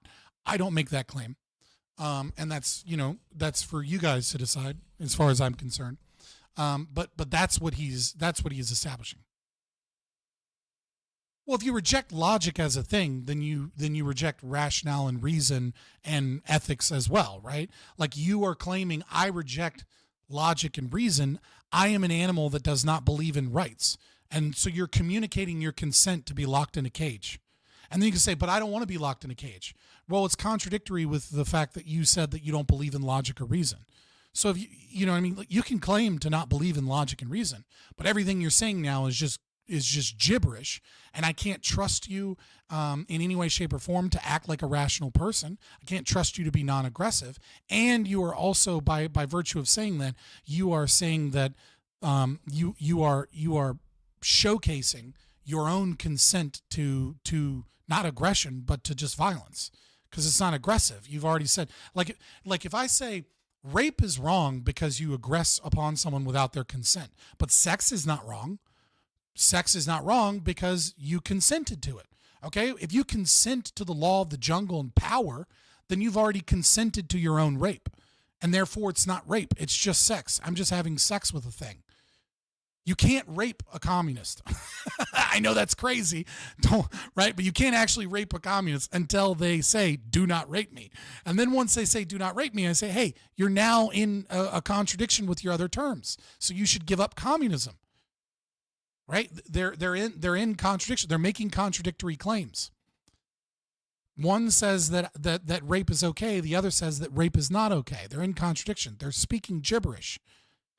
Now they've rescinded consent, and so now I can't rape them, and you shouldn't, right? Because it would be rape, right? But what has occurred is that their system in this is in a form of contradiction. And if they start acting out on those things, and they start acting out on stealing property, etc., then I'm perfectly justified in restitution and retribution. You have a propriety in your things. What he's talking about is that. No, communists think pretty deeply on a lot of issues. Like most like there's a lot of smart communists. They're just wrong and ideologically subverted. But never underestimate your enemies as dumb just because they've reached conclusions that are false. Locke said you have a propriety in your things. What he's talking about is that when a human being acts in the world, right? We don't just use our bodies. We have standards. Had a libertarian say says Hoppe be like, you presuppose being awake during argumentation. Therefore, you can't argue that you ought be sleeping at any given moment. I'm not making any ought claims. I agree that I'm not making a claim that it bridges the is-ought gap. That's and like maybe it does, and I don't see it. Maybe it does, right? But I inculcate myself from all of those dumb fucking arguments because I don't make the claim that it's an is-ought gap. I just make the claim that you can't make you can't say that your system is justified, and that I have no reason to believe you, or reason to grant credence to the fact that you claim that it is justified. Only my system is justified until you find one that is, and if it is, it's gonna be about the non-aggression principle anyways. It's gonna have to follow that. And so it's like I don't worry about this. Therefore, you ought be sleeping or like control and like because I'm not making ought claims here. The only claim I'm making descriptive claims, which is that when you attempt to justify via argumentation an ethical system that is not commensurate with the non-aggression principle, that you are falling into a performative contradiction, and that what you're saying is just gibberish. It's not logically sound. We don't need to have a conversation on whether or not we ought implement your system, whether we ought not implement yours. We don't need to worry about any of these ought not claims because what you're saying is gibberish. So I just dismiss it. Have you ever made a stream discussing the universalizability? I know, quite the mouthful of ethics. I might be forced to bring up Kant at that point. But no, I don't think I've made a specific stream on that. Maybe I will at some point. Standing room. We have other scarce resources that we employ to affect change, as I mentioned. I mean, hold on. You paid, so just to be clear, right? Like, I don't know that you need a whole stream, right? Like, I don't know any philosophers that claim universalizability is like a false thing, right? Like even Kant agrees that a moral statement must be universalizable, right? The conditions can change, but then the statement is context dependent, right? So context dependent statements are different than context not dependent statements, right? So if you say stealing is wrong, and then there's some instance where stealing is actually right, then it's false to say that stealing is wrong. You can say in this moment, taking this thing is right. And then we can discuss whether or not in that moment, whether or not taking that thing is right or wrong. Right. But if you say taking this thing is, stealing, for example, right, taking something that you don't own is wrong, then the universalizability of the thing is that, like, if you were to find any instance where it's actually not wrong, it's right, it would make the statement stealing is wrong a false statement. The statement must then be amended to stealing is usually wrong, but there are contexts in which it isn't. And then we were like, okay, well, what are those contexts? Standing room, we have other scarce resources that we employ to affect change. Right. It's just like if I say, water is, like if I say cyanide is poisonous to people, right? And then I go and I discover that you can have really, really, really small doses of cyanide. And then people would go, well, it turns out there are instances where cyanide isn't poisonous, right? And then we can discuss and we can say, okay, the substance itself is poisonous, therefore it is poisonous. Just because the dosage in certain instances doesn't kill people doesn't mean that the thing itself isn't poisonous, right?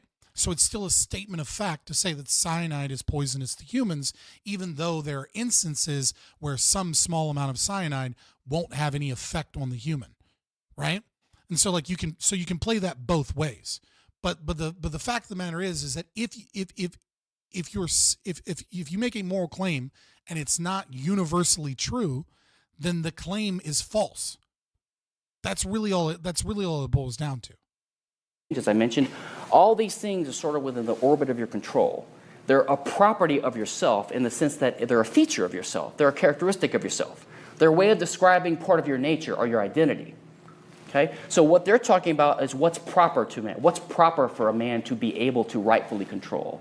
So that's why the word property and property rights is used now. It's like a type of metonymy, if you know what that is, to refer to the thing itself. But if we think clearly, we never arrive at the question most intellectual property advocates do, for example, which is, well, the question is, what is property? No, that's not the question. The question is, who owns this resource? Always. Because nothing else can be fought over. Because resources are necessarily things that can be fought over or contested.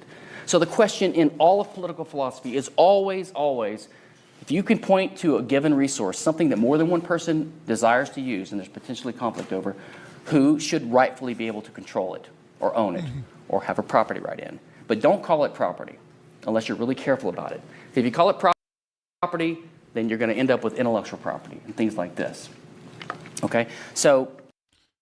yeah, I mean, I feel like you're fine so long as you define what property is. You know what I mean? Like, I feel like that's less about whether or not property is a dangerous word versus whether or not people have used property improperly. And so you're agreeing to bad things because you're agreeing to use a word that other people misunderstand. I don't feel like that's the fault of the libertarian. That's more of like a rhetorical thing here than an actual, like, the philosophy is bad, right? Like, I don't think there's anything bad about calling property property. I think it's just bad that other people have misused the word property. And so rhetorically, it's better to talk about it in terms of scarce resources. The problem with the argument is that that there are three sources of ownership or property, is that it conflates the source of wealth with the source of property rights. So it is completely true that if I own some raw materials, let's say some paper and or let's say some wood and some metal, and I fashion these things into a chair, I have made an object that is more valuable. More valuable to who? To me, or maybe to a potential customer. Remember, there's no value in the chair. Value is not intrinsic. It's not objective. Value is a subjective relationship between valuing acting human beings. So anyway, I transform resources into a... Yeah, I mean, like, technically nothing is more valuable than anything else inherently, right? We're just using it. Like, it's kind of like one of those words where it's like, we recognize that we use words all the time that have subjective meaning, that are kind of like snuck into the premise, right? Like if I call a fat chick a fat, right? Well, like, she's not objectively fat. Now, if she's morbidly obese, she's objectively fat. But like there's a big gray area about like whether or not a girl is fat, right? What I'm really saying when I say she's fat is I notice that she is overweight to some degree, and I personally find her to be unattractive and unappealing to me. And therefore, I am calling her fat, and I think that at least some portion of her unattractiveness to me or in this situation is due to her level of overweightness and or obesity. And that's a really fucking long sentence to say instead of just being like, look at that fatty over there. Right? But that's what we're actually communicating. Right? So like I don't know that it's always necessarily like problematic to utilize words that in such a way that they have some subjective assessment to them, so long as the words remain functional and conveying ideas. But it is incumbent upon us to explain when people, when we're in argumentation, when people have incorrect interpretations, especially if they might be based off of the words that we're using. Or more valuable shape. Or we could say, in economic terms, I have created wealth. Why have I created wealth? Because I've made something more valuable to me or someone else. In fact, if two people just trade their objects, two people trade an apple for an orange, they have created wealth by that transaction, right? It's not, as classical economists say, a horizontal trade where the values are equal. In fact, the guy who buys the apple with his orange values the apple more than the orange, and vice versa. That's why they engage in the trade. So each one is better off after the trade. So wealth is created just by pure trade. Wealth is also created by humans laboring on their property. Wealth can also be destroyed. If you make a mistake and you ruin your property in an attempt to make a machine or something, then you can lose wealth. But the property rights don't change, right? In fact, for me to make a chair presupposes that I owned the raw materials. I already own these raw materials. How did I get them? One of the first two ways. I either bought them by contract from a... Yeah, I mean, I do think that's an important point, right? That like wealth is created via trade.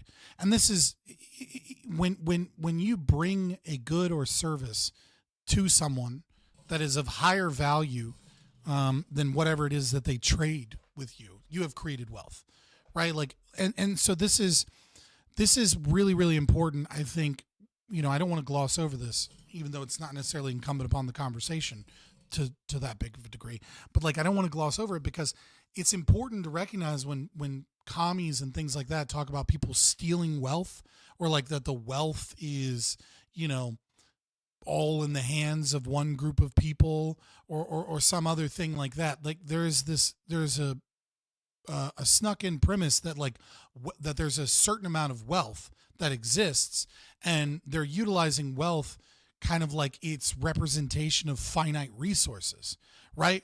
But when people had money and people, when you guys watch a YouTube video, right, and you get ads, like we're both wealthier for it in a way. You get psychic profit, and you guys get like entertainment. You get something in your life basically for free if you don't donate in super chat, because you don't care about me noticing your questions and making sure they're answered, right? But basically for free in that regard, other than you have to give like some of your attention towards some advertisement that's targeted towards you, and I get like, a penny because you watch some ad, right? But like wealth is created for both of us, right? I'm getting money from the ads that are going on. I'm getting money from the super chats. I'm getting money from the memberships. Not a lot, but I'm getting some. I'm also gaining psychic profit because I get to talk about cool libertarian shit that I like, and I get to see people like learn libertarian shit that they like. All of that's dope. But you're exchanging, like if you super chat, right? Like there's no finite resources that are utilized here. I mean, there's finite resources in like, that the server produces, needs energy, etc. Like there's some of that, right? But wealth is essentially created from nothing out of here. Just because I give you something and you give me something, and what it is that I valued was what it is that you had was more valuable to me than what it is that I had, which was more valuable to you. And then we make that trade, and we're both more wealthy by the trade. I appreciate the penny. Or previous owner, or I homesteaded them from the state of nature. That's it. So this ownership starts already before the act of creation or the act of production. The act of production is an act of laboring, using your labor, sure, on materials that you already own. Or it could be on someone else's materials, if you're an employee working on someone else's materials, and then you don't own it. So the key is always who owns the raw materials to go into productive labor. So creation, labor, is a source of wealth, but it's not a source of property rights. And if you realize that, you'll never fall into the trap of wondering, well, who owns that labor? Who owns that poem? Oh God, no, Stacy, no. Don't immortalize this. I appreciate the $5. Wild, grape the communism out of them. No. As pursuant to the original conversation, just because a woman has a rape fantasy doesn't mean she actually wants to be raped, okay? All right? Let me just point that out clear. The moment consent is withdrawn is a moment that that it's no longer commiserate. You are an aggressor. All right? Well, naturally. A poem doesn't spring out of nowhere. If you believe today, fucking, it's like my word of the day for some reason. A poem is an ownable thing, or a movie, or a song, or a pattern of information, or a discovery, or a fact, or a database. Well, I agree with Tibor McCann. The best candidate for owning that is the guy who created it. But this presupposes that these things are ownable. Not everything is ownable. My memories are not ownable. My love is not ownable. My past is not ownable. The Earth's rotation is not ownable. These are characteristics, ways of describing the universe. You could say, as a practical matter. Well, I mean, you can hold your memories, right? Yeah, I mean, they're not ownable because they belong in your mind, right? Like, you can't sell your memory either. That I own my actions or I own my memory because I can control them. But if you say it like that, you make the mistake of double counting, right? Yeah. Like I'm saying, like you can house them in a sense, and you can do that, but you don't actually own them. What if I homestead a cop's gun? Somebody owns that gun, my guy. Don't do that, please. Because you're saying, well, I own my body and I own my actions. Now, is the police officer a legitimate owner of that firearm? Probably not. Ought you go and homestead a cop's gun? No. For your own safety and security, please don't. But are police officers legitimate owners of a property that was bought and paid for by the state with stolen taxpayers? No, they are not. Well, no. You have the ability to control what actions you perform because you own your body. It's a consequence. It's derivative. It's not a separate, independent thing. So if we can clear up our thinking in this way, how are we doing on time, by the way? I think you're fine. Okay. If we clear up these confusions, then a lot of confusions in. Yeah, it's just like your memory, your labor. These are downstream, effects or behaviors or actions based upon the fact that you have bodily autonomy, right? You have the capacity to move your body according to your will. Thinking arise. So, as I said, property, limited government, state. Let me talk a little bit about one thing I touched on, which is an objection I hear a lot. This is about contracts. Now, I hear this all the time about this labor argument I give. They say, well, if you don't own your labor, how can you sell it? Right? I hear this all the time. Now, this is because people don't usually have a sophisticated or deep understanding of contract law in general, much less what I think is the libertarian view, which is the Rothbardian Evers view, which he calls the title transfer theory of contract. I don't want to get too much into legal theory, but let me just tell you. Yeah, it's real simple. I explained this a bunch of times earlier, right? Like, you're just signing a contract. You're engaged. Like, this person is, you sign a piece of paper for the title of transfer of money. They own money, okay? And then you say, I want your money. And then they say, well, I want certain things done, okay? So I agree to give you said money if you stipulate these actions, and then the money will be yours. That's it. It's really that simple. What I think is a simple way to look at the right way to look at contract. First of all, Wicked Wally, Godzilla thick. In today's legal system, the way contracts are viewed as binding obligations, and that's how most libertarians look at it. If I make a promise to you in a certain formality, in a certain way, then the law, even a private law in an anarchist society, should enforce that promise. Your promises should be binding. Okay? However, even in today's legal system, which which characterizes the contractual realm that way, it doesn't operate that way. So, for example, if I promise to sing a song for you at your son's birthday party, and I decide not to show up, then you can't go get the cops to drag me there and make me sing for several reasons. Number one, it wouldn't be a very good song, right? I'm being compelled. And that's a practical consideration the courts use. Courts generally don't enforce what's called specific performance, which means they don't actually treat contracts as binding promises. Yeah, well, see, the thing is that, you know, you agreed to do something in order to get the money. Okay, well, if you don't do the thing, then you don't get the money. The title of transfer is there. Now, you can get a little bit more specific in, you know, if you don't do this thing, you have to pay, you know, a 10%, you know, down payment thing or something like that. Like in the event that a contract doesn't go through, those things can be enforced, right? But to enforce you into the contract against your will is to deny the very thing that supports all of the property rights in the first place, right? You have a right to bodily autonomy. Maybe you wake up tomorrow and you just don't want to go to work for whatever reason. Like, you can't be forced to go to work at the point of a gun because you agreed to a contract that if you go to work, they'll pay you, right? You're just saying, well, I'm not going to work and they won't pay me. It can be shitty. And there might be other parts of the contract that say, hey, if you don't show up to work, you're really important. So if you don't show up, you got to pay us, you know, $1,000. Now that can be enforced, but the enforcement of your body and forcing you to engage in something in your body is, you know, without that being a stipulation within the contract, without that being an agreed upon term within the contract, is a violation of your bodily autonomy. What they do is they make me pay $1,000 damages to the guy, you know, in a contract lawsuit, which means really what the contract is just a transfer of title to property. It's as if I had said, I'm predicting that I will sing at your son's birthday party tomorrow. I'm just making a prediction because I know myself pretty well, and I don't think I'll change very much between now and then. I can't bind myself because I might change my mind. But I tell you what, to give myself and my future self an inducement to sing, I will hereby transfer to you $1,000 in damage payments conditioned upon my not singing. Okay, that's fine. So that's what the contract is. It's really a transfer of title to property. And that's what Rothbard said. Rothbard said contracts should not be viewed as binding obligations or promises. They should only be viewed. Hilariously enough, cops do pay taxes. Now, obviously, it's a net negative because they get paid more by the state than they pay, right? So in that sense, they're not really paying taxes.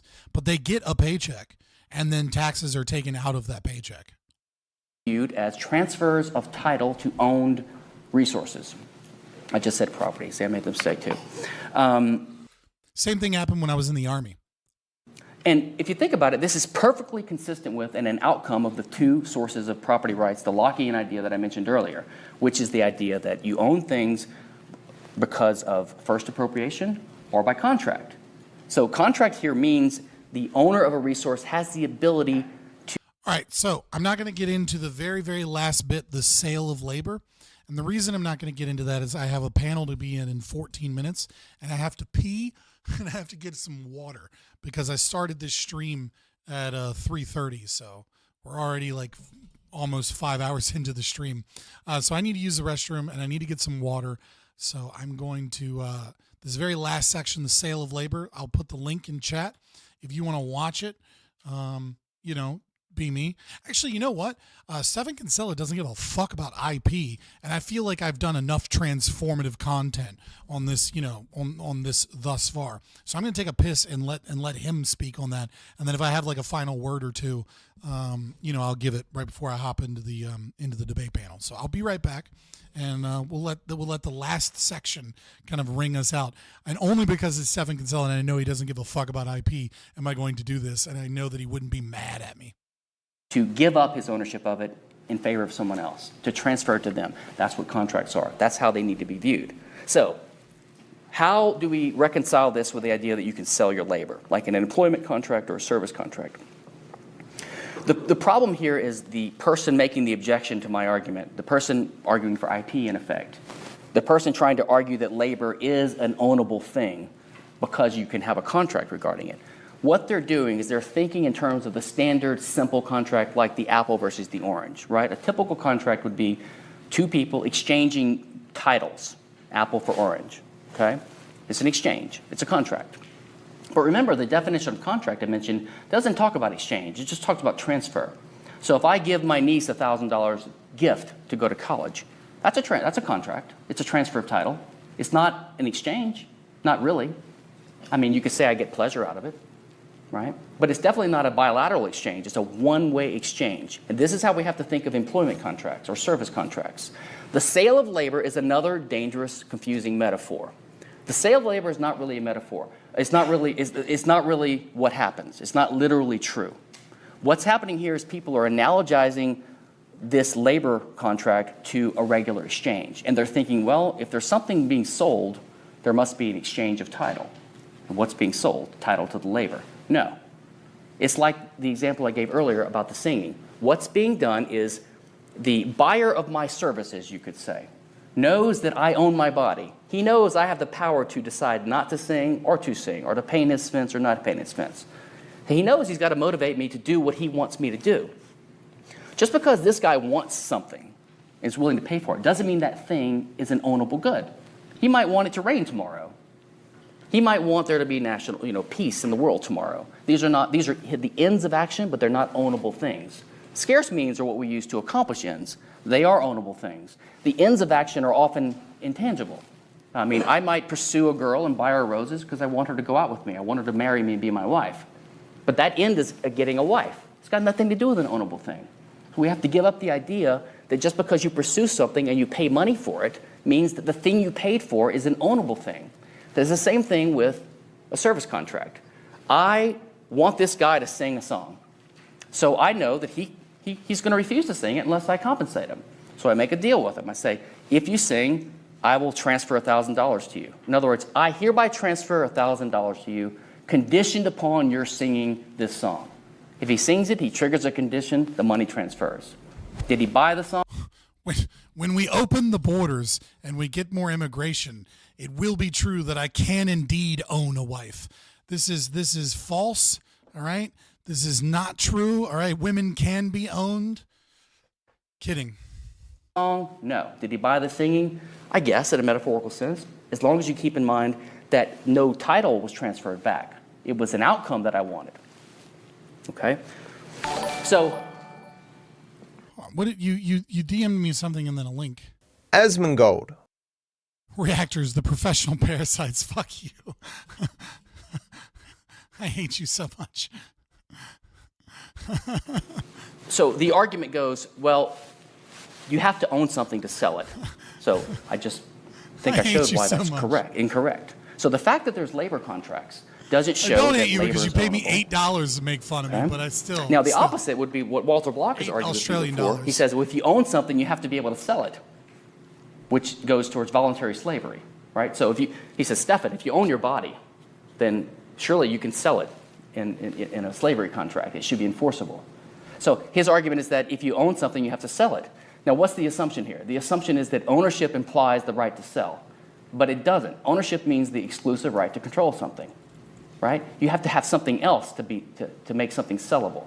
And in my view, this is a little bit of a tangent, but my view is there are two ways of acquiring two types of property. One is your body. We own our bodies not because we homestead the bodies. We don't acquire our bodies. We can't exist without our bodies. Okay? That's part of our identity or our essence, our existence. Between everything that I said and everything that he's said up until this, these last 3 minutes, I think you guys get it. About to hop into this panel here in just a second. Let me go ahead and change this to this little thing over here. Right? And then we'll do this little baby. We'll hop in the Discord. I'm excited to see what everybody has to say tonight about the sanctions on Cuba. Because this was like a last minute thing, so I didn't really prep for it. But actually, chat, what do you think? Like, what do you think about the Biden administration getting rid of the sanctions on Cuba and like no longer like classifying them as like terrorist state or whatever? I think the latter is more offensive than the former. Yeah, he's getting rid of the sanctions and embargo. Let me see if it's the full thing. Biden, Cuba. Yeah, White House to lift state sponsor of terrorism designation for Cuba. Cuban government is concurrently expected to free a significant number of political prisoners under an agreement. The church for the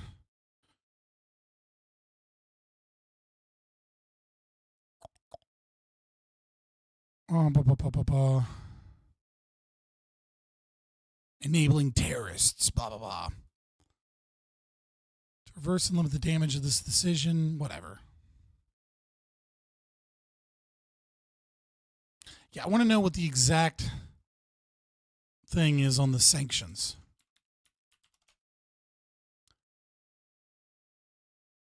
Oh my God, just give me... There we go. Here's the order. Let's see what the why would the order just link to? Oh, okay, here we go. Since beginning of the Biden-Harris, this is a statement from fucking Karine Jean-Pierre. Oh my God, she's so worthless.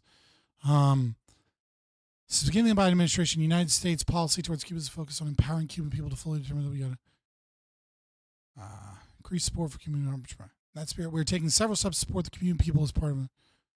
Today, we notified Congress that President Biden determined Cuba no longer be designated as a state sponsor of terrorism. Secondly, we notified Congress the President issued a waiver, Title III of the Helms-Burton Act, otherwise known as the Libertad Act, for a period of 6 months. Finally, President Biden rescinded the 2017 National Security Presidential Memorandum 5 on Cuba policy to eliminate the so-called restricted list, and by extension, and additional regulations on engagement by U.S. persons and entities with Cuban persons and entities beyond that which is currently prescribed in the U.S.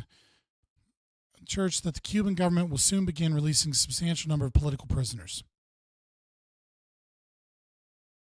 Between the Cuban and the Catholic Church, President monitoring the... Yeah, so, I mean, like, what portion... I don't know enough about this issue. Like, what portion of the embargo is lifted? Or is any of it lifted? I mean, like, I know... I'm pretty sure the act mentioned is, like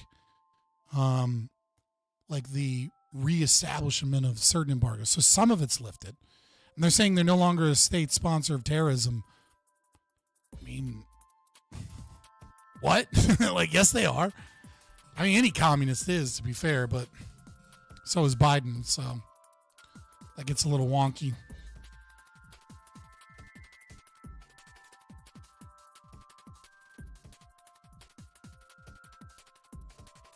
He said it's a coincidence that it was I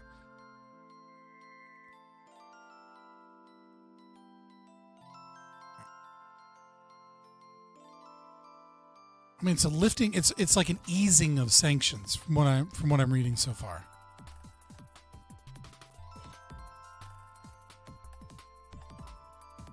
All right. Well, we'll see what happens when we get into it.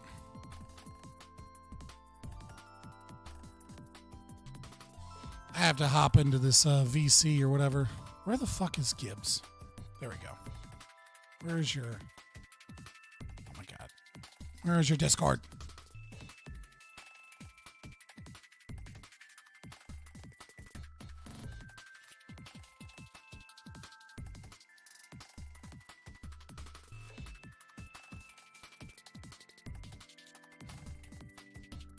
All right. I'm in somewhere.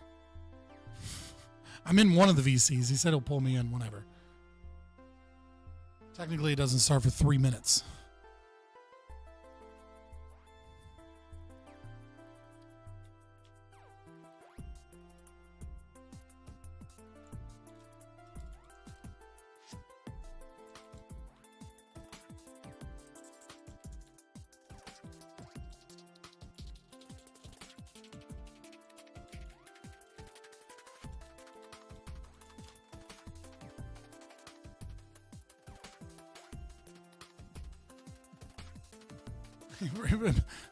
He removes the double dog dare to a single dog dare.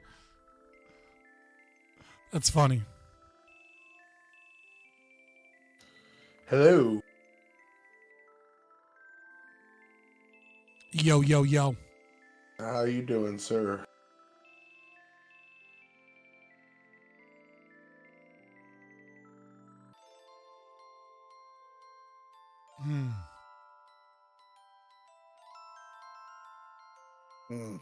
You get some cousin fuckers in Alabama? Pardon for cousin fucking. Bro, what? Hey. Welcome Ironically, to babe. We're talking about different stuff today. No, I thought Biden pardoned someone for cousin fucking.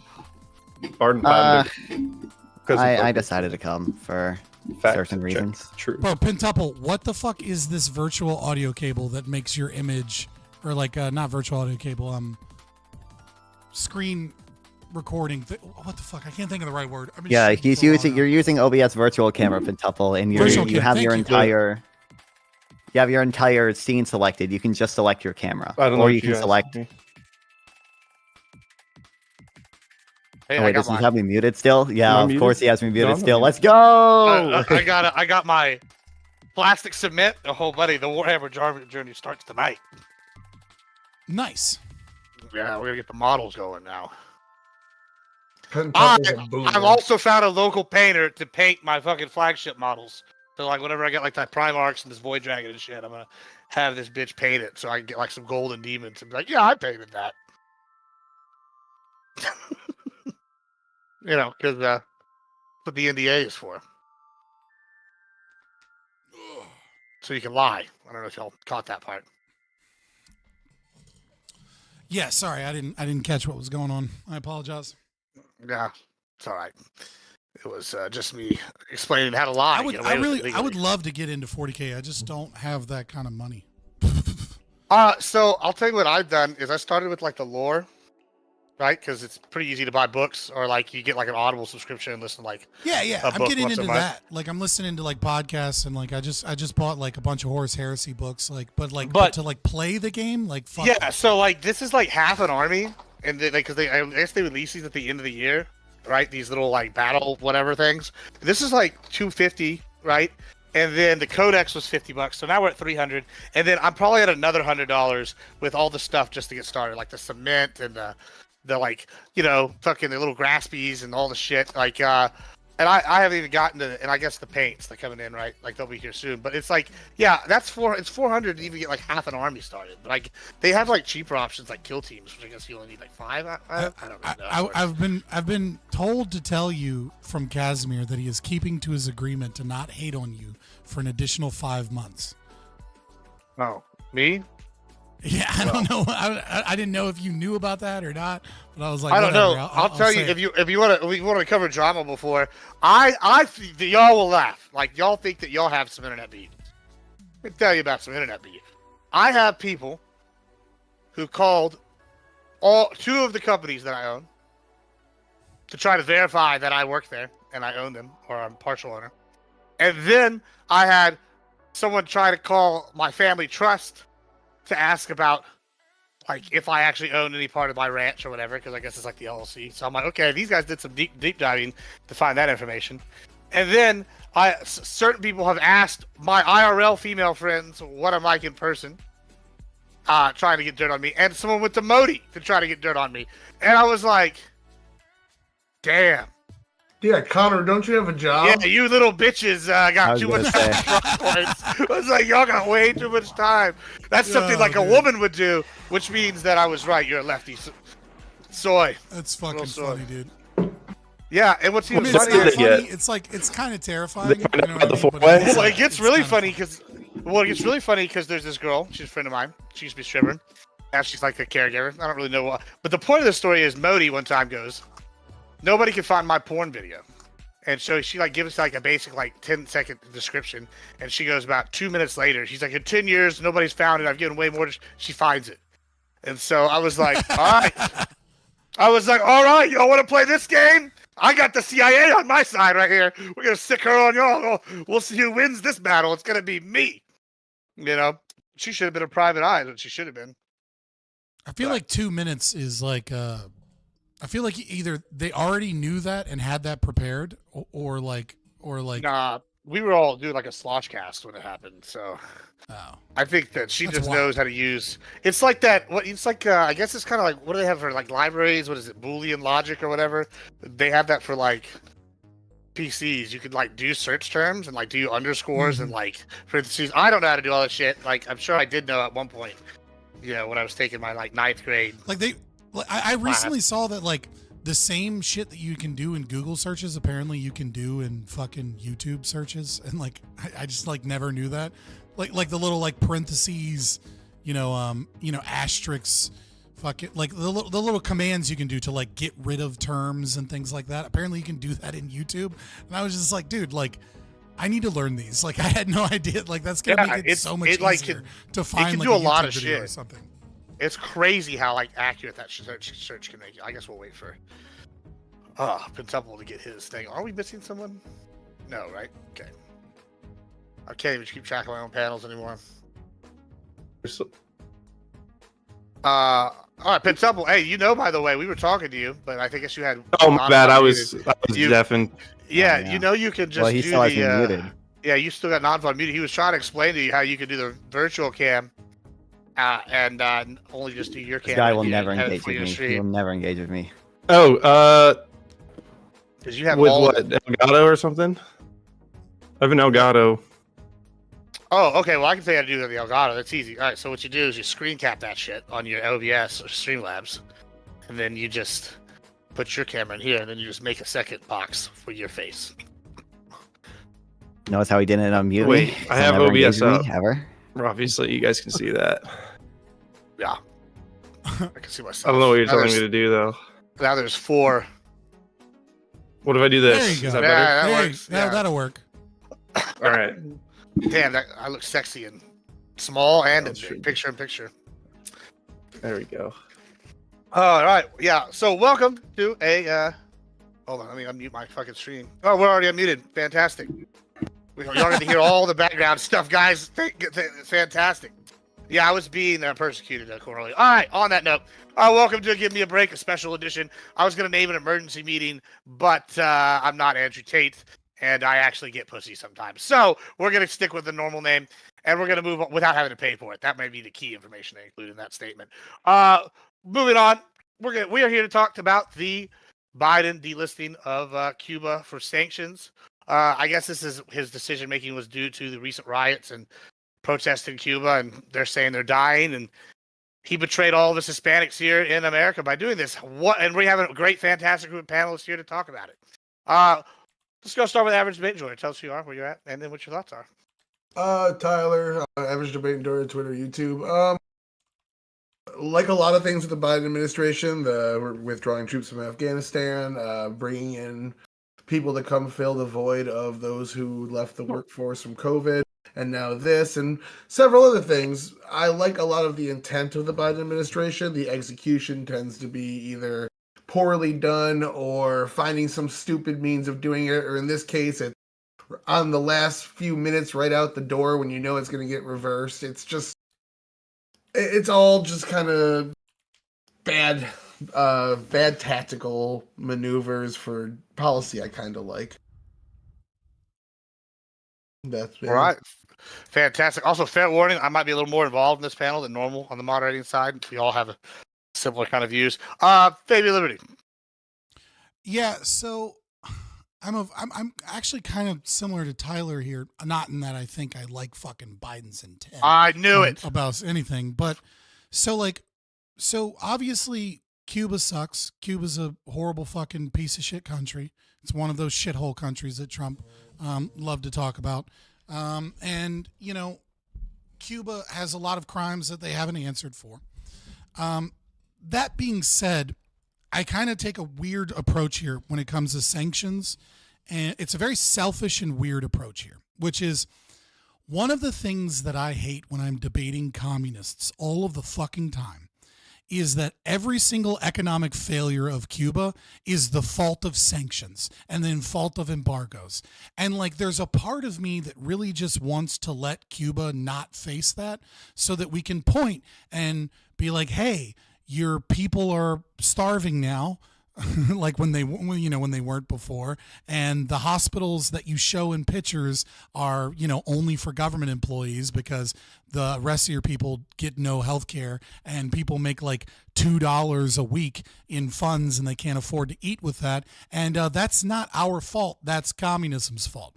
The idea that we're going to like get rid of saying that they're a sponsor of state terror is like just like, I think it's an additional slap in the face, right? Like they are a communist nation.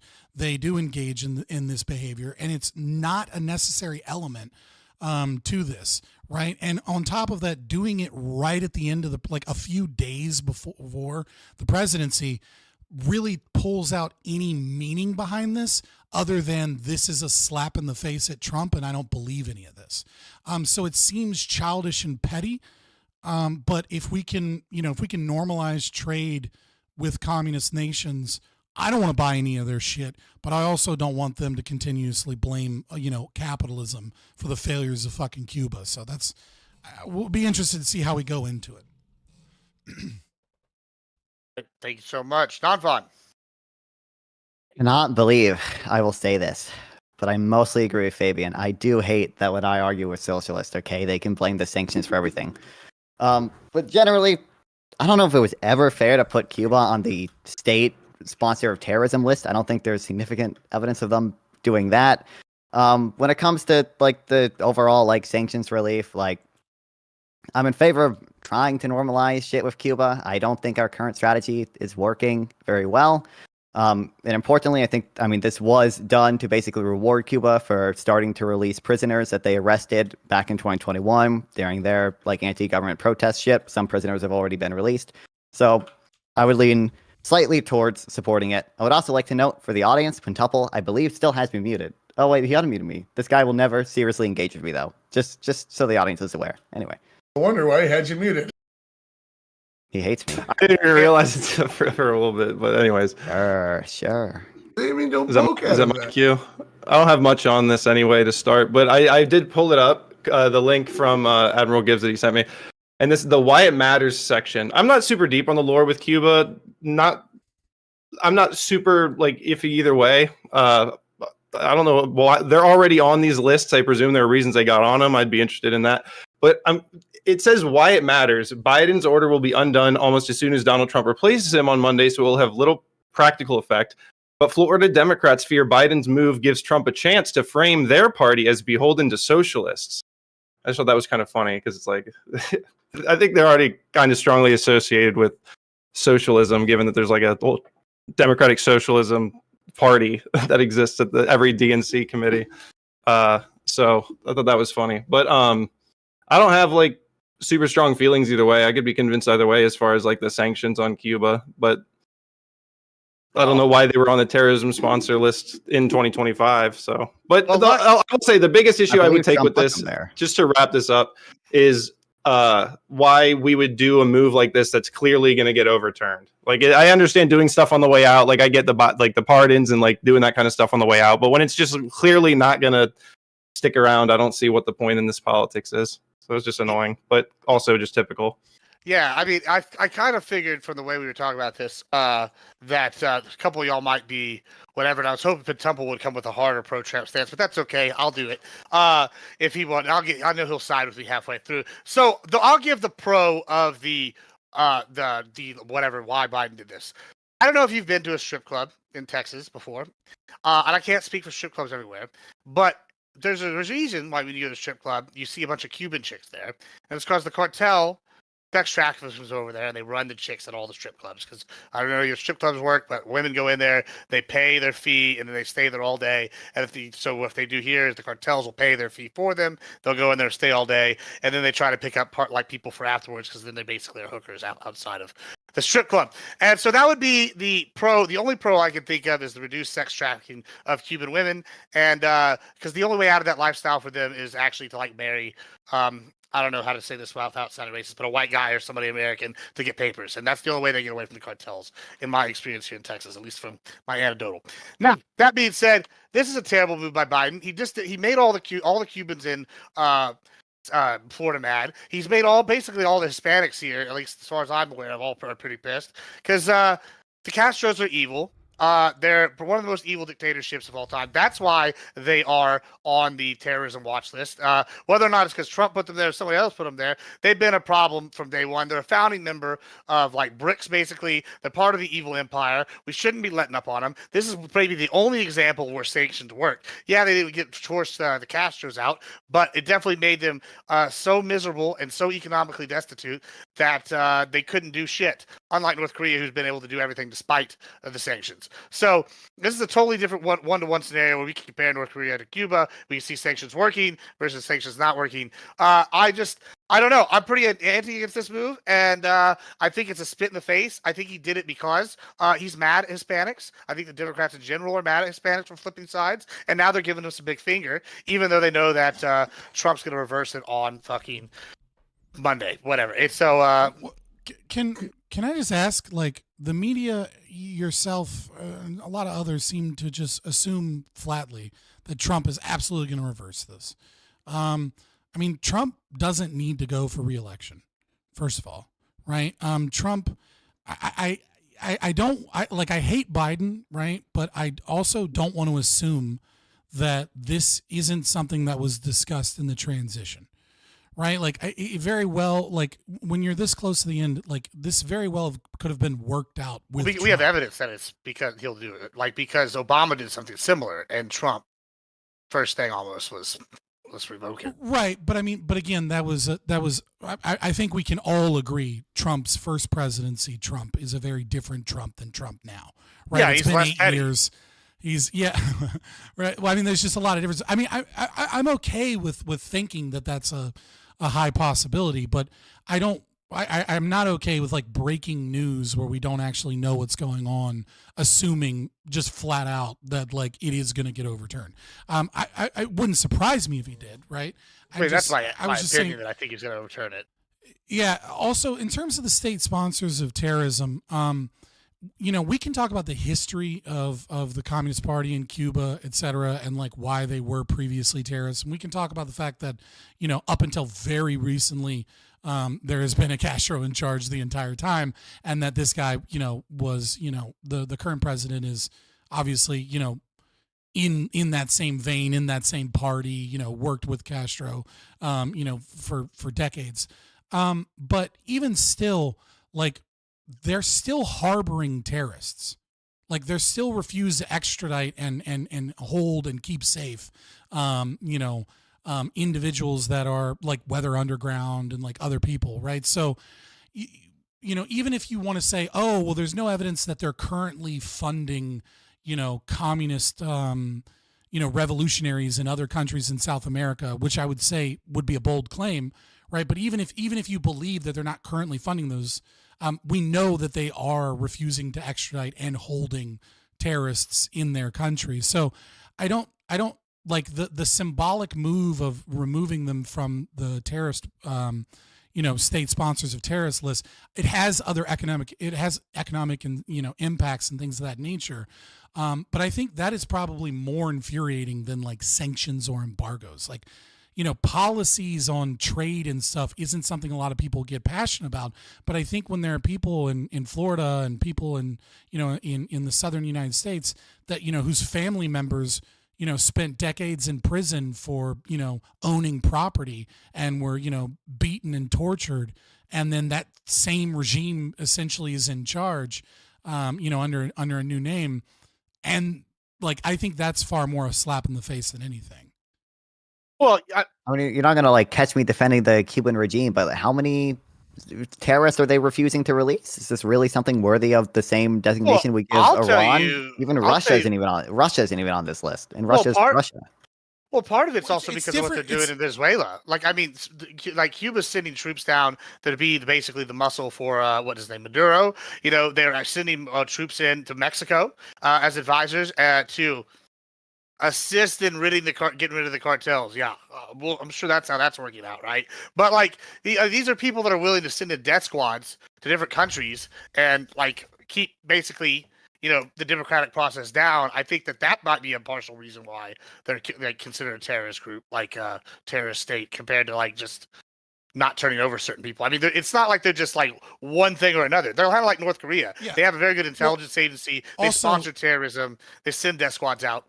Also, there's a big difference between adding a country to a list and then saying we're going to remove a country from a list, right? Like, because when you remove a country from that designation, you are sending a message that that country has cleaned up what they're doing.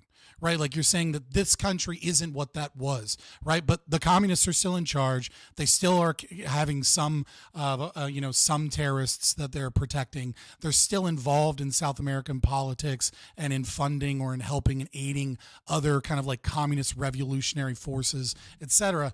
And so it's like, it's not quite like, I can understand that they're not at the level of Iran, right? Like I can agree to that. They don't have the resources that Iran has, but but like, it's not like they're now a liberal democracy, right? And like we ought fucking, you know what I mean? Like rescind this because, the regime is gone and, and they have like, they have changed their ways and they're different now, right? Like they just lack the power that they once had, and they're still engaged in similar behavior. Let me clarify. We did it to reward them for releasing prisoners. In B, I guess I'm just like, there were plenty of brutal dictatorships that we don't put on this list. What was the justification for putting them on the list in the first place? Do we know? That's I don't what I was know. about to get to. Is this isn't a fuck ton for putting them on the list. Hold on, this isn't the altogether everything Cuba's ever done. This is just the Trump era sanctions that Biden took away. So this isn't and it was because of a prisoner swap. It was done in negotiations with a prisoner swap. Yeah, and the Vatican, I guess, was the negotiator as well. Mm-hmm. I saw some of that earlier. But if you want to talk about adding them to the list, right? Like there's a ton of shit that Cuba has done, especially in like the 1980s. Now, that isn't to say America and fucking Reagan didn't do a bunch of fucked up shit in South America either, right? But that's neither here nor there. If we're asking, is it legitimate to say that throughout history, Cuba has been a state sponsor of terrorism? Like that, I don't even really think that's a questionable thing, unless you're like a hardcore tanky that just like wants to lie, right? Like they have absolutely. Well, in the like I agree, like in groups the of funds to try and overthrow democratically elected leaders because they want communist revolutionaries, like revolutions throughout South America. Like that has happened in the 90s and 70s and Cold War era shit. I'm sure this happened. How much of this stuff is really happening recently? It seems like the. Well, again, that's why I made the point between down a little bit. Because like, can we trust Cuba to not like harbor terrorists or like people that we're not like engaging with? In globally very friendly, you know what I mean? Like they're the piece of land that's close to our country. If we need to be certain that they wouldn't, side with the enemy, basically, I guess. Well, but I mean, this is a situation of the regime. Context. Can I ask the Trump people something real quick? To the list in his on his way out, like almost at the same exact time. So I just would point out, Biden could have reversed this and been like this, Trump did this on his way out, but he chose to do it at the same time. Well, like I do think Trump will probably overturn it if he doesn't like it, but if he just decides to keep it, maybe there is conversation that happened during the transition, and this is like not the biggest deal. I don't think it's a huge deal. Do it now because they released prisoners. There's a very low probability, but people are talking about in my chat. I don't buy it, but it is possible, right? That Biden just really fucking hates the DNC and wants a last fuck you. And Hold on, that was my point. No. That's my point. Don't go there yet. I was waiting. I got that all written down. I don't think we have to do all this like fancy, like nice movement stuff for Cuba, though. If we want to get prisoners out, we could be like, give us our fucking prisoners or we'll like fuck you up. Like it's like a kid. Like we're America, they're Cuba. Like we could ruin Cuba if we wanted.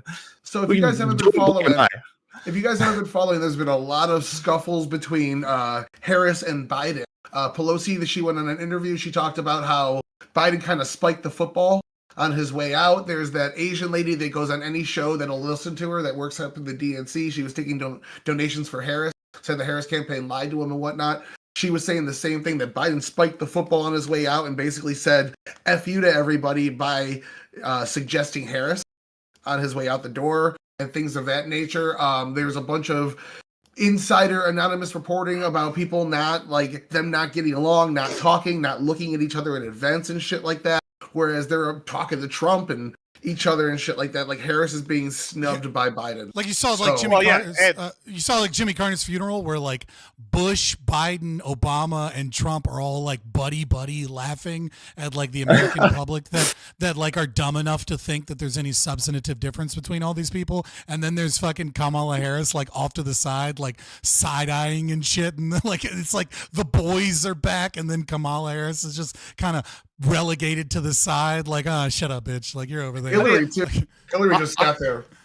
I saw this this today was that well, to add to maybe fire to your theory here was that Joe Biden quote gave an interview and she said, "I've been Pelosi's friends for like 50 years or 30 years or something, and I feel betrayed. Fuck that bitch." Like long story. I'm paraphrasing obviously, but she fucking she went off on quote you. And, yeah, fuck that bitch, yeah, fuck that bitch. Yeah, end quote. But yeah, I mean, like, if this is really a sentiment from Biden, like, how real do y'all think it is that maybe they're over here on the warpath just to say fuck the DNC, but like let it burn? Like, do you think that's even an actual possibility for Biden? I think it's This a seems like possibility. very I just don't I don't think think it's the most so. likely one. That's very unlikely.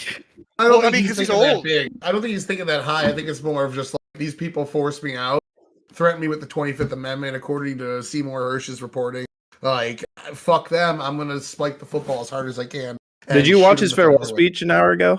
No, I didn't check that. I've been watching Marco Rubio in the Senate today. He said like all the classic, like boring, dumb, talking point stuff. But I do think like, I don't know, like people think like, oh, he said the garbage thing to like help Trump. I do think he could have done more to help Kamala, and maybe you could argue that he didn't help her enough. But I don't know that he's like gone the other way to actually try to hurt the Democrats. But at the same time, the Democrats shot themselves in the foot by picking someone who was so clearly incapable of like keeping it together for more than like, I don't know, however long those drugs wear off. But Wait, you don't think they gave We him not think Adderall? it's possible that like Biden just wanted to do this because he apparently likes helping prisoners. That's I mean, the most likely. Unfortunately, we're just having a little fun with the speculation, but you're probably right. Because this did any of you guys know that we had 553 prisoners in Cuba?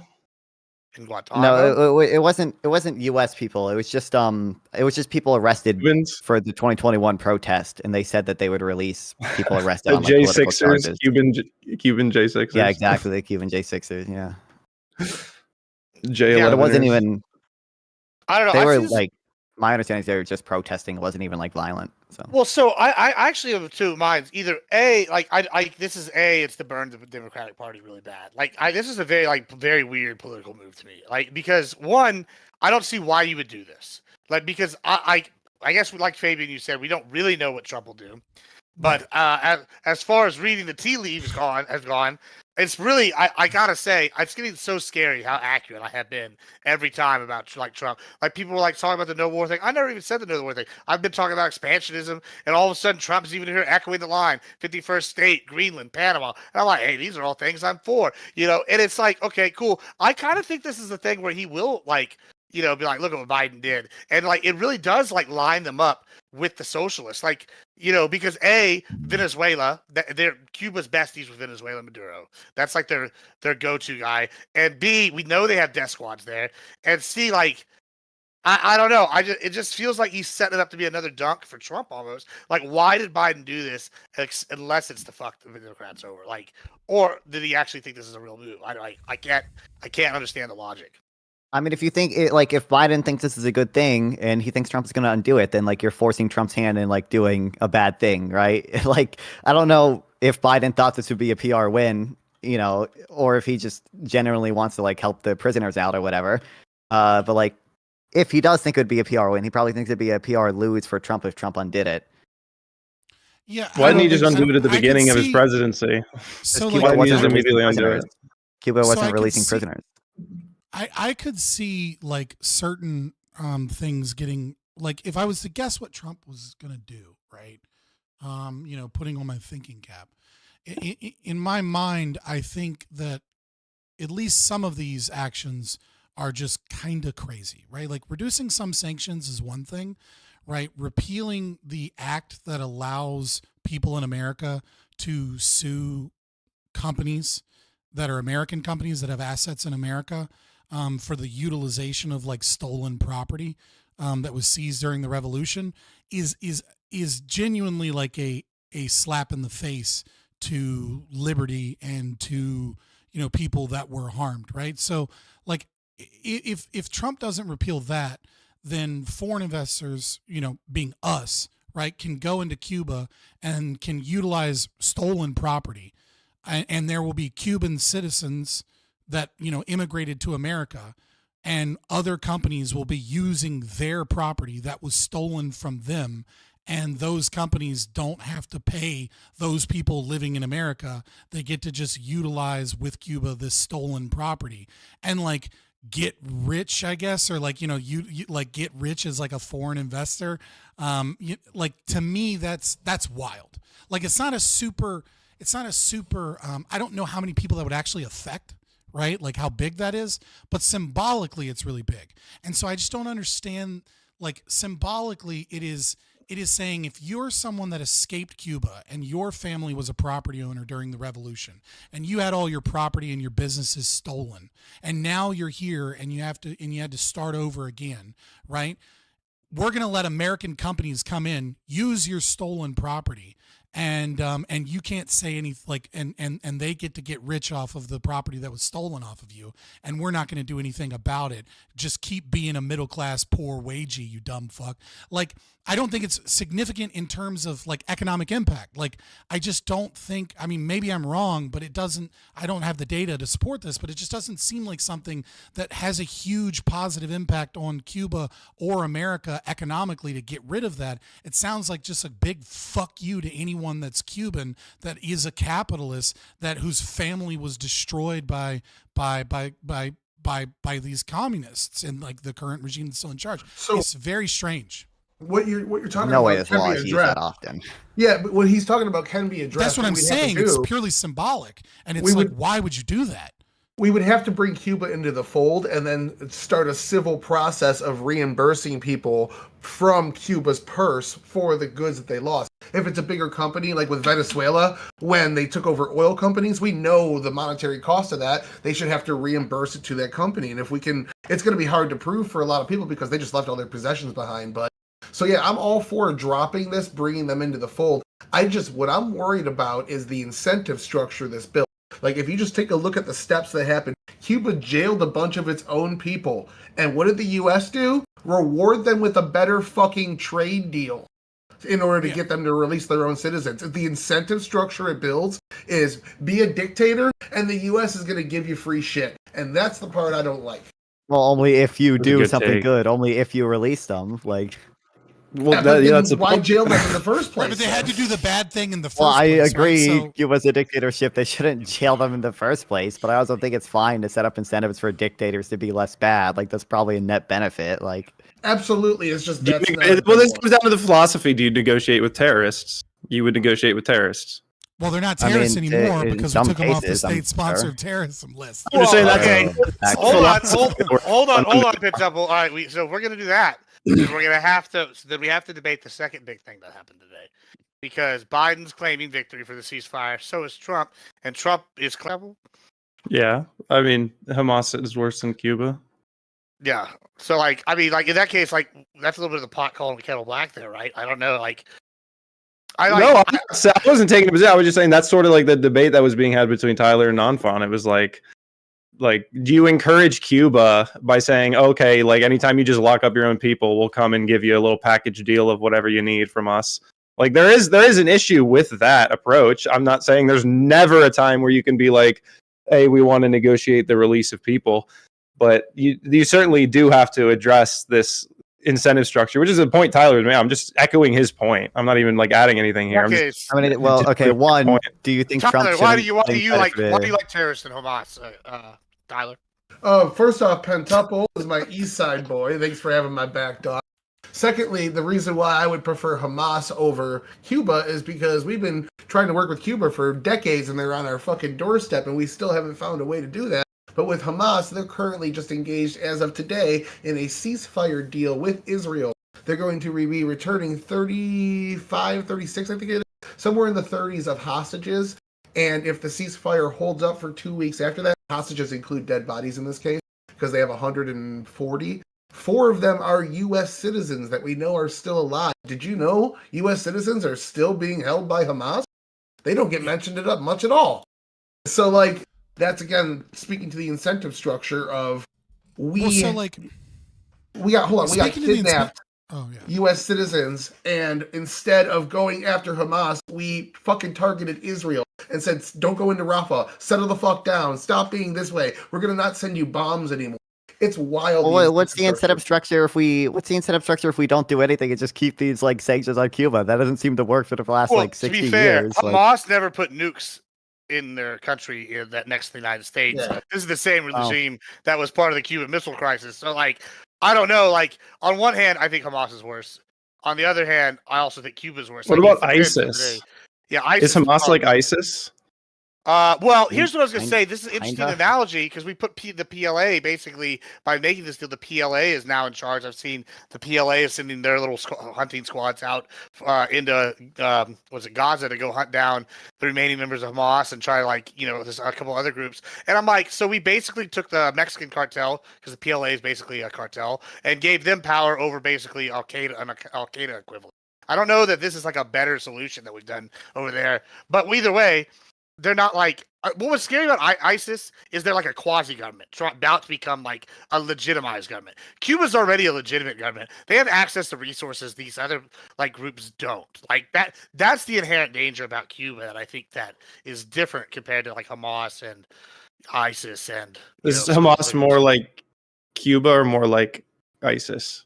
More like ISIS. Yeah, more like ISIS. PLA is more like the cartels. I don't know. They're the ones kind of now in charge. Wait, what PLA? Do you mean PLO? Yeah, I think it's PLO, Palestinian Liberation Army. There's the Palestinian Liberation Organization, and in that is the PA, the Palestinian Authority, and that's what actually controls the West Bank. The PA, yeah. Yeah, I mean, I think the PA being in charge of Gaza is a lot better than Hamas being in charge of Gaza. At least the PA cooperates with Israel on security matters. But I mean, what? Yeah, they cooperate more. Wait, what did you say? They were responsible for the first and second Intifada, so they wouldn't say they're the best. Yeah, but I mean, even since then they've gotten better, right? But I mean, I don't like the PLO much either. But I guess I just like I don't think our current strategy has worked. I'm not like opposed to like quote unquote negotiating with terrorists so long as we only do so when they do like good things such as releasing prisoners. I mean I think Biden tried to do this with Venezuela as well. Biden said we'll give you relief on like oil sanctions if you have competitive elections.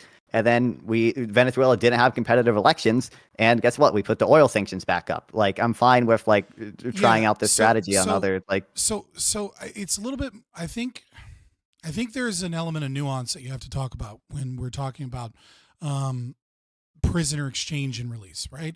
The problem that I see here is very similar to like the Brittany Griner issue, right? Another blunder by the Biden administration, right? Which is if you do a prisoner exchange or give them something for the release of prisoners, whatever that country is, you cannot have the prisoner, you cannot be on the losing end in terms of the value of the assets, and you cannot be in such a situation where the primary cause, or at least the only cause, especially, of you giving them something is giving up prisoners, right? So, when we look at like Brittany Griner, right? Like we gave them a terrorist and they gave us a WNBA player.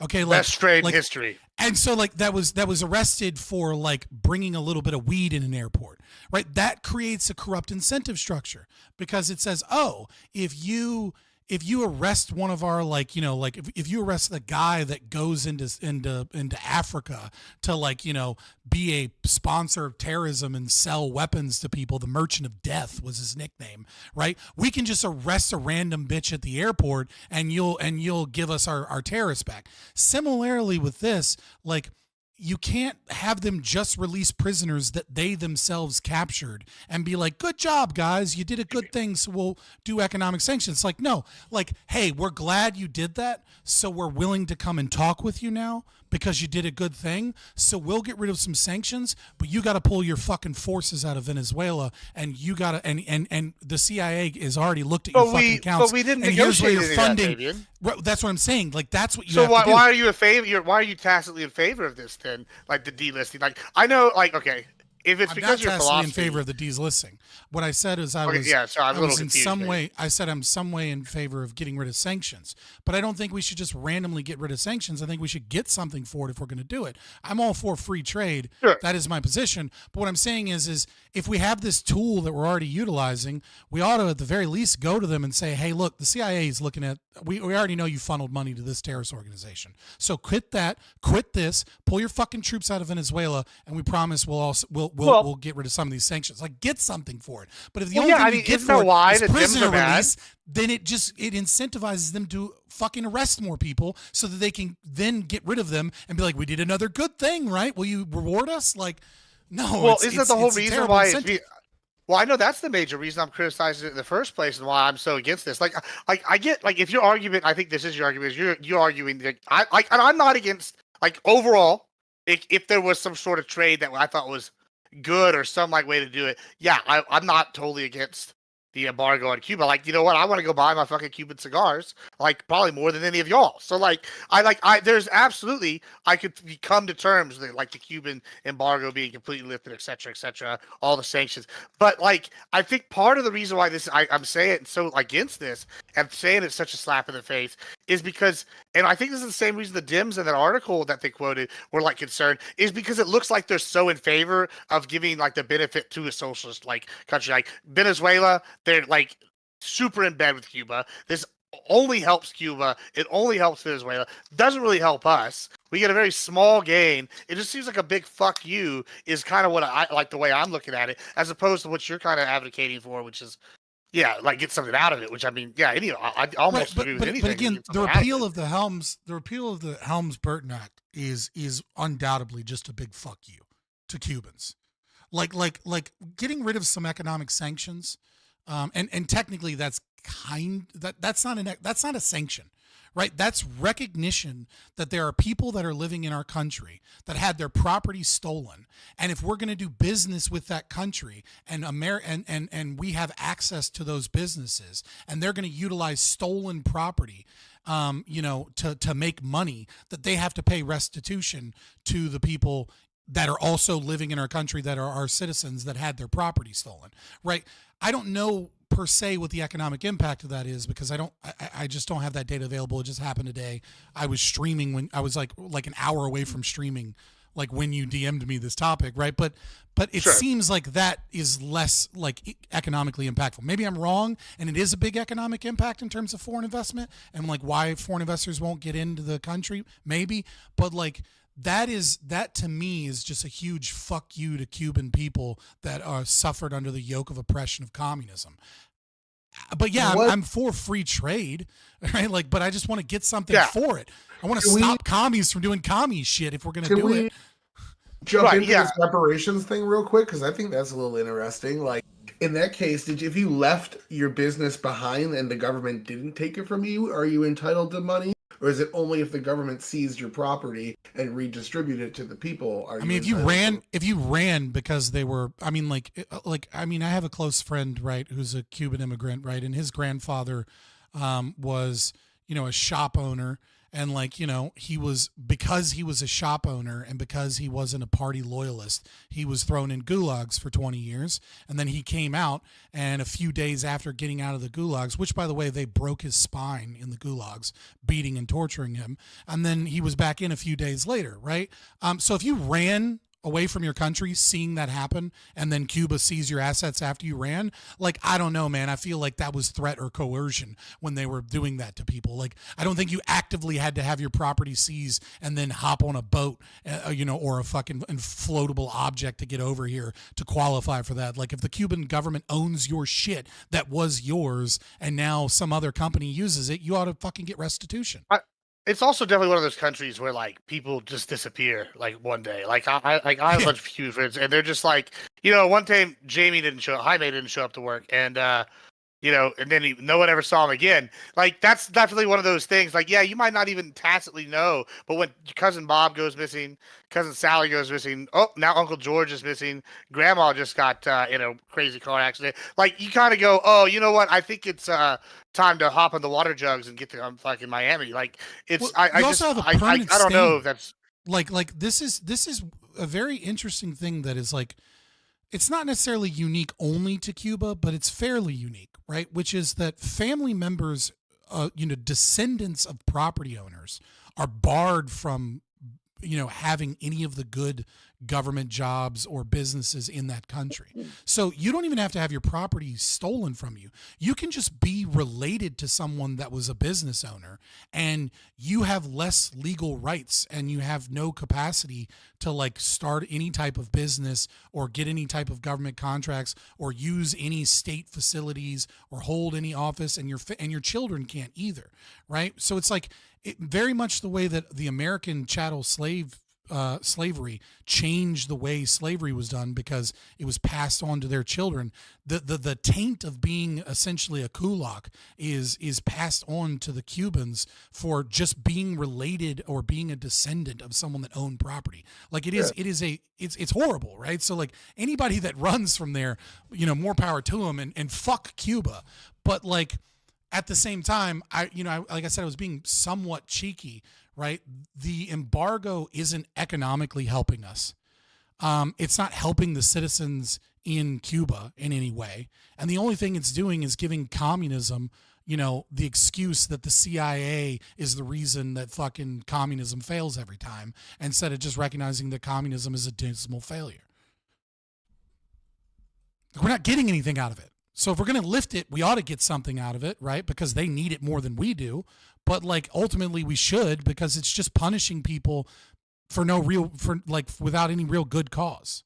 Well, again, the sanctions are still there. These are just the Trump sanctions that they're removing. So we're still leaving a majority. Isn't this what we literally what we did? Like we removed some sanctions in exchange for them, like being a little bit nicer in releasing prisoners. Trump didn't put new sanctions up, right? He reestablished old sanctions. So Obama got rid of some sanctions, and then Trump put them back in place, right? So it's not quite the same as like Trump was like, and by the way, fuck Cuba. Like, we're just going to put in some new sanctions. It was like, no, Obama, you didn't fucking get anything out of this. And they're still commies, and they're still doing this evil shit, and they're still keeping underground. And I know your fucking mentor, was a part of that terrorist organization, and you love him so much, but I don't fucking like him, and I don't like fucking Cuba. So I'm putting the sanctions back. Now, you can agree or disagree with that policy. I don't agree with the reinstatement of the sanctions, but I think if we're going to get rid of them, we should get something substantive out of it, as opposed to just rewards for prisoner release from the prisoners you locked up. It's just an incentive to make Cuba worse. Exactly. I agree. That was I don't think it's a. I mean, if there's like a pattern of Cuba arresting people and then like releasing them when we constantly give them rewards to do so, like that would probably where do you think that pattern starts? Well, sure, but couldn't this also, I mean, Trump is going to become president. I doubt Trump's going to do this. Couldn't this also, like, hey, signal to Cuba, like, hey, maybe we can actually have some, like, further, like, more peaceful negotiations? Like, yeah, but, like, is that, like, something that we should want with Cuba? Do we want, like, I don't know, like, these, like... If we get something good for if they stop being, like, genuinely evil to some extent, yeah. So, okay, I'm not scared of communism anymore. So, hold on. It's not necessarily the communism itself I'm scared of, which I am scared of communism because it's one of the great evils of the world. But like when I look at this, maybe it's because I look at like things on like 150 year and 100-year time scale. It's like what like our little eras are, as opposed to I guess most people only look at it like the decade or the now. Like I remember, like to me, like World War II is like the start of like modern. diplomatic era, right? Like, and then, you know, we're not 100 years from that, right? You know, so like when I look at things, I like everything's a fallout from there.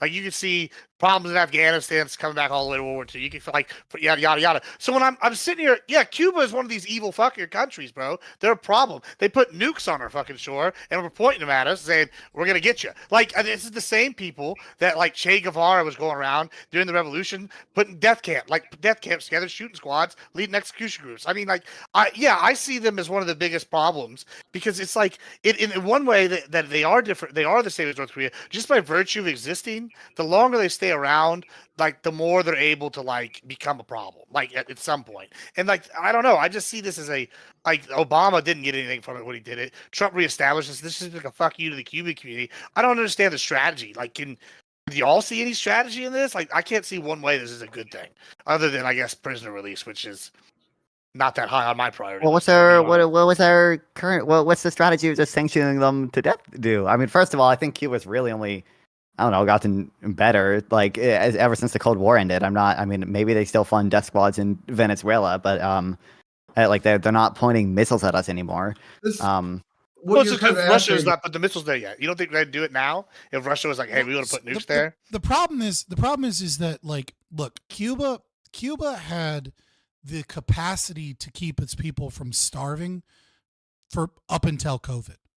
Like up until COVID, the inflation that hit from COVID has devastated the Cuban economy, and that's a major reason for many of those, those protests is not so much that they're mad about inflation, but that it's hard to keep starving people from from protesting, right? Like you start, and because of because the market is completely unable to balance this, right? Like the Cuba has cut in the past since COVID, like twice they've had to cut the rations for food that they're sending to people, and people that work jobs with inflation, like they work for like a week to be able to afford like a loaf of bread and like a glass of milk, right? Like that's kind of the economic reality of like how much they're taxed and how much money they can actually make.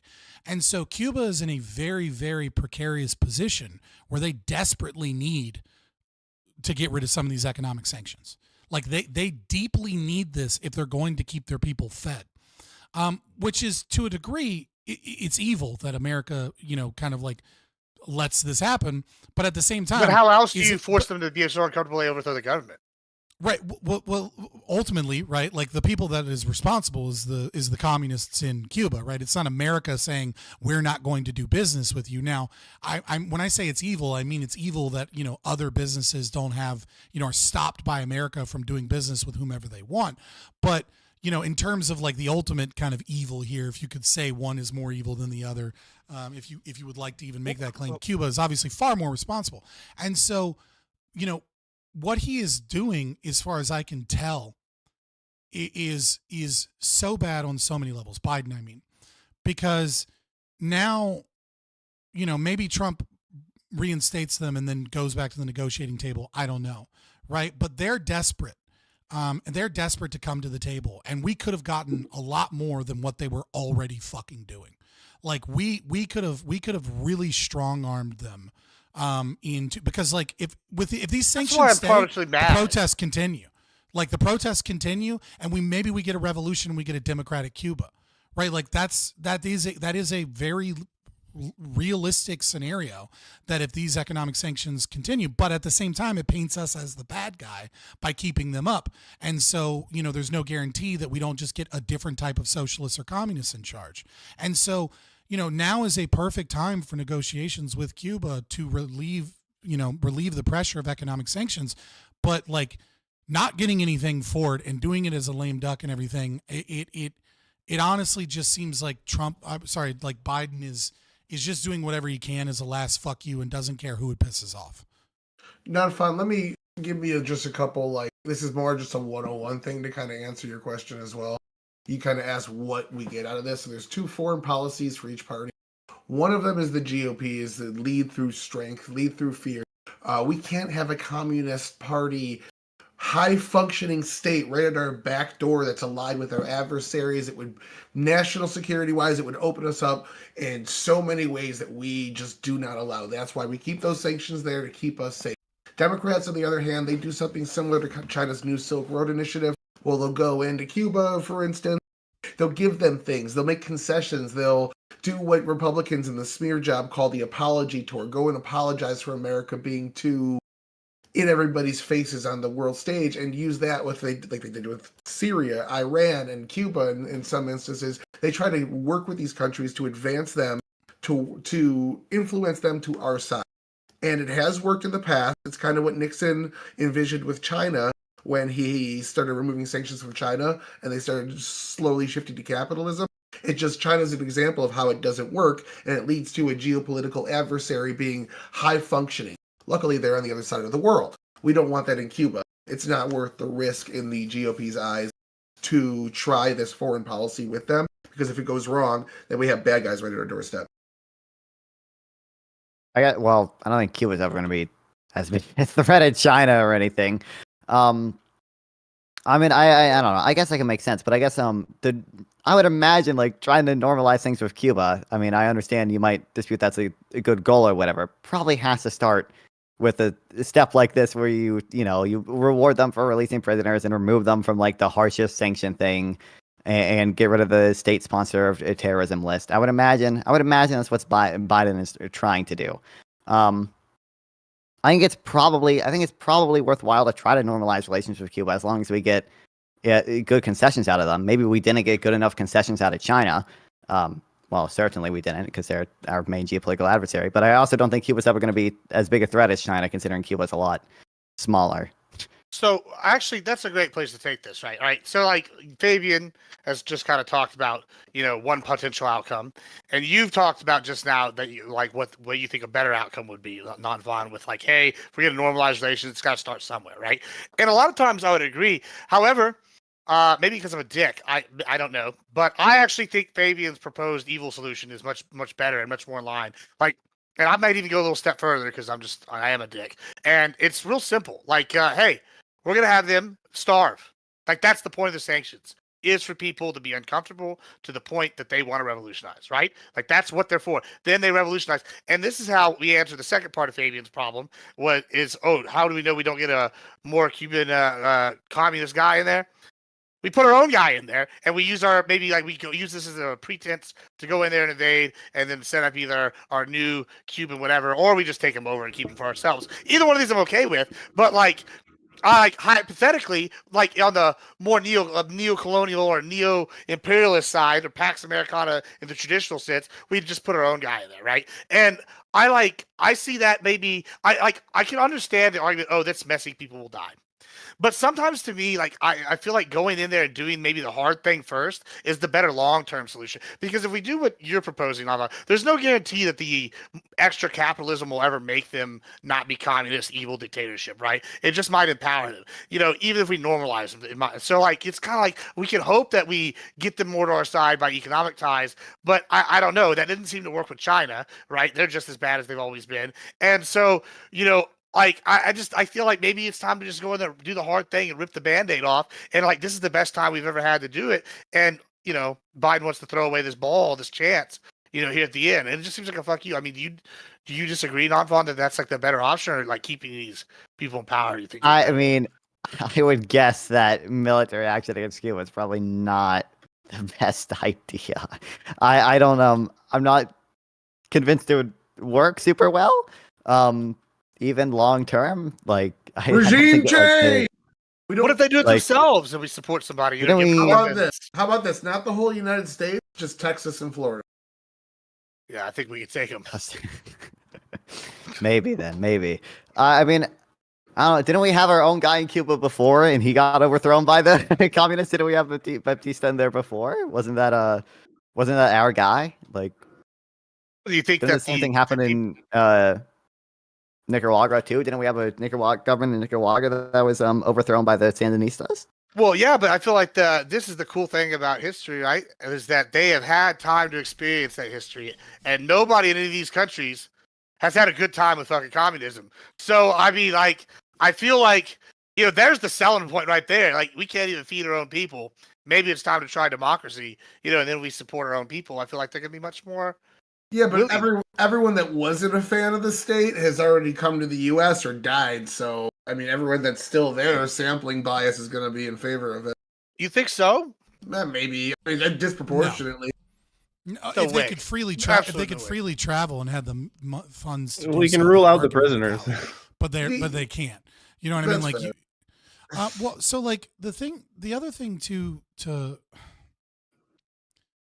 I don't know. Like the problem is that like American interventionism in Cuba via the CIA is so well known, right? Like you can't really like as much as the people of Cuba, you know, want to get rid of, like, there is a large portion of people that want to get rid of the failures of like Castro and, you know, that regime and that party. It's not like they want, you know, to be a fucking, you know, client state of the United States either. Right? Like if the Cuban people were given true free choice, they would just have like a democratic socialist government with communist leanings. Right? Like these people don't want fucking, you know, a Starbucks on every corner from, you know, some American corporation. I mean, like it was like a couple years ago that, like, you know, the CIA because they have better coffee already. Right, the true, but like it was just a few years ago that the CIA was involved in, you know, creating a Twitter alternative in Cuba, with the express goal of getting Cubans on Twitter so that they can then, you know, use the algorithm to force feed them, revolutionary messages so that they would hopefully like try and have a civil war and violently overthrow, you know, the regime. And so it's like these people don't trust America in any way, shape, or form. Some of them do, obviously, like any large population is, right? So like the concept of like regime change, or that like or even that capitalism and like freeing sanctions is going to have like some pro-American or pro-liberty kind of mindset change here is like is silly, right? Like we have 70 years of bad faith with these people, right? Generations of like America is the problem. I think the way you fix that is tourism, like that. Because if you see, I'll give you an example. I've gone all over Latin America, and the places that have the areas that have a lot of tourists, they quickly decide, hey, these people bringing some money in.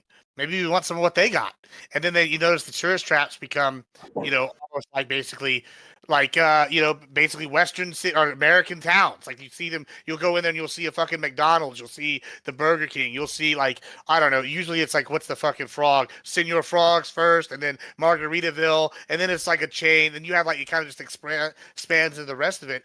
That's the way you get them, and I think that with them being so close and Havana being just like the tourist spot for decades, I feel like that would be the way to get him if we were going to get him through capitalism, but I just don't see that happening. As long as the cash that is a significant difference between after guy. I mean that's a significant difference between, you know, a strategy that obviously failed with China and us is, you know, it's a lot cheaper to get a flight to Havana than it is Beijing, and they're a much smaller population, so they're a lot easier to sway with those kind of economic interests than China, specifically culturally, right? Like when you bring in tourist areas like that has a much larger significance. Like I don't disagree that there are ways that we can influence Cuba over to our side, right? But like what I mean to say is that our intervention along with sanctions, right, have created a narrative in the Cuban people for generations, which is, you know, that the CIA and that America, along with heavy propaganda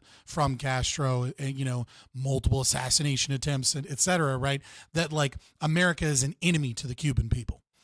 And obviously, yes, there are plenty of people that don't buy that have family in America, that know that they can escape and get to America, right? But there's a large and significant portion of people that have no trust that like United Fruit Company is going to come in and not do them dirty, right? Like, and so like, you know, we do need to relieve economic sanctions, but like, again, over and over again, we have to get something for it. And like patting them on the back for, you know, releasing their own people that they captured for fighting for freedom, you know, and then and then giving them just a laundry list of positives on a lame duck presidency a few days before is it's just like it's like the motherload of bad ways to do this, I guess. Like motherload of bad ideas in one package. I mean, yeah, I kind of have to agree with Tyler here, which is that like the Biden administration in terms of foreign policy always in these last 4 years has managed to do the right thing in the worst possible fucking way every time. Like it has been the greatest failure. The Biden administration has been one of the worst failures in foreign policy in terms of execution of their goals in all of American history. Like, you can definitely claim that other people were worse because they had bad goals. But like Biden seems to like want to get out of Afghanistan, want to get out of the Middle East and involved in certain, presumably, right? Wants to keep certain, relations, wants to protect Taiwan, wants to relieve economic sanctions, like all of these things I think are probably good ways. And in every step of the way, the execution has been a dismal fucking failure. I mean, like, what do they do for Taiwan? Fucking be like, we'll bomb people, maybe, we don't know. Like you know what I mean? It's like he gave him $17 billion, and he also wanted a Gaza ceasefire, and he just got a ceasefire in Gaza. Like, I mean, like, so did he though? Did he get the ceasefire in Gaza? It took him a long fucking time, and it just miraculously occurred a couple days before Trump comes in. Like, get the fuck out. Yeah. Also, after Hey, you think it wouldn't have happened if Kamala won? You don't think those are probably big factors? Wait, say it again. Yeah. Sorry, Also, after the Hezbollah has been fucking destroyed and the regime in Syria has been overthrown, you don't think those are probably bigger factors than Trump getting elected? Really? I mean, we didn't have anything to do with not in it. this timetable. No, absolutely bullshit. Not in this timetable. If this would have happened 2 months ago, yeah, well, sure. hold on. But you're talking If about Kamala days before won, Trump. we wouldn't have this. Syria wasn't anything What, to do with us either. That was all Qatar and Turkey back in that. I Well, don't. they were only able to act because Hezbollah was destroyed, right? And one of Assad's like allies was destroyed, right? They got rid of the whole Iranian crescent, like. Yeah. I mean, Israel. so I mean, like Trump under Kushner. Well, we help Israel. But... Trump under Kushner has obviously been one of the most pro-Israel presidents in modern times, but also one of the most successful since World War II as a president in being able to normalize trade and bring peace to the Middle East. Obviously, he supported, helped pass tacitly supported the Yemeni blockade. Obviously, he had a bunch of fucking war hawks in the first half of his administration, like fucking John Bolton. Obviously, he bombed a lot of people. Obviously, he didn't fully pull out of Syria, and he probably bombed an airfield based off of dubious claims. I'm not saying Trump's great, but you can't argue that Trump hasn't been successful in pushing his foreign policy in the Middle East to a degree that no other president in modern times has been successful in that regard. And days before, you have two different people claiming victory here on the ceasefire. Like, I agree that a ceasefire was likely imminent because of the power differential between Israel and Hamas here. But to say that, like, oh, Biden did this, Biden got it done, and to just allegedly deny Hamas that like Trump, that Trump had an influence, or that without actually even knowing, I think is silly. We don't know who negotiated the deal. Well, allegedly Hamas is. I literally today. I'll have to find the article. It said allegedly today, as of today, Hamas has more fighters than they did originally when they started this on October 7th, right? So that's usually how bombing people works. They're less trained. The numbers are up in theory. I mean, not that these people were super trained in the first place. Like, I kind of equate them to what Taliban was doing with the monkey bars and sending videos and posting about how badass they are. Like, I don't know. Like, what does their training consist of? It's probably the same as MIL Team 6 out here in Appalachia. Like, I'm just saying, like if I had to wager, I'd probably put my money on MIL Team 6 if they went to head to head, because them fuckers at least probably had one guy that used to be in the military. I don't know. Like, But what did Trump achieve? I mean, with Israel, Trump achieved the Abraham Accords, but I don't think those had a huge lasting impact. I mean, clearly not. We just had another fucking Israel-Hamas explosion. Like, hey, what did he achieve with North Korea? What did Trump achieve with Cuba? Like, Wait, didn't Obama tell Trump that North Korea was the biggest issue going into his presidency? Once fucking Biden got into office, correct? Yes. Once Biden got into office, you know, a lot of those deals and things fell through. But I don't know. None of the Abraham Accords fell through, right? It was.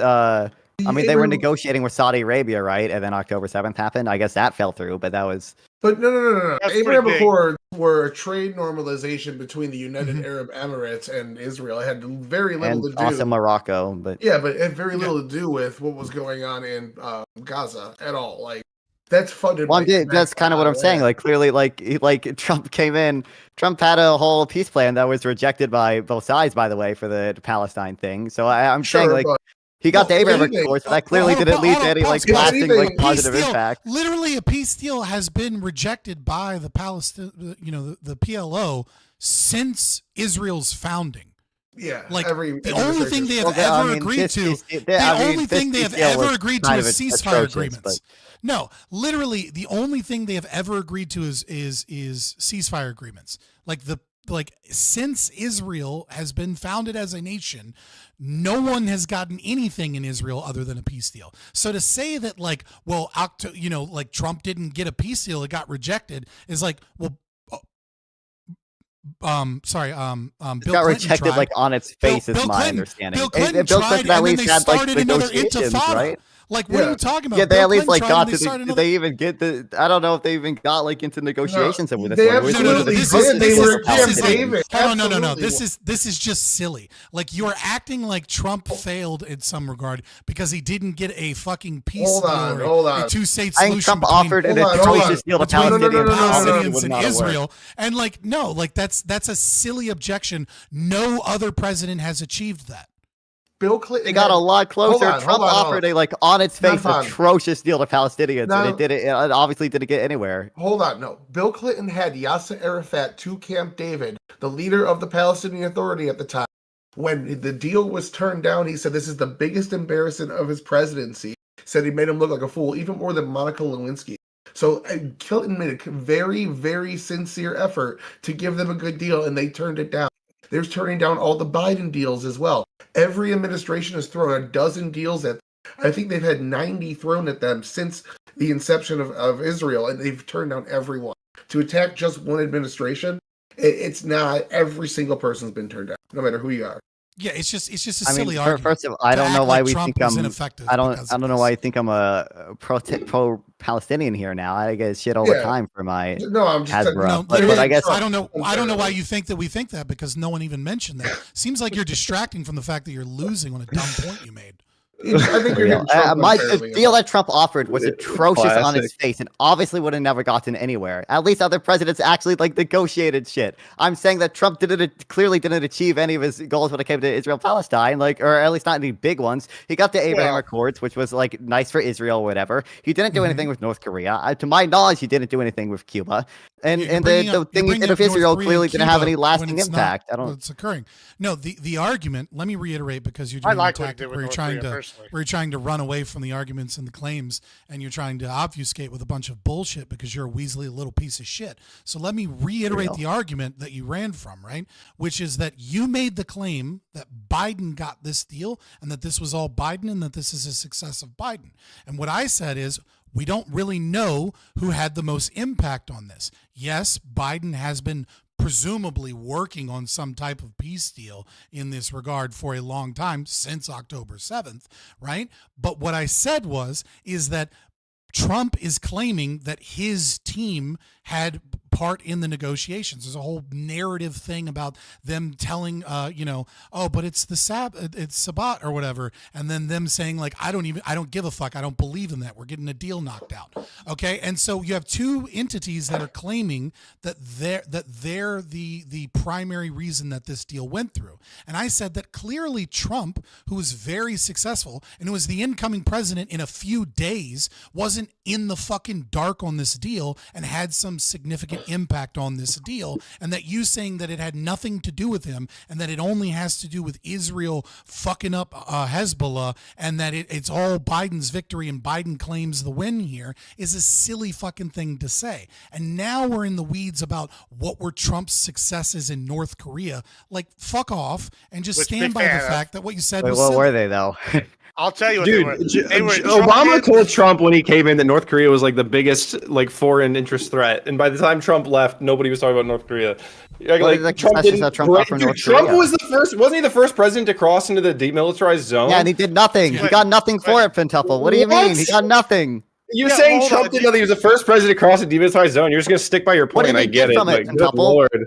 Was there any agreement that came out of it all? North Korea paused missile tests for like a month, and a month later they started doing missile tests over Japan again.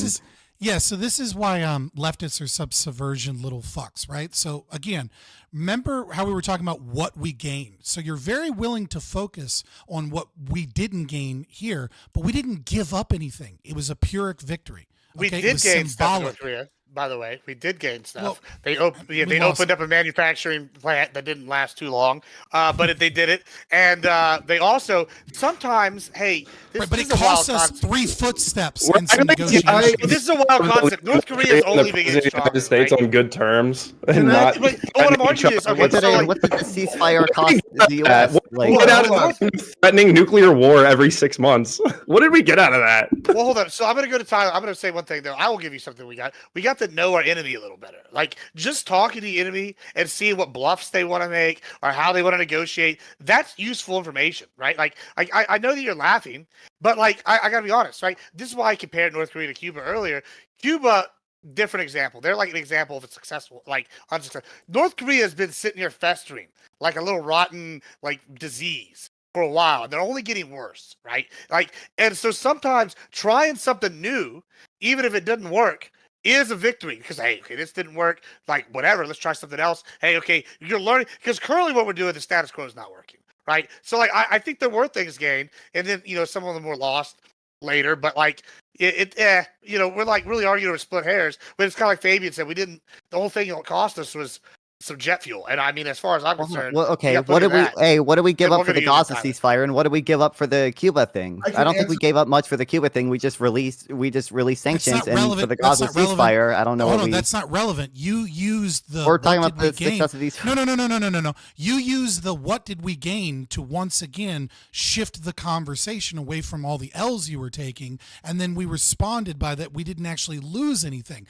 Now you're taking the own thing that you used to subvert the topic and to get away from the L claims that you kept making, and you're reversing it and saying, but what did Biden lose by getting a ceasefire? It's not relevant. It wasn't relevant when you brought it up, but we kicked it back down because it was a stupid point to make up, and now you're trying to reverse the irrelevant stupid point you brought up to try and subvert the conversation again. This is why you just leftists shouldn't even be allowed to fucking speak, God, until they learn some basic fucking common decency in rhetoric. Hold on. I don't think that I don't think you're being bad faith. I think that you just are lacking some of the context. Absolutely being bad faith. So am I. Yeah, because I hate lefties. Okay. Hold on. I think you're somewhat lacking the context and trying to make conclusions just without the proper data. Oh, God. So the reason why there wasn't a lot of pressure on the Trump administration to do anything with Palestine and Israel, besides all the rejections in the past, is because the festering that Gibbs is talking about with North Korea, that didn't exist in Gaza or the West Bank. So what Israel did was this practice of mowing the lawn. Every couple of years, they would go in, they would destroy weapons caches, they would destroy armaments and whatnot, and they would just kind of clean up. They did the same thing in Lebanon up until the Litani River, until there was a peace deal signed by the UN to keep both parties out of that 19-mile area between Litani River and Israel. So there was no peace deal like that in Gaza or the West Bank, so they continued to go in and mow the lawn. So nobody thought that these were relevant threats that needed to be taken care of. It was a big criticism after October 7th of Bibi Netanyahu because the security was so lax on Israel, because nobody thought that this was going to happen. And a lot of the reason it did was because we removed sanctions on Iran. Biden let, I think, $16 billion go to Iran, which he stopped $6 billion of it in Qatar.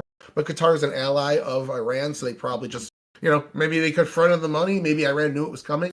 Money's fungible. But we saw a lot of that money go to the 7 proxies that ended up attacking Israel. So a lot of this had to do with Biden removing sanctions prematurely as well. Israel was broke, and that's another goal. I just watched the Marco Rubio hearing. That's another goal of the incoming administration, is to make Iran. I'm sorry, I said Israel. Iran was broke. It's to make Iran broke again, so that they can't afford to do terror. So. Oh, we did also, by the way, to talk to North Korea, agree to like stop doing military drills with South Korea. But also, to be clear, Hold on, we did that. Hold on, we turned right around. We didn't agree to stop doing military drills. We agreed to stop doing military drills at Camp Casey, at the DMZ, because it's kind of an aggressive act, right? When you have another military on your border doing practice runs for when you invade said country. Well, we didn't stop doing them in our installations. 10th Mountain didn't stop doing those drills. They just stopped doing them near Camp Casey. They do them near Seoul, right? So it's just a movement of that practice to say, like, and hey, now we do them again. It's we another did give up symbolic something. thing. Oh, hold on. We actually saying that we did them anyway, but yeah. So hold on. Yeah, basically, if you remember, they have that like joint North Korean, South Korean zone where they have some factories shit that reopened right after the Trump thing. Then they had some issues. They shut that down. I'm not like there's a couple other things that happened. They fired at an island. I think they sunk a fishing ship. A couple other bullshit little things happened. Yeah, and so sure. We gave up the Camp Casey thing, but now we're doing that shit right back there. Now we're doing it again at 10th Mountain, because just like you said, we didn't gain that. Well, neither did they. Like they had us stop for I don't know, a year or two, and now we're back. Like literally, we just held a drill over the area, and they fired a missile over Japan because they were pissed. It's not like it's like sometimes it's better to know your enemy and know how their leader thinks than have this total we got a wall, we can't even communicate. I hate this idea that we can't try something new even if it didn't work, because clearly what we're doing with North Korea is not fucking working. I mean, I don't think what we're doing with Cuba is working either, which is why I don't know a ton about North Korea, so I don't know. We need more tweets, more North Korea tweets from Trump, more red buttons. We need 2 buttons. We have bigger buttons. Okay. To be clear, can we agree that Donald Trump did set out for peace between Israel and Palestine? He had a whole peace plan proposed. Yeah, sure. Yeah. We agree that he did nothing to accomplish that goal, right? Or nothing good to accomplish that goal. His peace plan was clearly on its face never going to work. Yeah. Yeah. Nobody. Okay. I mean, especially considering that he moved the U.S. embassy, right? So he'd already showcased far too much of a bias. Sure, and I think the annexation of the Golan Heights as well is. Yeah. Okay, isn't that a goal that Trump tried to set out to accomplish and didn't really do much on? In fact, probably actively undermined it. My argument wasn't God Emperor Trump succeeded at everything he did. My argument was that he was incredibly effective in a large scope of Middle Eastern relations, especially in the second half of his administration, as opposed to the first half of his administration, because he had dumbasses like John Bolton with him in the first half, right? That was my argument, and it was one, and that was just one argument that I was using as evidence that it's an absurd claim to say that this is just straight up a Biden W when Trump is claiming some of the negotiations were in part with him as the incoming administration, and that he was a part of this deal getting done, because obviously Biden has also been attempting to get a ceasefire and get threatening Israel to we're not going to send you as many bombs, we're not going to send you as much aid, right? It's not like this is Biden just started this. He's been trying for a while, and it seems like there are a couple of factors that changed. One that you mentioned, right, which is important, is the time, the fact that they've been winning in a lot of other regions, and the other one is a new incoming administration that is a part of the negotiating table that's going to be the president for the next 4 years. And to claim that Trump has no influence over this or limited influence, and that this is a Biden dub, and that this is all because of Biden, I think is a silly fucking claim. Yeah. Prior to October 7th, Israel, Palestine on the priority list was just very low. And they were being managed by Israel for decades at that point. Nobody thought those peace deals were coming. Everybody follow me on Twitch. Stop following me on Twitch. Follow me on YouTube. At that point, streaming on Twitch for a year and a half. There. Now it's a big deal because of October 6th. It's a big deal, absolutely. But then nobody gave a shit. So Trump did absolutely fail in his endeavor there. Yeah, it's just he worried about getting actual functioning nations onto a regularized, normalized trade relations with Israel and succeeded. And that's a big thing. UAE and Saudi Arabia being normalized with Israel is a big fucking deal. Much bigger deal than the other one. Saudi Arabia never finished, right? Because of October 7th, right? Wasn't that half the reason they did October 7th? Yeah, I mean, they have a multitude. The reason they want Israel wiped out completely is because they feel land. There's a multitude of reasons. And another reason is because they had the money due to sanctions being lifted by the Biden administration. There's no one single factor. You're probably right that is a factor, but I don't think it's the or a single. I think that was when there were documents like that, I think that was like the big thing that they cited. I mean, obviously, I agree that Hamas is ideologically opposed to the existence of Israel, but yeah, I mean, like it's like they're all I can ever think of is the PLO charter from the 80s. Every time it's so hard to like take any of those people seriously when you just like, and then the rocks will cry out that there is a Jew hiding behind me and say, hello, hello Muslim, please get and kill this Jew that is hiding from the rock behind me. Yeah, I mean, look, they like the golems. Right. That was a deep joke. If you knew what I meant there. I got it. The situation with the Biden administration in Cuba and in this deal seems to come out of left field, right? I think when we look at the Israel kind of situation, it's very obvious that that the Biden administration, even if you say it's a back burner thing, I don't know that I agree with that, but even if you were to claim that it's a back burner kind of like agenda policy, this has been something that has been a goal of the administration for a while. But this mea culpa almost from America of like giving so much so that Cuba could release their own prisoners that they themselves arrested seems really fucking chaotic and random. And like, I don't know. I really want to be a fly on the wall to see what the fuck he was thinking. Because I don't think anybody here, it was like, oh yeah, I totally expected this, right? Like, you know what I mean? Like anybody that is like even experts in the field, like is there's not a news article anywhere that's like, oh, this has been cooking for the past couple of months. Like we were definitely going to do this. Like it just seems like it just seems so fucking random. And I desperately want to know like what the fuck is Biden thinking?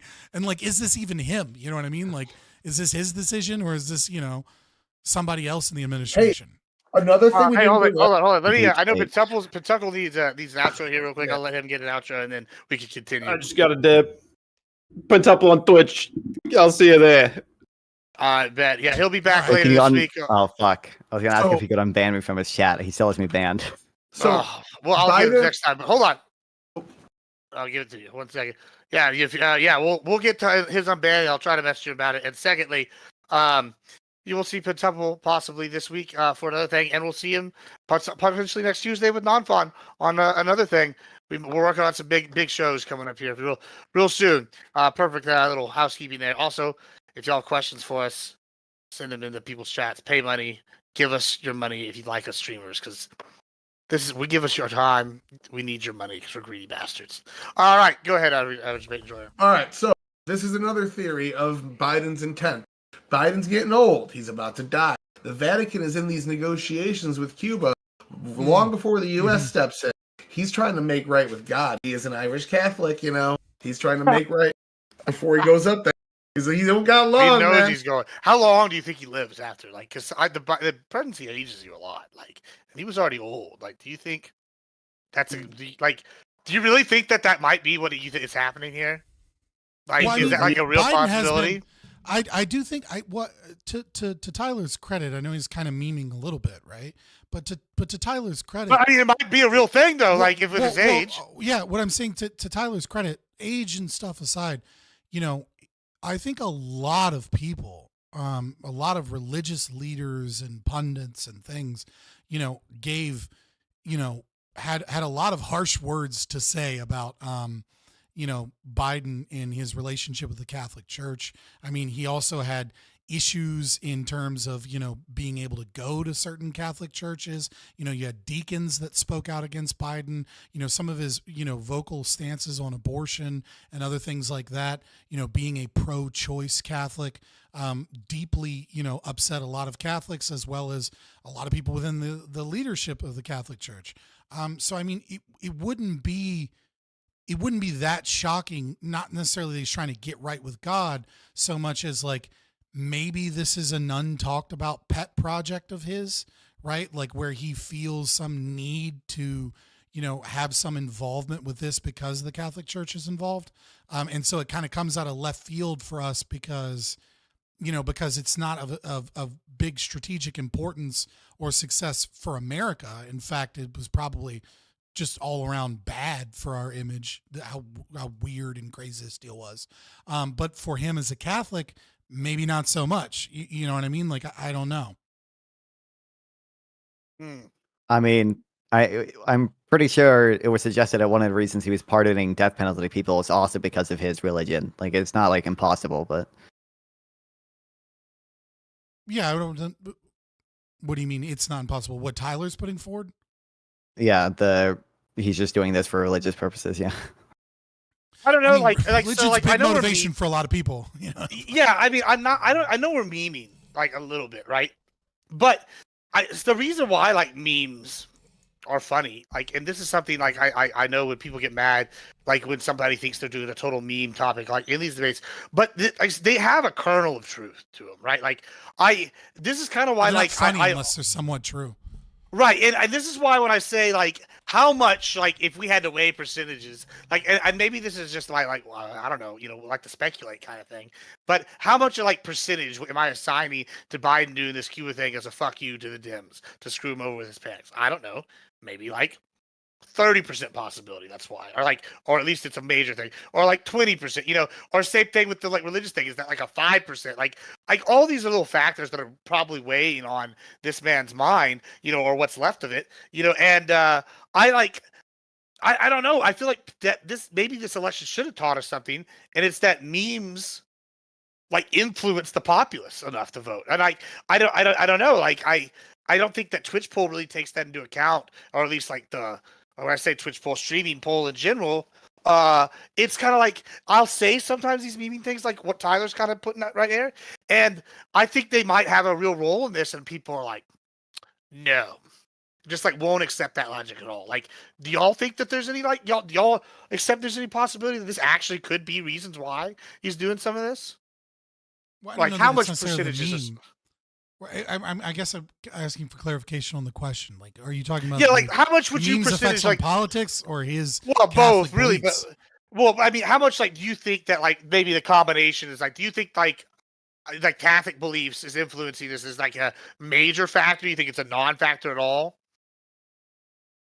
I mean, I don't think it's a non-factor, right? But right. Does that mean major factor? I don't think it's a non-factor. I think, if people prescribe to certain religious beliefs, then it's obviously going to have some effect on the way that they think and the way that they behave and act, right? Obviously, the fall of religion in Western society has had significant impact on our culture, and because of that, our political system. I don't know that it's like a huge factor. The other thing too is, like, to that point, there's this weird thing that we have. I mean, it's not really that weird. It's just oh God, I can't think of the bias, the fallacy. But it's like the thing that you see in front of you. Why can I not think of the fucking term? I've been streaming too fucking long today. Yeah, it happens. But regardless, it's there is this belief that like the American president has like way more say than what they do. Like, they have the ultimate say, sure, but it is even in the things that the executive branch has ultimate authority over. Like, I don't want to say that Biden has handlers and then he can't choose to do what he wants to do, but like, there's a lot of fucking influence, right? There's influence from fucking, are you going to get a book deal after this? Are you going to be able to retire nice and cozy? Is the media going to treat you like shit, right? Like, there's a lot of different levers and ways in which, the president doesn't make decisions alone. And yeah, under certain wartime situations, they might make the final say, but like the decision-making process of a cabinet is not like the president just goes rogue, right? Like even during Trump, when Democrats were claiming that that's what he was doing, fucking Trump was putting out orders that like people weren't even following, like pulling out of Syria, for example, right? Like you don't get to go rogue as a president. They don't let you. And when I say they, I'm not saying like AIPAC and the Jews or some shit. I'm just saying that like none of these decisions get made in the vacuum of one man's mind, right? Like this like other people and influences clearly had this, like were a part of this, and I don't fucking know why, and it's very strange, and I wish I could give more of an insight. Biden's team is pro this. Yeah, well, that was just going to mention Biden's team. We're hearing reporting now that there was a big clash on ideology between Jake Sullivan, who's a kind of an Israel or a Palestine thumper. He's the guy kind of behind Obama's push to work with Iran and bring them into the fold and get them out of the axis of evil. And then Tony Blinken, who is more of a Zionist, wants to protect Israel and traditional, more kind of a right-wing view on foreign policy, but not to the degree that right-wingers like. But, so like there was clashing, and since they didn't have somebody at the helm, these two high-ranking members of the Biden administration would go back and forth, and they were kind of undermining each other in their actions with foreign policy. So, like, having that person at the helm to make that final decision is very important. To be fair, I know I'm being nitpicky, but, like, if you talk to right-wingers these days, right, there's not a lot of neocons on the right. Like the concept of, like, sending money to go fight wars overseas is really, like, more of like a politician thing, and somewhat more common on, like, center-left people than it is like right-wing people. I'm in Georgia. Like with Israel, sure, there's like a faction of the religious right that are still like, fuck Ukraine, fuck all these foreign wars, but not Israel though. Israel needs our aid, right? But the majority of the right wing are very much like leaning back towards isolationism. I'm in Georgia, where Herschel Walker got almost 10% less of the vote than Brian Kemp, who went to war with Trump. Brian Kemp and Trump do not get along, and Herschel Walker was his endorsed candidate. Brian Kemp blew Stacey Abrams out of the water. Herschel Walker lost to Raphael Warnock. So I would say that here in Georgia, you still have a lot of those old school Republican types that vote for neocons. John Bolton's not a bad guy here. They Maybe, like him. Or maybe it's just Atlanta. I'm in Augusta. I'm outside. I'm not in Atlanta. No, I'm just saying. Like, I'm sorry, I just bro. like a lot of right wingers like that I talk to. Maybe I'm in my own little bubble here in Richmond. I see what you're saying. My bad. But like a lot of right wingers that I talk to, and a lot of people that I see in online discourse, a lot of them are like the kind of love for the neocon faction of like, we have to stop them there so they don't come here. Is, I mean, like, look at the Ukraine situation, right? Like, amazing. I don't know any fucking right wing. Like most of the people supporting Ukraine are like neoliberals. They're not fucking. Hold on. There's some of us like the Ukraine. Endless war means endless money, bro. Like that's how we drag them out. We can sell our That's not a typical fucking Republican view. Hey, it's a neocon view, though. Yeah, it is. Some of us are left, and you know this is what I keep telling people in the Republic. Like when the Democrats are like, "Oh, the Republicans." Look, even the neocons, like look at like Daily Wire and shit. Like, yeah, they're all pro-Israel, but any other war, they're like, we shouldn't be wasting money on these wars. Well, you know, so it's interesting because like people always bash Republicans as being like uniform on this space, right? And my mom calls me the other day and she's complaining about a specific House race in Texas, and I'm like, yeah, because people don't realize that at the Texas some parts, but at the national level, there are like when the neocons left with Cheney, like there's some of them they had to figure out where they were going. Well, Jeb Bush is gone, so they went to DeSantis, right? And then the rest that had like somewhat Texas nationalist leanings came to Texas. And like, those are like, they definitely still have a portion of the party, like definitely thinks that way. Now, is it the same portion as, you know, like, is it a third? Nah. Is it like a sixth maybe or an eighth? Sure, probably. But it's still a influential portion. That's my thing. Like I'm just saying like the concept of like fight them over there, not over here, be deeply involved in other nations, by utilizing foreign aid, to like when you hear Democrats, so many Democrats talking like, oh, we have to strengthen our democracy. Well, what the fuck is our democracy? Is just fucking CIA sloganeering about democratic institutions needing to be fed money from the National Endowment for Democracy Fund and a bunch of other fucking, InQtel investments and Council on Foreign Relations and shit.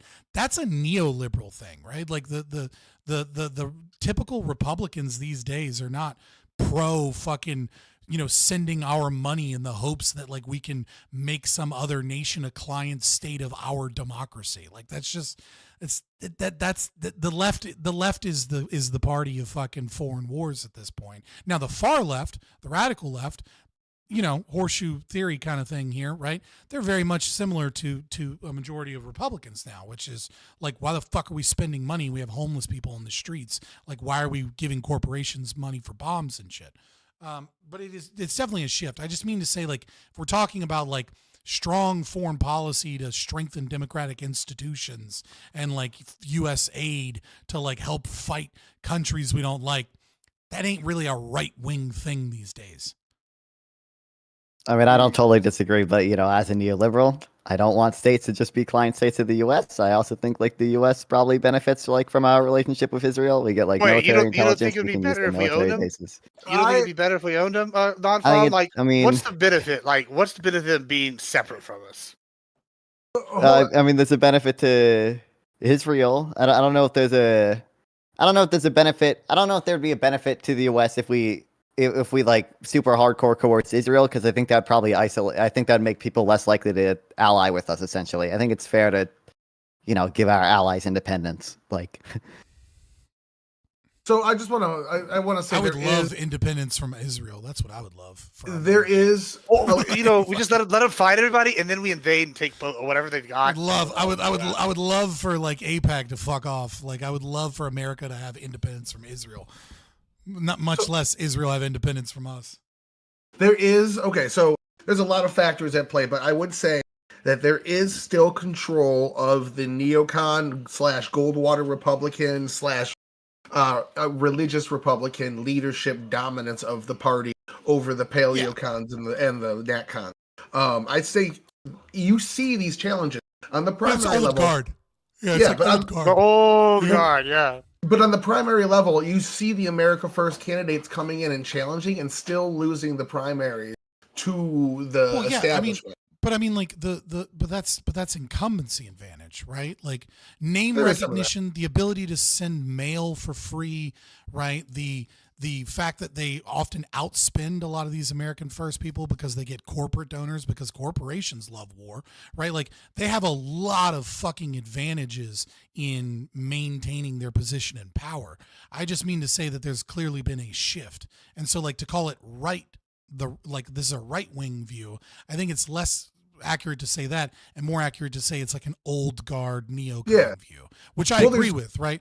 Blinken is definitely like kind of like an old guard neocon / neoliberal with like socially progressive ideas. Well, it's only old guard to us. If you look at the history of the Republican Party, it's kind of the neocon view is the young upcomer movement, and this is really the old guard coming back for their re-reign of power. Paleocons and netcons used to dominate for a long time. Sure. So I mean, until William F. Buckley, right? I mean, like William F. Buckley championed that. Listen, I gotta be honest.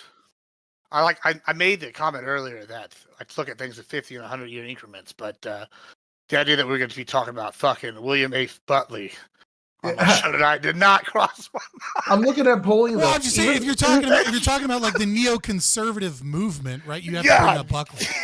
Half of Republicans still support today being in Ukraine. And like sometimes you just interrupt me to be like nerd. Like you don't say that. But you're basically saying that. Yeah, I mean, it's not necessarily a bad thing. It's just kind of like when I was planning tonight's content, I was like, yeah, We're gonna be talking about Buckley tonight, boys. Like, well, I mean, if we're talking about like foreign affairs and involvement and Cuba and communism and what we ought do in terms of deals and how we ought to talk to communist nations and like what our foreign policy looks like in that, You're I don't right. know, man. Buckley's still it's a just fucking a fucking thing that probably should be mentioned at least once. No, yeah, you're not wrong. You're not wrong. It's just I don't know. It's funny to me. Maybe it was I'm just commenting on it.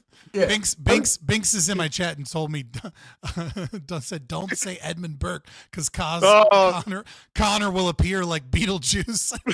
It is like Beetlejuice. But I can't believe they're like sending people bro. The idea that like I don't want to get off topic here too much, but the idea that people are calling fucking up my topic's already gone, brother. We beat it. Yeah, we're so far gone. Luckily we're close. Yeah, they're calling up, but my businesses like, guys, y'all can't cancel me. All my info's public. Bro, by Beetlejuice fuel, bro. I wouldn't even be surprised. Someone say Berkey 3 times, bro. Yeah, I don't know. I hate Cuba. They're fucking evil. They're bad people. The dictators are, at least, and the leadership. I mean, I try to remember, right? Like when we're engaged in some form of foreign policy, right? And to separate the fact that like I can hate Cuba as a regime all day long, right? But what are we doing to Cuban people? And I feel the same way about China, right? Like I can hate China and the CCP all day long, but like what effects are we having on the Chinese people, right? Because they're, and it's very clear that that we have some effect on Cuba's ability to feed themselves, some minimal, but some, with sanctions. And that the primary cause of them starving is their own communist regime. And, we ought not contribute to death and starvation. I don't think that's a crazy take. And at the same time, if we're going to fucking, change policy, we ought to kill 2 birds with 1 stone. We ought to get 2 good things, which is less starvation of people and also defanging, some of the horrible shit that Cuba's doing. Yeah, I agree on the we should have got more. I think my thing is this, right? When I'm looking at it, like your argument also almost reminds me. You're probably gonna hate this part. Is that they almost argue is like the idealist lefty, right? When they propose things, they kind of like look at things from like the best, like maybe not the core argument. If we're gonna do something, we should have got more. I agree with all of that. But like, you're kind of looking at it from like almost an idealist standpoint. Like, yeah, we shouldn't make these people's lives worse through the people. But like when I'm looking at it from like the nuts and bolts of it, right? Somebody's gonna get fucked, and it's either us or them. And I guess like if you really are sitting here talking about putting sanctions, and you want to cause it become so uncomfortable that people rise up and they fight against their current government. I mean, how else do you do that other than making people starve? If you can't feed your family, then what do? You get violent. So there's an alternative, right? There's an alternative, right? Which is get rid of the sanctions, right? Get rid of the sanctions and get something for it, which is, them not funding, guerrilla communist factions in South America, right? And then guess what will happen?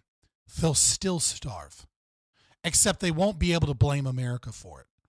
As of right now, every starving person in Cuba is fed mountains of propaganda from the Communist Party in Cuba that it's our fault and we're the ones doing this. So get them to stop funding this bullshit and open up, trade relations. And there's still a fucking impoverished area that has a few economic exports that we might get slightly cheaper than elsewhere, but they're still going to starve because that's what fucking communism does. Except when they go, well, this is America's fault. A lot of people are going to believe it. And then a lot of other people are going to go, but didn't America get rid of all the sanctions? Yeah, but like this is kind of the thing that I have a problem with that, right? Is like when you're starting at like 0, like your life improvement difference for the average person, if they go from like 0 to like 20% better or 30% better, is going to seem just like magnitudes better than if they like are like living like your average Hispanic person in Mexico and then they move to the US, right? Like, oh wow, I like have everything I had in Mexico, but more, right? That versus there, it's like we weren't able to eat every day, and now we've got 3 meals a day and options like that. Like that would be like such a drastic increase, and like they would be able to cure like use on propaganda that I don't know that. I think that'd almost be a loss for us. Like I don't even lose more. I don't think they're actually going to be improved significantly enough, especially in the long term, by us removing sanctions, right? I mean, like they still have trade partners, they still have resources, and part of it is that they're subsidized by other communist nations like China, right? And they get to use Big Bad America the bully, as a reason to get subsidies. And so what will also occur to some degree is China will stop subsidizing them to a certain degree if they start doing good enough. And they won't, because they're a communist fucking nation. So they're not going to do that great, right? What they're going to see is more, because here's another thing too that we have to understand about psychology and the Gini coefficient, right? When we're talking about, poverty improvements, you're absolutely right that if you're already starting at zero and you get like a 20% increase, that seems like a big deal. But another thing that people often, the left especially, often gets wrong is that they go, well, this crime, it was caused because of poverty. And then we can look at other places that have really bad poverty, but they don't have a lot of crime. And you're like, well what's going on here? And one of the things that actually causes so many problems, so much resentment and hate, is it's not about the fact that you're poor. Right? Because even when you're poor, you can find love in your family. You can find a community. You can find a lot of good things to live for. What happens, what really makes people angry is when they're poor and the people next door are wealthy.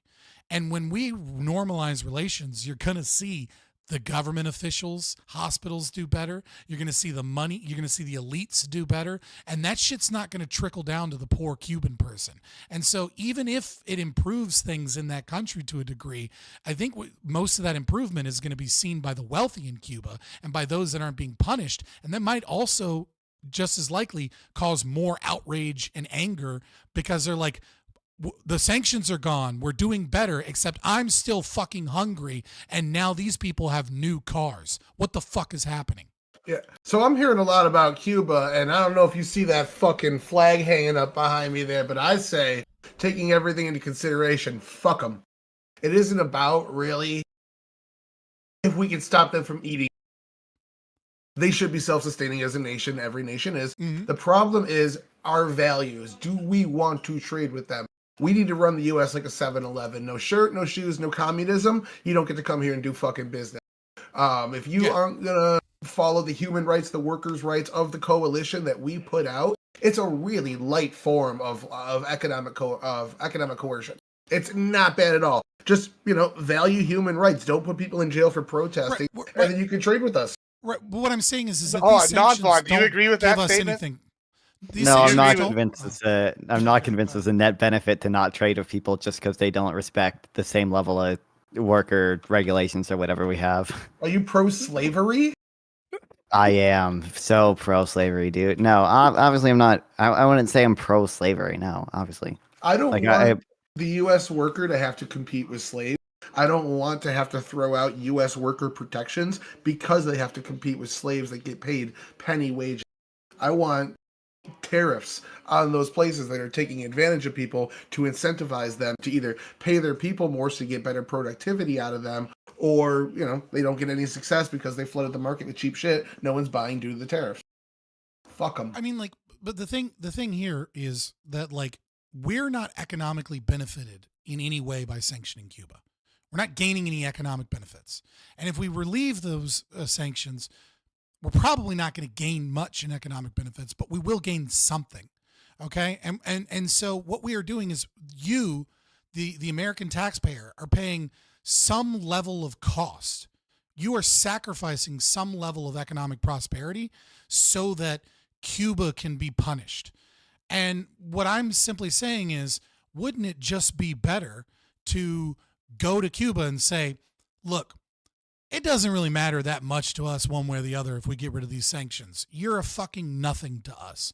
But, we feel like being the good guys. So since we're feeling generous, and I can tell that inflation has fucked your country bad, here's a plan, and this plan includes getting your fucking troops out of Venezuela, getting your advisors out of Mexico, stop funneling money towards communist parties in South America, because, you know, we're already working on Argentina with Javier Milei, and we're about to make some big changes in South America, and we're going to see a lot more freedom, motherfucker. So how about we fucking relieve those sanctions and you sign this fucking deal agreeing to these terms?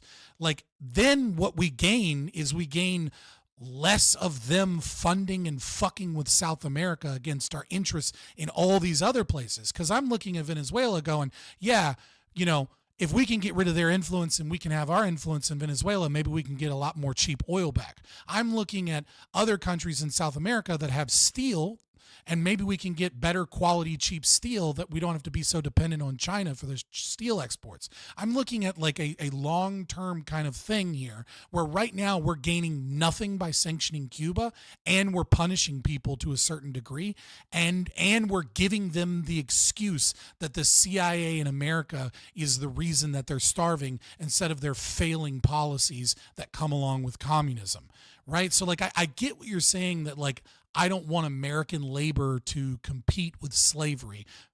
I don't really give a fuck about what America labor competes with or doesn't compete with. I don't want slavery. And I think we can put pressure to get rid of the fucking slavery if we begin that process. But just doing it randomly, and especially the way that this was done, where we deny the victims of communism restitution, which is, as far as I'm concerned, is just pure fucking evil, is the worst way to do it. And so, circling back and me getting out of here soon, I guess, I will say that, Tyler, you were 100% right that a lot of what the Biden administration did were good things with the worst possible fucking execution that we've seen. And this is just one on a laundry list of bad executions by the Biden administration. Yeah, I mean, okay, real quick. I'm not convinced that it's not a net benefit to the U.S. to trade. I'm not convinced it's not a net benefit to the U.S. to like trade with countries that are doing quote unquote slavery. Because of comparative advantage, both countries can gain from trade regardless of whether one country has a comparative advantage because of low wages. Secondly, it seems like when like multinational corporations engage in this stuff, like they increase the other country's productivity as well, which increases their overall like average pay. So like the issue of like slavery is really an issue of low productivity and low growth. Trade only helps with that. We have empirical studies that show that trade increases growth, and we have empirical studies that show that trade increases productivity, as well as the fact that trade just mechanistically increases productivity. It lets people get the same for less or more for less. Yeah. Like that increases productivity in both countries, which increases the average wage level in both countries because average wages are tied to the average productivity. You're making the economic arguments just focusing on GDP. Pretty much all I focused on was our values as a liberal society and national security.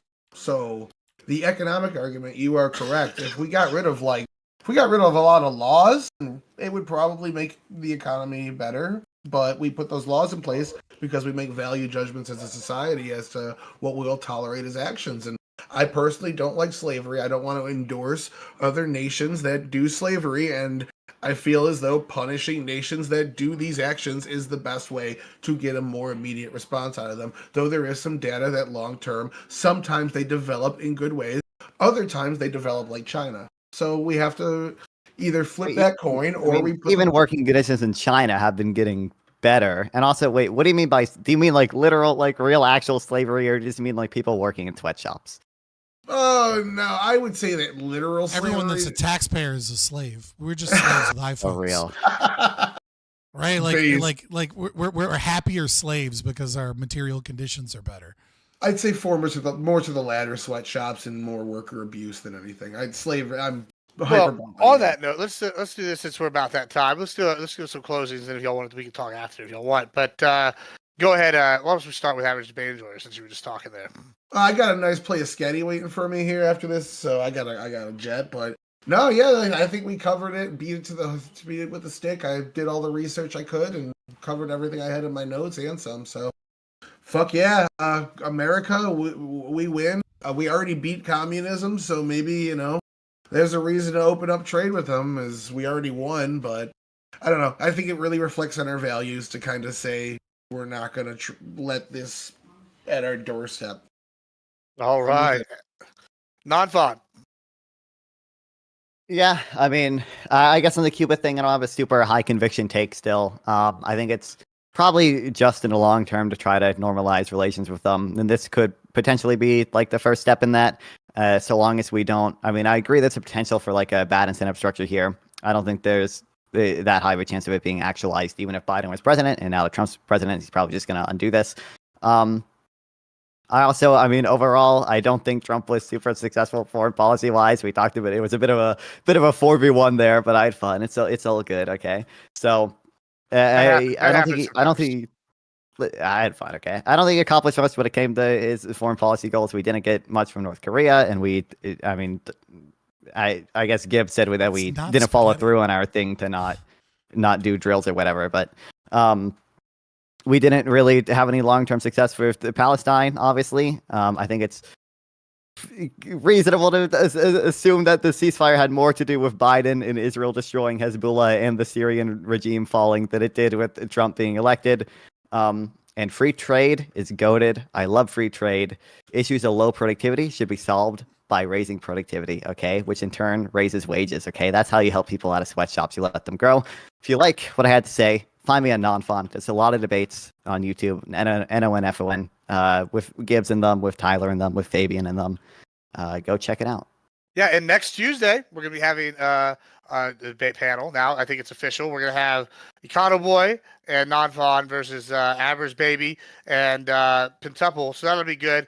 I'm pretty excited for Abby. She's a district level executive, or no, not district. I'm saying it wrong. She's a high level executive, basically, for a massive company, and she's got some opinions. So she also is a very mean bitch. So I'm pretty excited for that. It'll be good, a good Tuesday. And go ahead, Fabian. Yeah, I am Fabian Liberty. You can find me on X or YouTube. Yes, I have other socials. Somebody followed me on Twitch during this. I haven't streamed on Twitch in like 2 years. I had to get away from Twitch because Twitch just kind of sucks.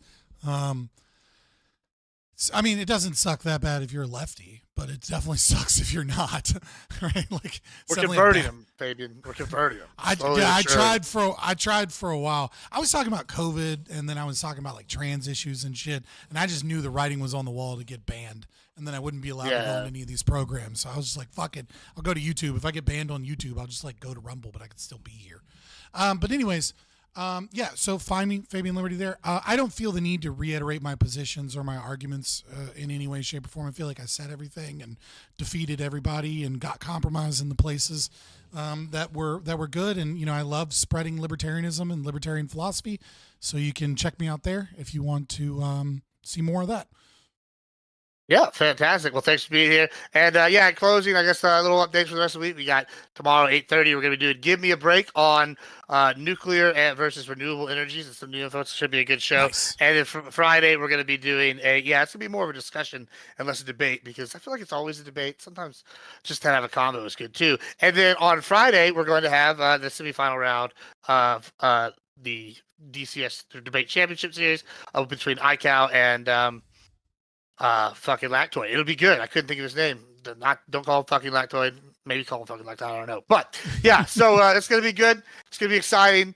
iCal is the last non-libertarian in the debate. So DCS is just gonna be libertarian versus libertarian at the end. I'm not saying that I'm pulling for anybody, but it'll be much easier for me if one side wins. But I don't have any. I don't have any bias really. So, but. Anyway, it'll be good. I'm pretty excited, and then we can move to the seasonal format. But I look forward to seeing Lactoid as my debate opponent in the DCS finals. You say that, but iCal is like a multi-time state champion debate coach. So like he is. He's also pretty fucking quick. He's good. He's just too nice. So it depends on how the judging gets done. Yeah, and we got surprises for the judging. There you go. Good. You know what I mean? So, if you want to swing it towards one side or the other, you got to pick somebody that likes niceties. Yeah, that's the one thing. And then, like I said, we'll probably have a surprise for the finals. Some of y'all may or may not know, but it's going to be very good, very good. But Yeah, that's all we got today. I think I'm going to move on to some React content and watch the news and try to learn how to put together these 40K minis. It's going to be quite an adventure, chat. Once again, thanks for all y'all for having me. All right. Not having me, y'all coming on and everything. Peace. Whew. Don't worry. I just got to switch it over. All right. I'm good. Like, I don't really have much else to say. I'll be back tomorrow, I think. Join the Discord because I might end up on Rumble. I'm not sure what I'm doing tomorrow. And if I'm not speaking to someone, then I will be likely reacting to like a band debate, Nick Fuentes Juiceberg thing, because people keep bringing it up. So I'm like, fuck it, let's get into it. If I do that, I'm not sure whether or not I'm going to be on YouTube. I might do it on Rumble. I have to look at it a little bit. Obviously, I don't want to look at it too much, but because I want to do a genuine reaction. But like, I have to look and see, like, you know, whether or not I might get in trouble doing it on YouTube. So we'll see. But yeah, as always, $3.99. You can get membership. There's no content hidden behind that. I'm just asking for money. I'm just begging like a poor person. But you get some emotes, you know. Super chats always get answered. So anytime you put a super chat out, I'll answer you. But for now, just join the Discord. That's where you get the notifications. Consider like, sharing, subscribing. And if you want to follow me on X and watch me be toxic, that's the place to go. Hopefully I can eventually get to the same amount of followers as a different account that used to have more followers. We'll see. But I got my kids this weekend, so, whatever happens tomorrow, you probably won't see me again until Monday. And so it behooves you to be in the Discord, especially if you want to like at me or ask me questions or anything, because I'll be busy this weekend. Other than that, guys, it's been a long day. Consider if if you're here during the regular time between 6 and 7 is when I usually start. Consider going back and watching that interview with Paula Wright. It was really, really good. It was a great conversation, but it started at 3:30 p.m. in the afternoon. So there wasn't a lot of people there, but so I know some of you regulars probably, maybe rewatch that one this weekend or something, because I thought it was a great interview. Good conversation about evolutionary psychology. Look at feminism and patriarchy, etc. Like very, very interesting figure that is an anti-feminist, looking at sex research and evolutionary psychology and better understanding politics and gender kind of issues and things from that domain, sexual marketplace, etc. Kind of like what the red pillars think they're doing, but like she's actually smart enough to do it and write about it and know what she's talking about, as opposed to just being like, body count matters because, I read a study once about 10 bodies. And all these girls have 1,000 bodies by the time they leave college. So you should just fuck bitches, get money. Like dumb shit like that. Yeah, I will see you guys soon. Peace. And welcome Nasik Meek and any of the new people.